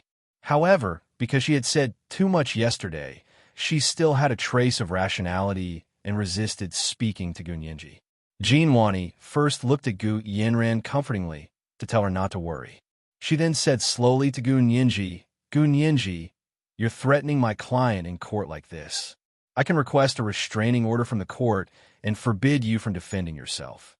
Gunyinji chuckled and opened a folder in her hands in Jean Wani's direction. Lawyer Jean, almost every country's laws have the same stipulation. Everyone has the natural right to represent themselves in litigation. This right is above a lawyer's right to representation. As long as I am in a sound state of mind and am fully responsible for legal action, the court cannot deprive me of my right to represent myself. Lawyer Jean, Principles of Law is a very good course. If you don't remember it, you can use the credit requirement for continuing education every year to take this course again. Jean Wani sneered. Her aura was no less imposing than Gunyinji's. Gunyinji, you're still the same. You haven't improved at all. Do you think you can win the case by making personal attacks in court? Lawyer Jean, you haven't improved much either. First of all, assault is not a legal definition. Second of all, assault includes attacking another person's body. So your accusation is baseless. First, I didn't break the law. Second, I didn't attack your body. So you saying I'm making a personal attack is a form of slander in itself. Assault is not a legal definition, but slander is. Gunyinji calmly flipped open her folder. But today isn't the time to discuss these issues. Lawyer Jean, it's useless to argue with me, even if you argue until next year. Gunyinji seemed to be saying something obvious. It was like the sky was about to rain or the trees were about to blow. She didn't look pleased or happy at all. Jean Wani hated Gunyinji's condescending attitude the most. When she acted like this in court, it made it seem like the truth and the law were on her side. It made people want to curse her. Gunyinji looked at Gu Yanran with a straight face and said calmly, let's get back to the crime of fraud. Gu Yanran, your lawyer didn't educate you about the law. I'll do it for you today. I'll say this first. I don't charge for educating you. I'm a good citizen of the country. Objection. The topic raised by the plaintiff has nothing to do with the case. Jean Wani had no choice. Seeing Gunyinji getting further and further off topic, she couldn't let her lead her by the nose. Before the judge could speak, Gunyinji immediately said, Your Honor, I will prove that my topic is greatly related to the case. Gu Yanran was so angry that even the tips of her ears turned red. What was Gunyinji trying to prove? Was she trying to prove that she was a swindler? Gu Yanran stood up in a flash. Jean Wani quickly stopped her. Miss Gu, please calm down. I know what I'm doing. Jean Wani hinted that she already had a plan, so Gu Yanran slowly sat back down. Gunyinji felt it was a pity that Gu Yanran didn't explode in court. It seemed like she controlled her temper well this time. Gunyinji knocked on the table nonchalantly and said, Defendant Gu Yanran, the crime of fraud is the act of using fictitious facts or concealing the truth to defraud a relatively large amount of public or private property for the purpose of illegal possession. In your case, you used fictitious facts or concealing the truth to defraud the Gu family's assets for the purpose of illegal possession. The amount of private property you defrauded was so large that it was outrageous. Therefore, If you insist on concealing the truth and don't hand over the inventory of all the assets, I can guarantee that your sentence will be the highest, life imprisonment. You're slandering me. Gu Yanran was finally enraged, and her tall chest rose and fell. Jin Wani quickly interrupted Gu Yanran and rushed to say to Gu Ninji, Gu Ninji, you need evidence to speak in court. What right do you have to say that my client made up facts and concealed the truth? She is the biological daughter of the Gu family. What do you mean by illegal possession of the Gu family's assets? Gu Ninji let out a long, "Oh," and spread her hands. Fine, I didn't say it strictly enough. Gu Yanran probably had the purpose of illegally possessing my portion of the Gu family's assets. You can't deny that, right? We're standing here in court today because of this portion of the Gu family's assets that belongs to me. Jin Wani was momentarily speechless by Gu Ninji. Indeed, they were here in the estate dispute case because Gu Ninji had a claim on the Gu family's assets. Look, Gu Yanran, even your lawyer is speechless.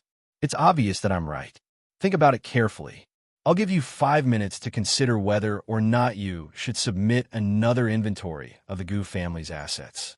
Gu Ninji slammed a piece of white paper on the table in front of Gu Yanran. She then turned to look at Jin Wani. Lawyer Jin, let's talk about the crime of perjury. According to our country's laws, concealing important criminal evidence or assisting in the commission of perjury during legal proceedings can result in a sentence ranging from 3 to 7 years in prison if the circumstances are serious. Judicial personnel who commit the crime of perjury will receive a heavier punishment. Gu Ninji emphasized the last sentence. Lawyer Jin, have you thought about it? If you insist that this inventory is true, you are most likely suspected of perjury. Also, why didn't you sign this inventory of assets? Why was Gu Yanran the only one who signed it? Jin Wani bit her lip and quickly thought about it. She avoided the sensitive topic of signing and continued to refute Gu Ninji. Gu Ninji, according to our country's laws, if testimony or other evidence is false and not intentionally forged, then it is not considered forged evidence. As for me, I did not intentionally induce or assist in the fabrication of evidence. Therefore, even if the evidence is false, I'm not involved in the crime of perjury. Gu Ninji was a bit surprised. Jin Wani had really improved. She could actually rebut her. However, Gu Ninji didn't show it and didn't pursue the matter of Jin Wani not signing it. It could be considered as letting her off the hook. Gu Ninji's eyes flashed as she asked again, Really? But you have to think carefully. Whether or not it was intentionally forged depends on the court's verdict. It's not something that you can get away with just saying that you didn't mean it. When it came to court, there must be a solid chain of evidence to prove that it was indeed not intentional. Jin Wani fell silent again. Gu Ninji gained the upper hand by making a show of strength. She wanted to make them doubt her first so that she could carry out the next round of attacks. Your Honor, the reason why I said that the defendant, Gu Yanran, may be suspected of fraud and the defendant's lawyer, Jin Wani, may be suspected of forging evidence is because I still have an inventory of the Gu assets here. At that moment, Gu Ninji took out the inventory of the Gu assets that Yuxian had given her and gave it to the court staff to present to the judge. This is the third update. Today is the third update, seeking recommendation votes and monthly votes. It's Monday again, especially recommendation votes.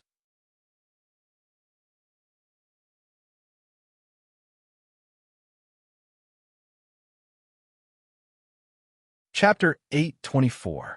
Your Honor, this is a list of the Gu assets that I obtained from other sources. For this reason, I compared it with the list submitted by Gu Yanran that the court forwarded to me.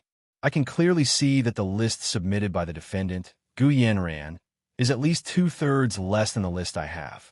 Therefore, I have reason to believe that the defendant intentionally hid the assets that originally belonged to the Gu family and had ill intentions. Therefore, she is guilty of fraud. Gu Ninji looked in Gu Yanran's direction and enunciated each word slowly. Her eyes stared at Gu Yanran and did not miss a single change in her expression. However, Gu Yanran was probably prepared, so she controlled her expression very well. She showed an appropriate expression of shock, then smiled slightly and shook her head. She seemed to be sighing with an expression of disbelief. The judge looked down at the list submitted by Gu Nianji, then looked at the comparison of the two. After a long time, he looked up and asked Gu Nianji, "Where did you get this list from?" Jean Wani's eyes flashed as she asked the judge, "Yes, Gu Nianji, where did you get this list?" "That's strange. Didn't you lose your memory? How could you remember how much the Gu family had? Also, you left the Gu family 7 years ago. Where did you get the inventory of the Gu family's assets?" Gu Nianji looked at Jean Wani, then at the judge. She purposely hesitated and stammered, "Do I have to say?" "Of course. Otherwise, how would we know if you obtained this list legally? Evidence in court must follow the principles of procedural justice. Once there is a mistake in the procedure, even real evidence cannot be used as evidence in court." Jean Wani immediately spoke with confidence. She appeared to be professional and sharp. "If you cannot state the source, then your list was obtained illegally and cannot be used as legal evidence in the first place."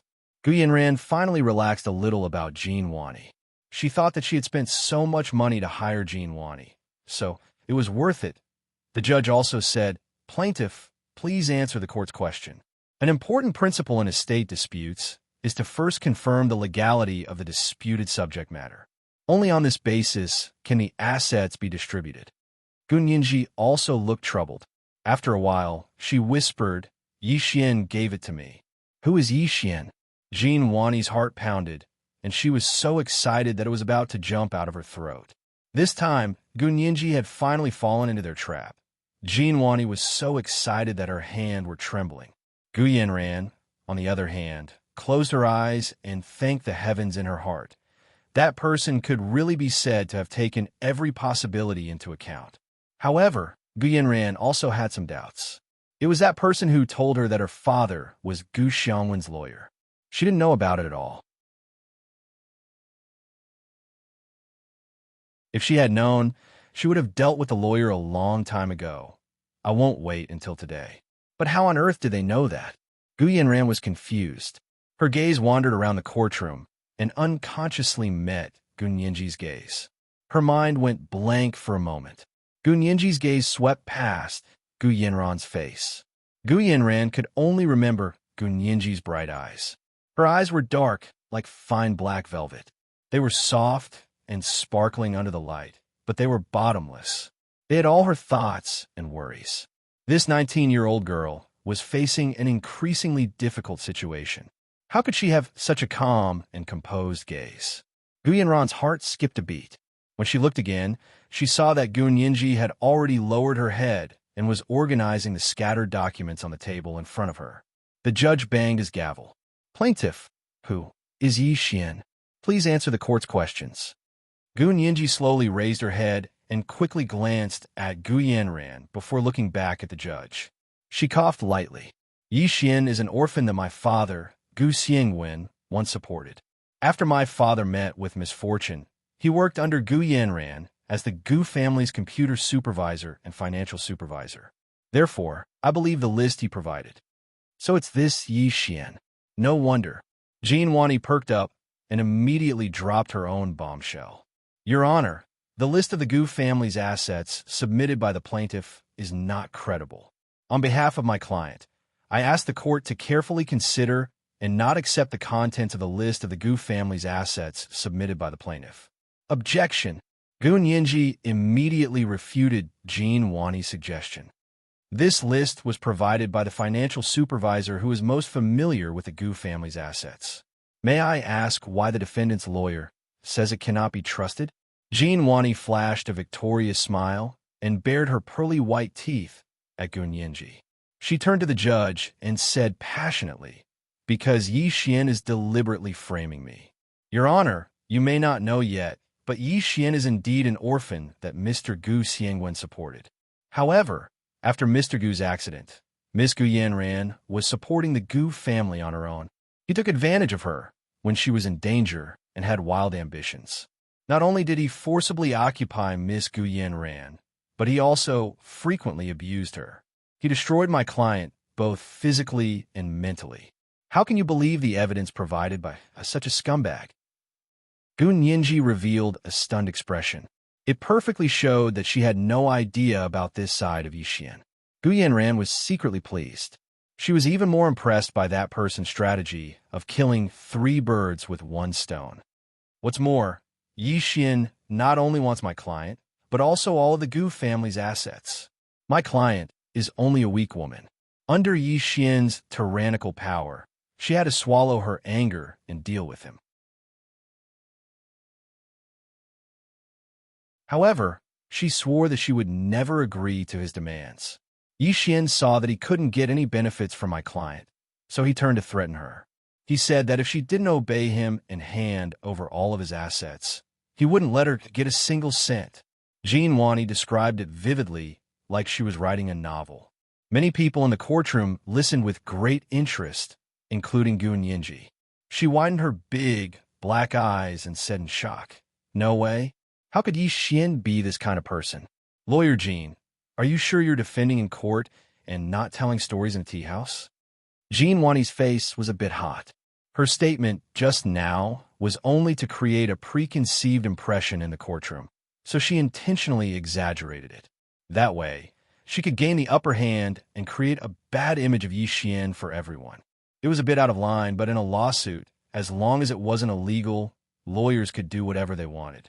Didn't Gu Nianji use many methods in court in the past? Jean Wani silently criticized Gu Nianji and turned to the judge.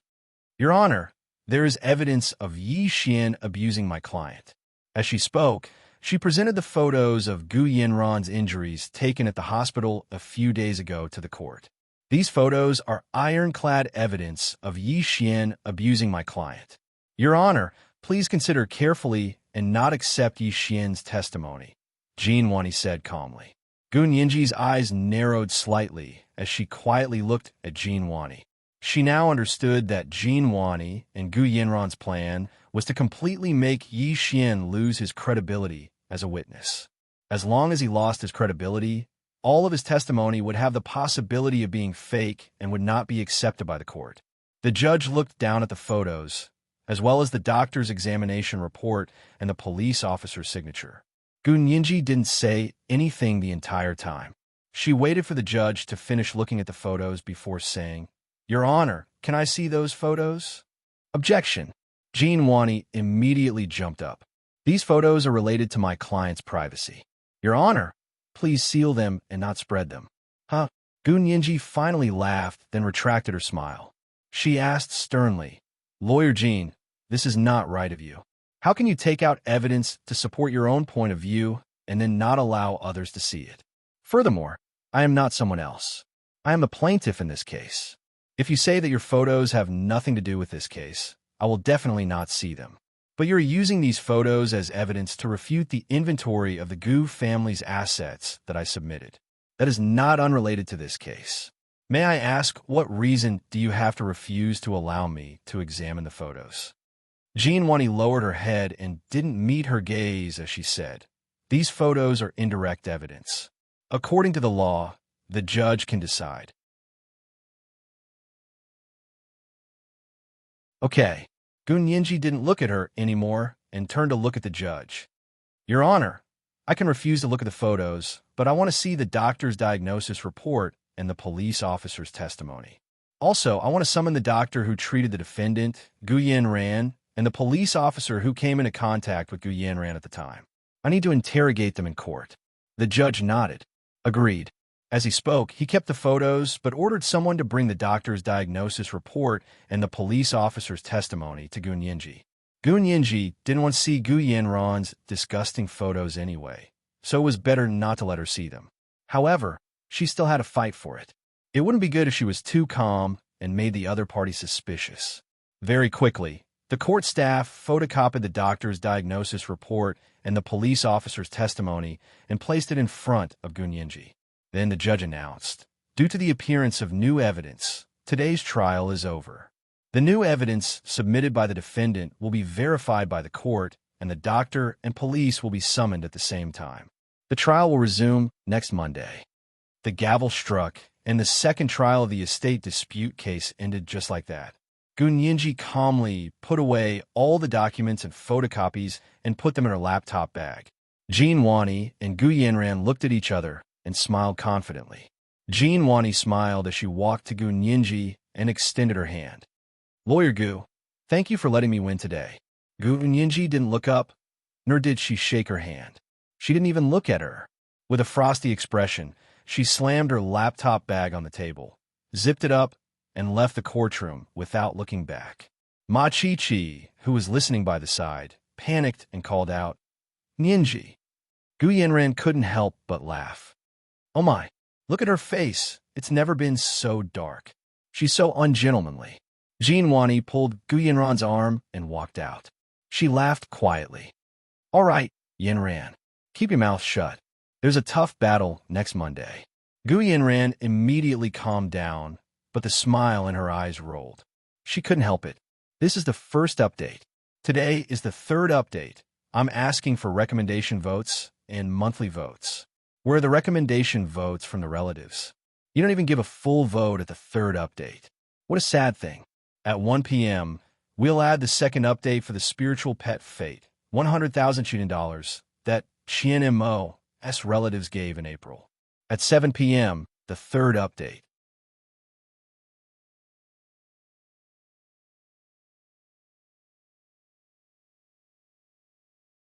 Chapter 825. Nianji? Nianji? Wait for me. Ma Chi-Chi panted as she caught up to Gu Nianji. Holding her hand, her eyes were red. "Nianji, don't be sad." Gu Nianji glanced at Gu Yanran and Jean Wani, who were staring at her from afar.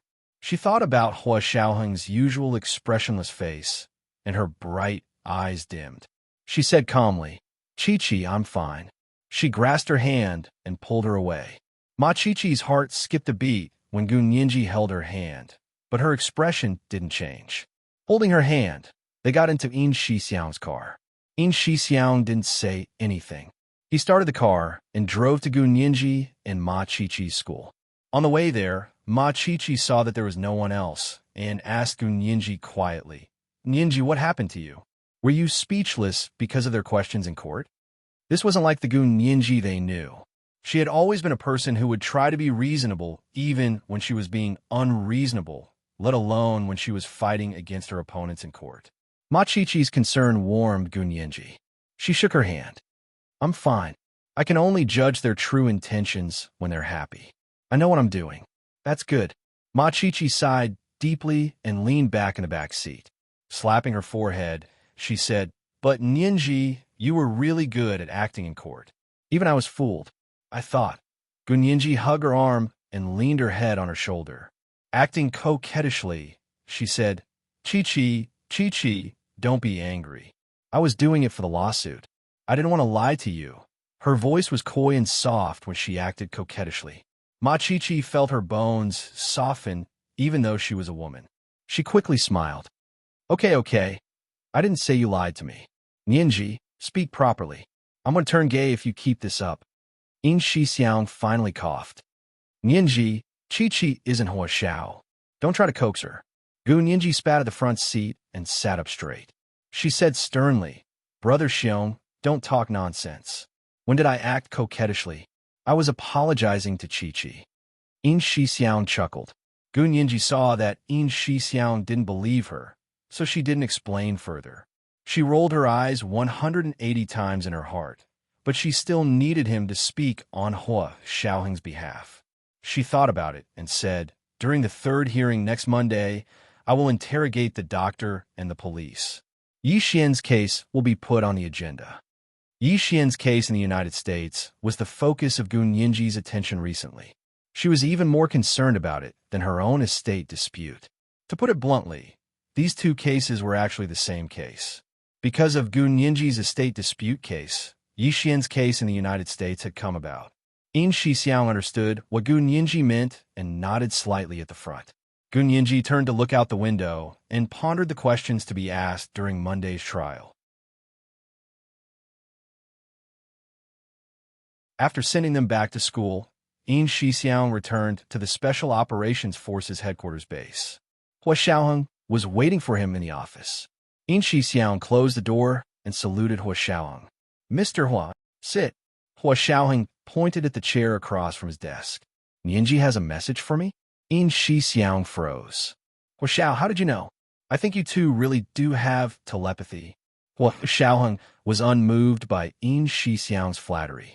He looked at him calmly. Go ahead. Yin Xixiang became serious. Gu Yanran and Jin Wani are fully prepared this time. They want Yi Xian dead. He had already used his phone to live-stream the trial to Hua Xiaoheng. However, what Gu Yanji said in the car had to be said by him personally. Although he didn't understand what she meant, he still repeated it verbatim to Hua Xiaoheng. Nianji said that during the third trial next Monday, she will be interrogating the doctor and police.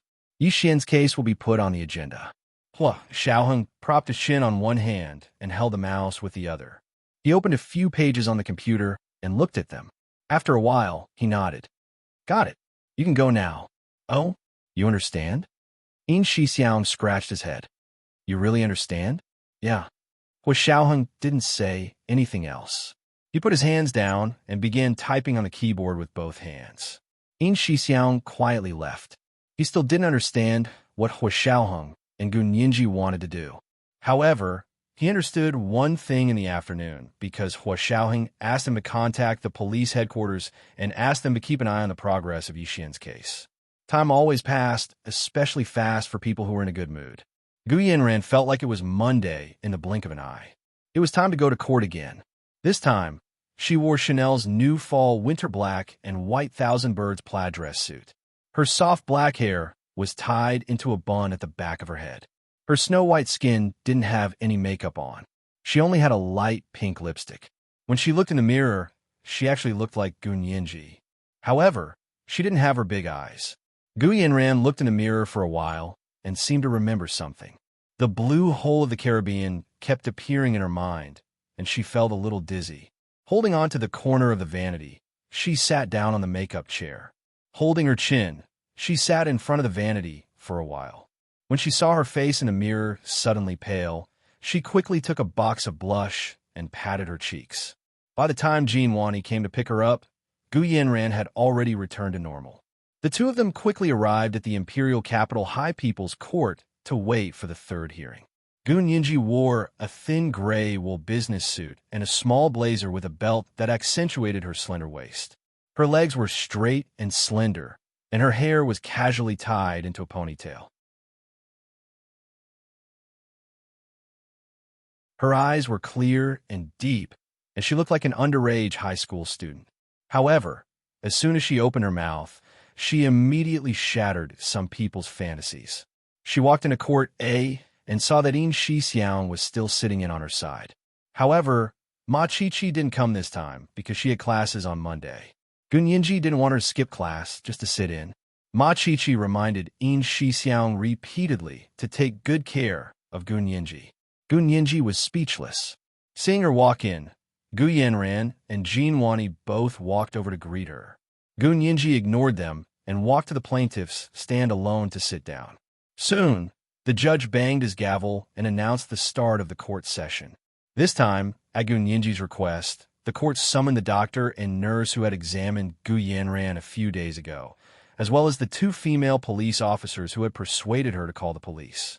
Plaintiff, you may cross-examine the witness. The judge folded his hands and looked at Gu Yanji solemnly. The third hearing was directly broadcasted to the military leaders and Speaker Long through the cameras in the courtroom. They didn't go to the Special Operations Forces. Instead, they went to the conference room in the courtyard of the military headquarters. Gu Yanji stood up and bowed slightly to the judge, then politely greeted the staff in the courtroom and the people sitting in the audience. She then looked at the four people sitting in the witness stand, 1 man and 3 women. They were the doctor, nurse, and police officers. Gu Yanji walked over and first said to Gu Yanran, Plaintiff, please confirm if the people sitting here are the doctor and nurse who had examined you that day.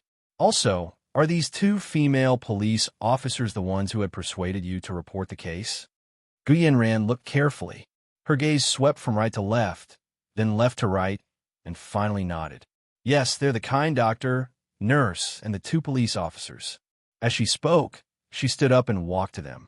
She bowed deeply and said, Thank you for saving me. She had a humble and gentle appearance.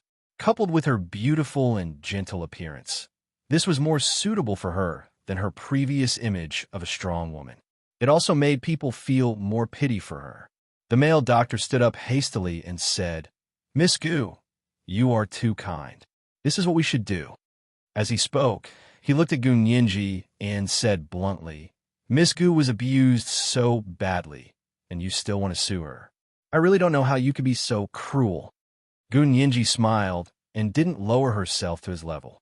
However, Gu Yanran's eyes reddened with gratitude. She choked out, "Thank you, doctor." She bowed again. Gu Nianji finally said slowly, "Defendant, since you are so grateful to this doctor who saved your life, may I ask what his last name is?" Gu Yanran froze and quickly glanced at Jean Wani. Biting her lip, she said, "Of course I know." "What's his last name?" Jean Wani suddenly shouted from the defendant's stand, "Dr. Liu, thank you for saving my client." Gu Nianji turned around to look at Jean Wani. "Lawyer Jean, you saved the situation in time." Gu Yanran obviously didn't remember the doctor's last name. Gu Nianji was purposely provoking her earlier. Jean Wani also noticed, so she immediately called out Gu Nianji's intention and said the doctor's last name. However, Gu Yanran hesitated, and Jean Wani called out, so everyone understood that Gu Yanran didn't remember the doctor at all. Dr. Liu thought about his righteous indignation just now and couldn't help feeling a bit awkward. This was the second update. The second update for the spiritual pet fate, 100,000 Chidan dollars, awarded to Qian Mo's relatives in April has arrived. Today is the third update, requesting recommendation votes and monthly votes. Where are the recommendation votes from the relatives? They didn't even give a full vote at the third update. How sad. 7:00 p.m., the third update.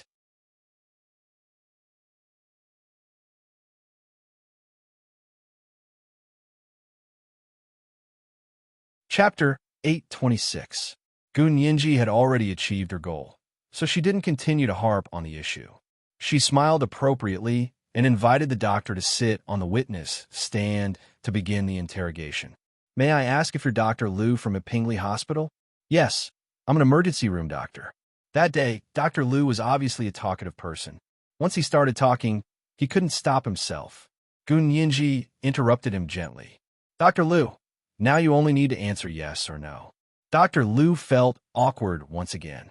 The anger he felt for Gu Yanran's sake earlier dissipated just like that. He only felt so awkward now that he couldn't even be bothered to say anything. Gu Nianji waited for him to calm down before asking again. "Then may I ask if your hospital received a lady who suddenly fainted from Block C of the Ipingli Commercial District building 10 days ago?"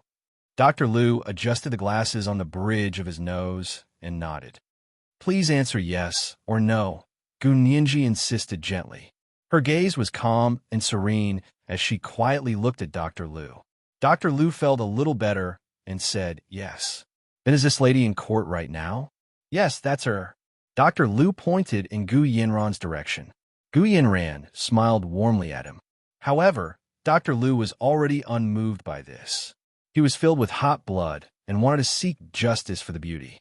However, he found out that the fair, rich, and beautiful woman who had stayed in his hospital for 2 to 3 days and had always been grateful to him did not even care about his surname. It seemed that his righteous indignation was too cheap. Perhaps in the beautiful lady's eyes, he wasn't even worth mentioning.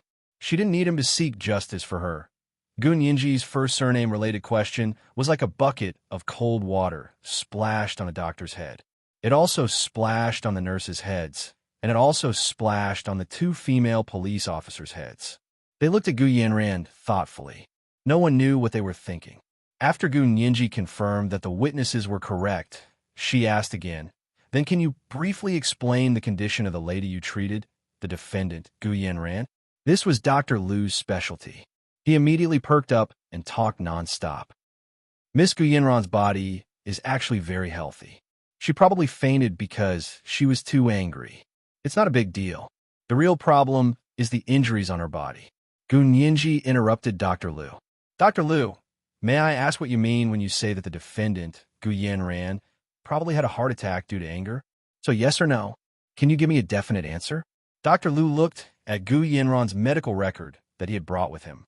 He deliberated for a moment before saying, I said roughly because from her examination, her pulse, breathing, blood pressure, and blood sugar are all normal. Logically speaking, there shouldn't be any signs of fainting. But, Gu Nianji quickly replied, you mean that the defendant, Gu Yanran, was actually pretending to faint? The atmosphere in the courtroom suddenly became stifling, and everyone's breathing seemed to stop. Their gazes shifted to Gu Yanran at the same time. She was a little flustered, but she knew she had no way out, so she used more willpower than usual to control her emotions. Jean Wani frowned, stood up, and said, Objection. The plaintiff's conclusion has no basis. The judge thought about it and asked Dr. Liu, Dr. Liu, from your professional point of view, does the plaintiff's conclusion make sense? Although Dr. Liu was reluctant, he still nodded. That's possible. However, the human brain is complicated. Although we can't find the cause of the illness sometimes, the illness is real and not faked. Of course, this kind of situation existed, but Gu Nianji was sure that Gu Yanran didn't have it. However, she didn't continue asking because she couldn't flip Gu Yanran over in one go. If she did, she wouldn't be able to continue the show. Gu Nianji pretended to be convinced and said, All right then, may I ask what happened after you admitted the defendant? After that, we happened to discover some injuries on her body, both old and new. It looked like it was caused by domestic violence, so I suggested she call the police. Dr. Liu looked at the two female police officers. As for the rest, you'll have to ask the police. Gu Nianji thanked Dr. Liu solemnly. Thank you for your cooperation. If there are any problems in the future, I hope you can support us. You're welcome. Dr. Liu walked down from the witness stand and realized that his back was wet with sweat. He returned to his original seat, still very nervous. At that moment, Gu Nianji asked the nurse to sit down at the witness stand. Gu Nianji also asked the nurse the same question she had asked the doctor.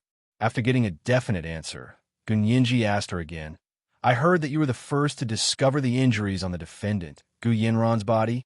Yes, I discovered it in the ambulance that day. Sai, why do you think that man is so cruel? Man? What man? What's his name? Gu Nianji asked calmly. Yi Xian. Yes, it's Yi Xian. This name is very unique and easy to remember. The nurse was a chubby young girl who was also very talkative. Yi Xian? Are you sure it was Yi Xian? Did you see it with your own eyes, or did you hear it from someone else? Gu Nianji walked to stand in front of the nurse and confirmed again. Yes, that's his name. The nurse glanced at Dr. Liu. I heard it from Dr. Liu. Dr. Liu returned to the witness stand and accepted Gu Nianji's cross-examination with the nurse. May I ask, Dr. Liu, how did you know that the person who abused the defendant was Yi Xian? Gu Nianji asked solemnly as she took notes with a pen and paper. Dr. Liu's face was a bit red, but he still said honestly, when I came to do my ward rounds, I heard Miss Gu talking to her housekeeper at the door. She said that Yi Xian was Miss Gu's boyfriend. Is that so? Gu Nianji turned to Gu Yanran. Her bright eyes were like mirrors as she looked at her quietly, as if she could see her own reflection. Gu Yanran looked away and didn't meet Gu Nianji's eyes. She didn't say anything, so Jean Wani said on her behalf, Objection. My client didn't say anything about Yi Xian to the witness. As for the witness saying that he heard at the door, this is too ridiculous. I asked the court not to accept it. This was equivalent to eavesdropping, and most eavesdropping couldn't be used as legitimate evidence in court. Gu Nianji's eyes flashed, and she suddenly said sternly, So you're saying that the defendant, Gu Yanran, didn't say that Yi Xian did it, and that it was completely the doctor, nurse, and the police officer's own imagination? The doctor, nurse, and the two female police officers all looked up at Gu Yanran. Gu Yanran fidgeted under their stares. She didn't seem to want to say anything, but she finally found her conscience after being stared at by these people. She covered her face and cried. I said it wasn't Yi Xian. I did it myself. I'm begging you, stop causing trouble. In our professional opinion, Miss Guyenran may have been under Yi Xian's abuse for a long time, so she has already lost the will to resist. One of the female police officers said loudly to stop Gun Yinji from attempting to defend the criminal. Gun Yinji looked at the female police officer who had spoken and asked sharply, "May I ask your professional opinion is to convict the defendant in a situation where there is no defendant?" Yi Xian wasn't even here, and this female police officer hadn't even seen him. What right did she have to come up with a story of sadomasochistic love between a scumbag and a slut? It was the third watch. Today was the third watch. Asking for recommendation votes and monthly votes. Where were the recommendation votes for my friends? You didn't even give a full vote at the third watch. What a sad thing. P.S. This trial is still more enjoyable with a big chapter. I'll have a big chapter tomorrow. My friends, don't think it's too expensive. Book orders are all charged by 1,000 words. My book isn't more expensive than others. Hope everyone knows. You're tuning into the Romance Rendezvous YouTube channel. We're so grateful for your support, and don't forget to subscribe to join us on this incredible journey through captivating stories. Your generosity through donations truly makes a world of difference, as it's the primary source of revenue that allows me to expand and enhance this channel for you. Thank you from the bottom of my heart for being a part of this adventure.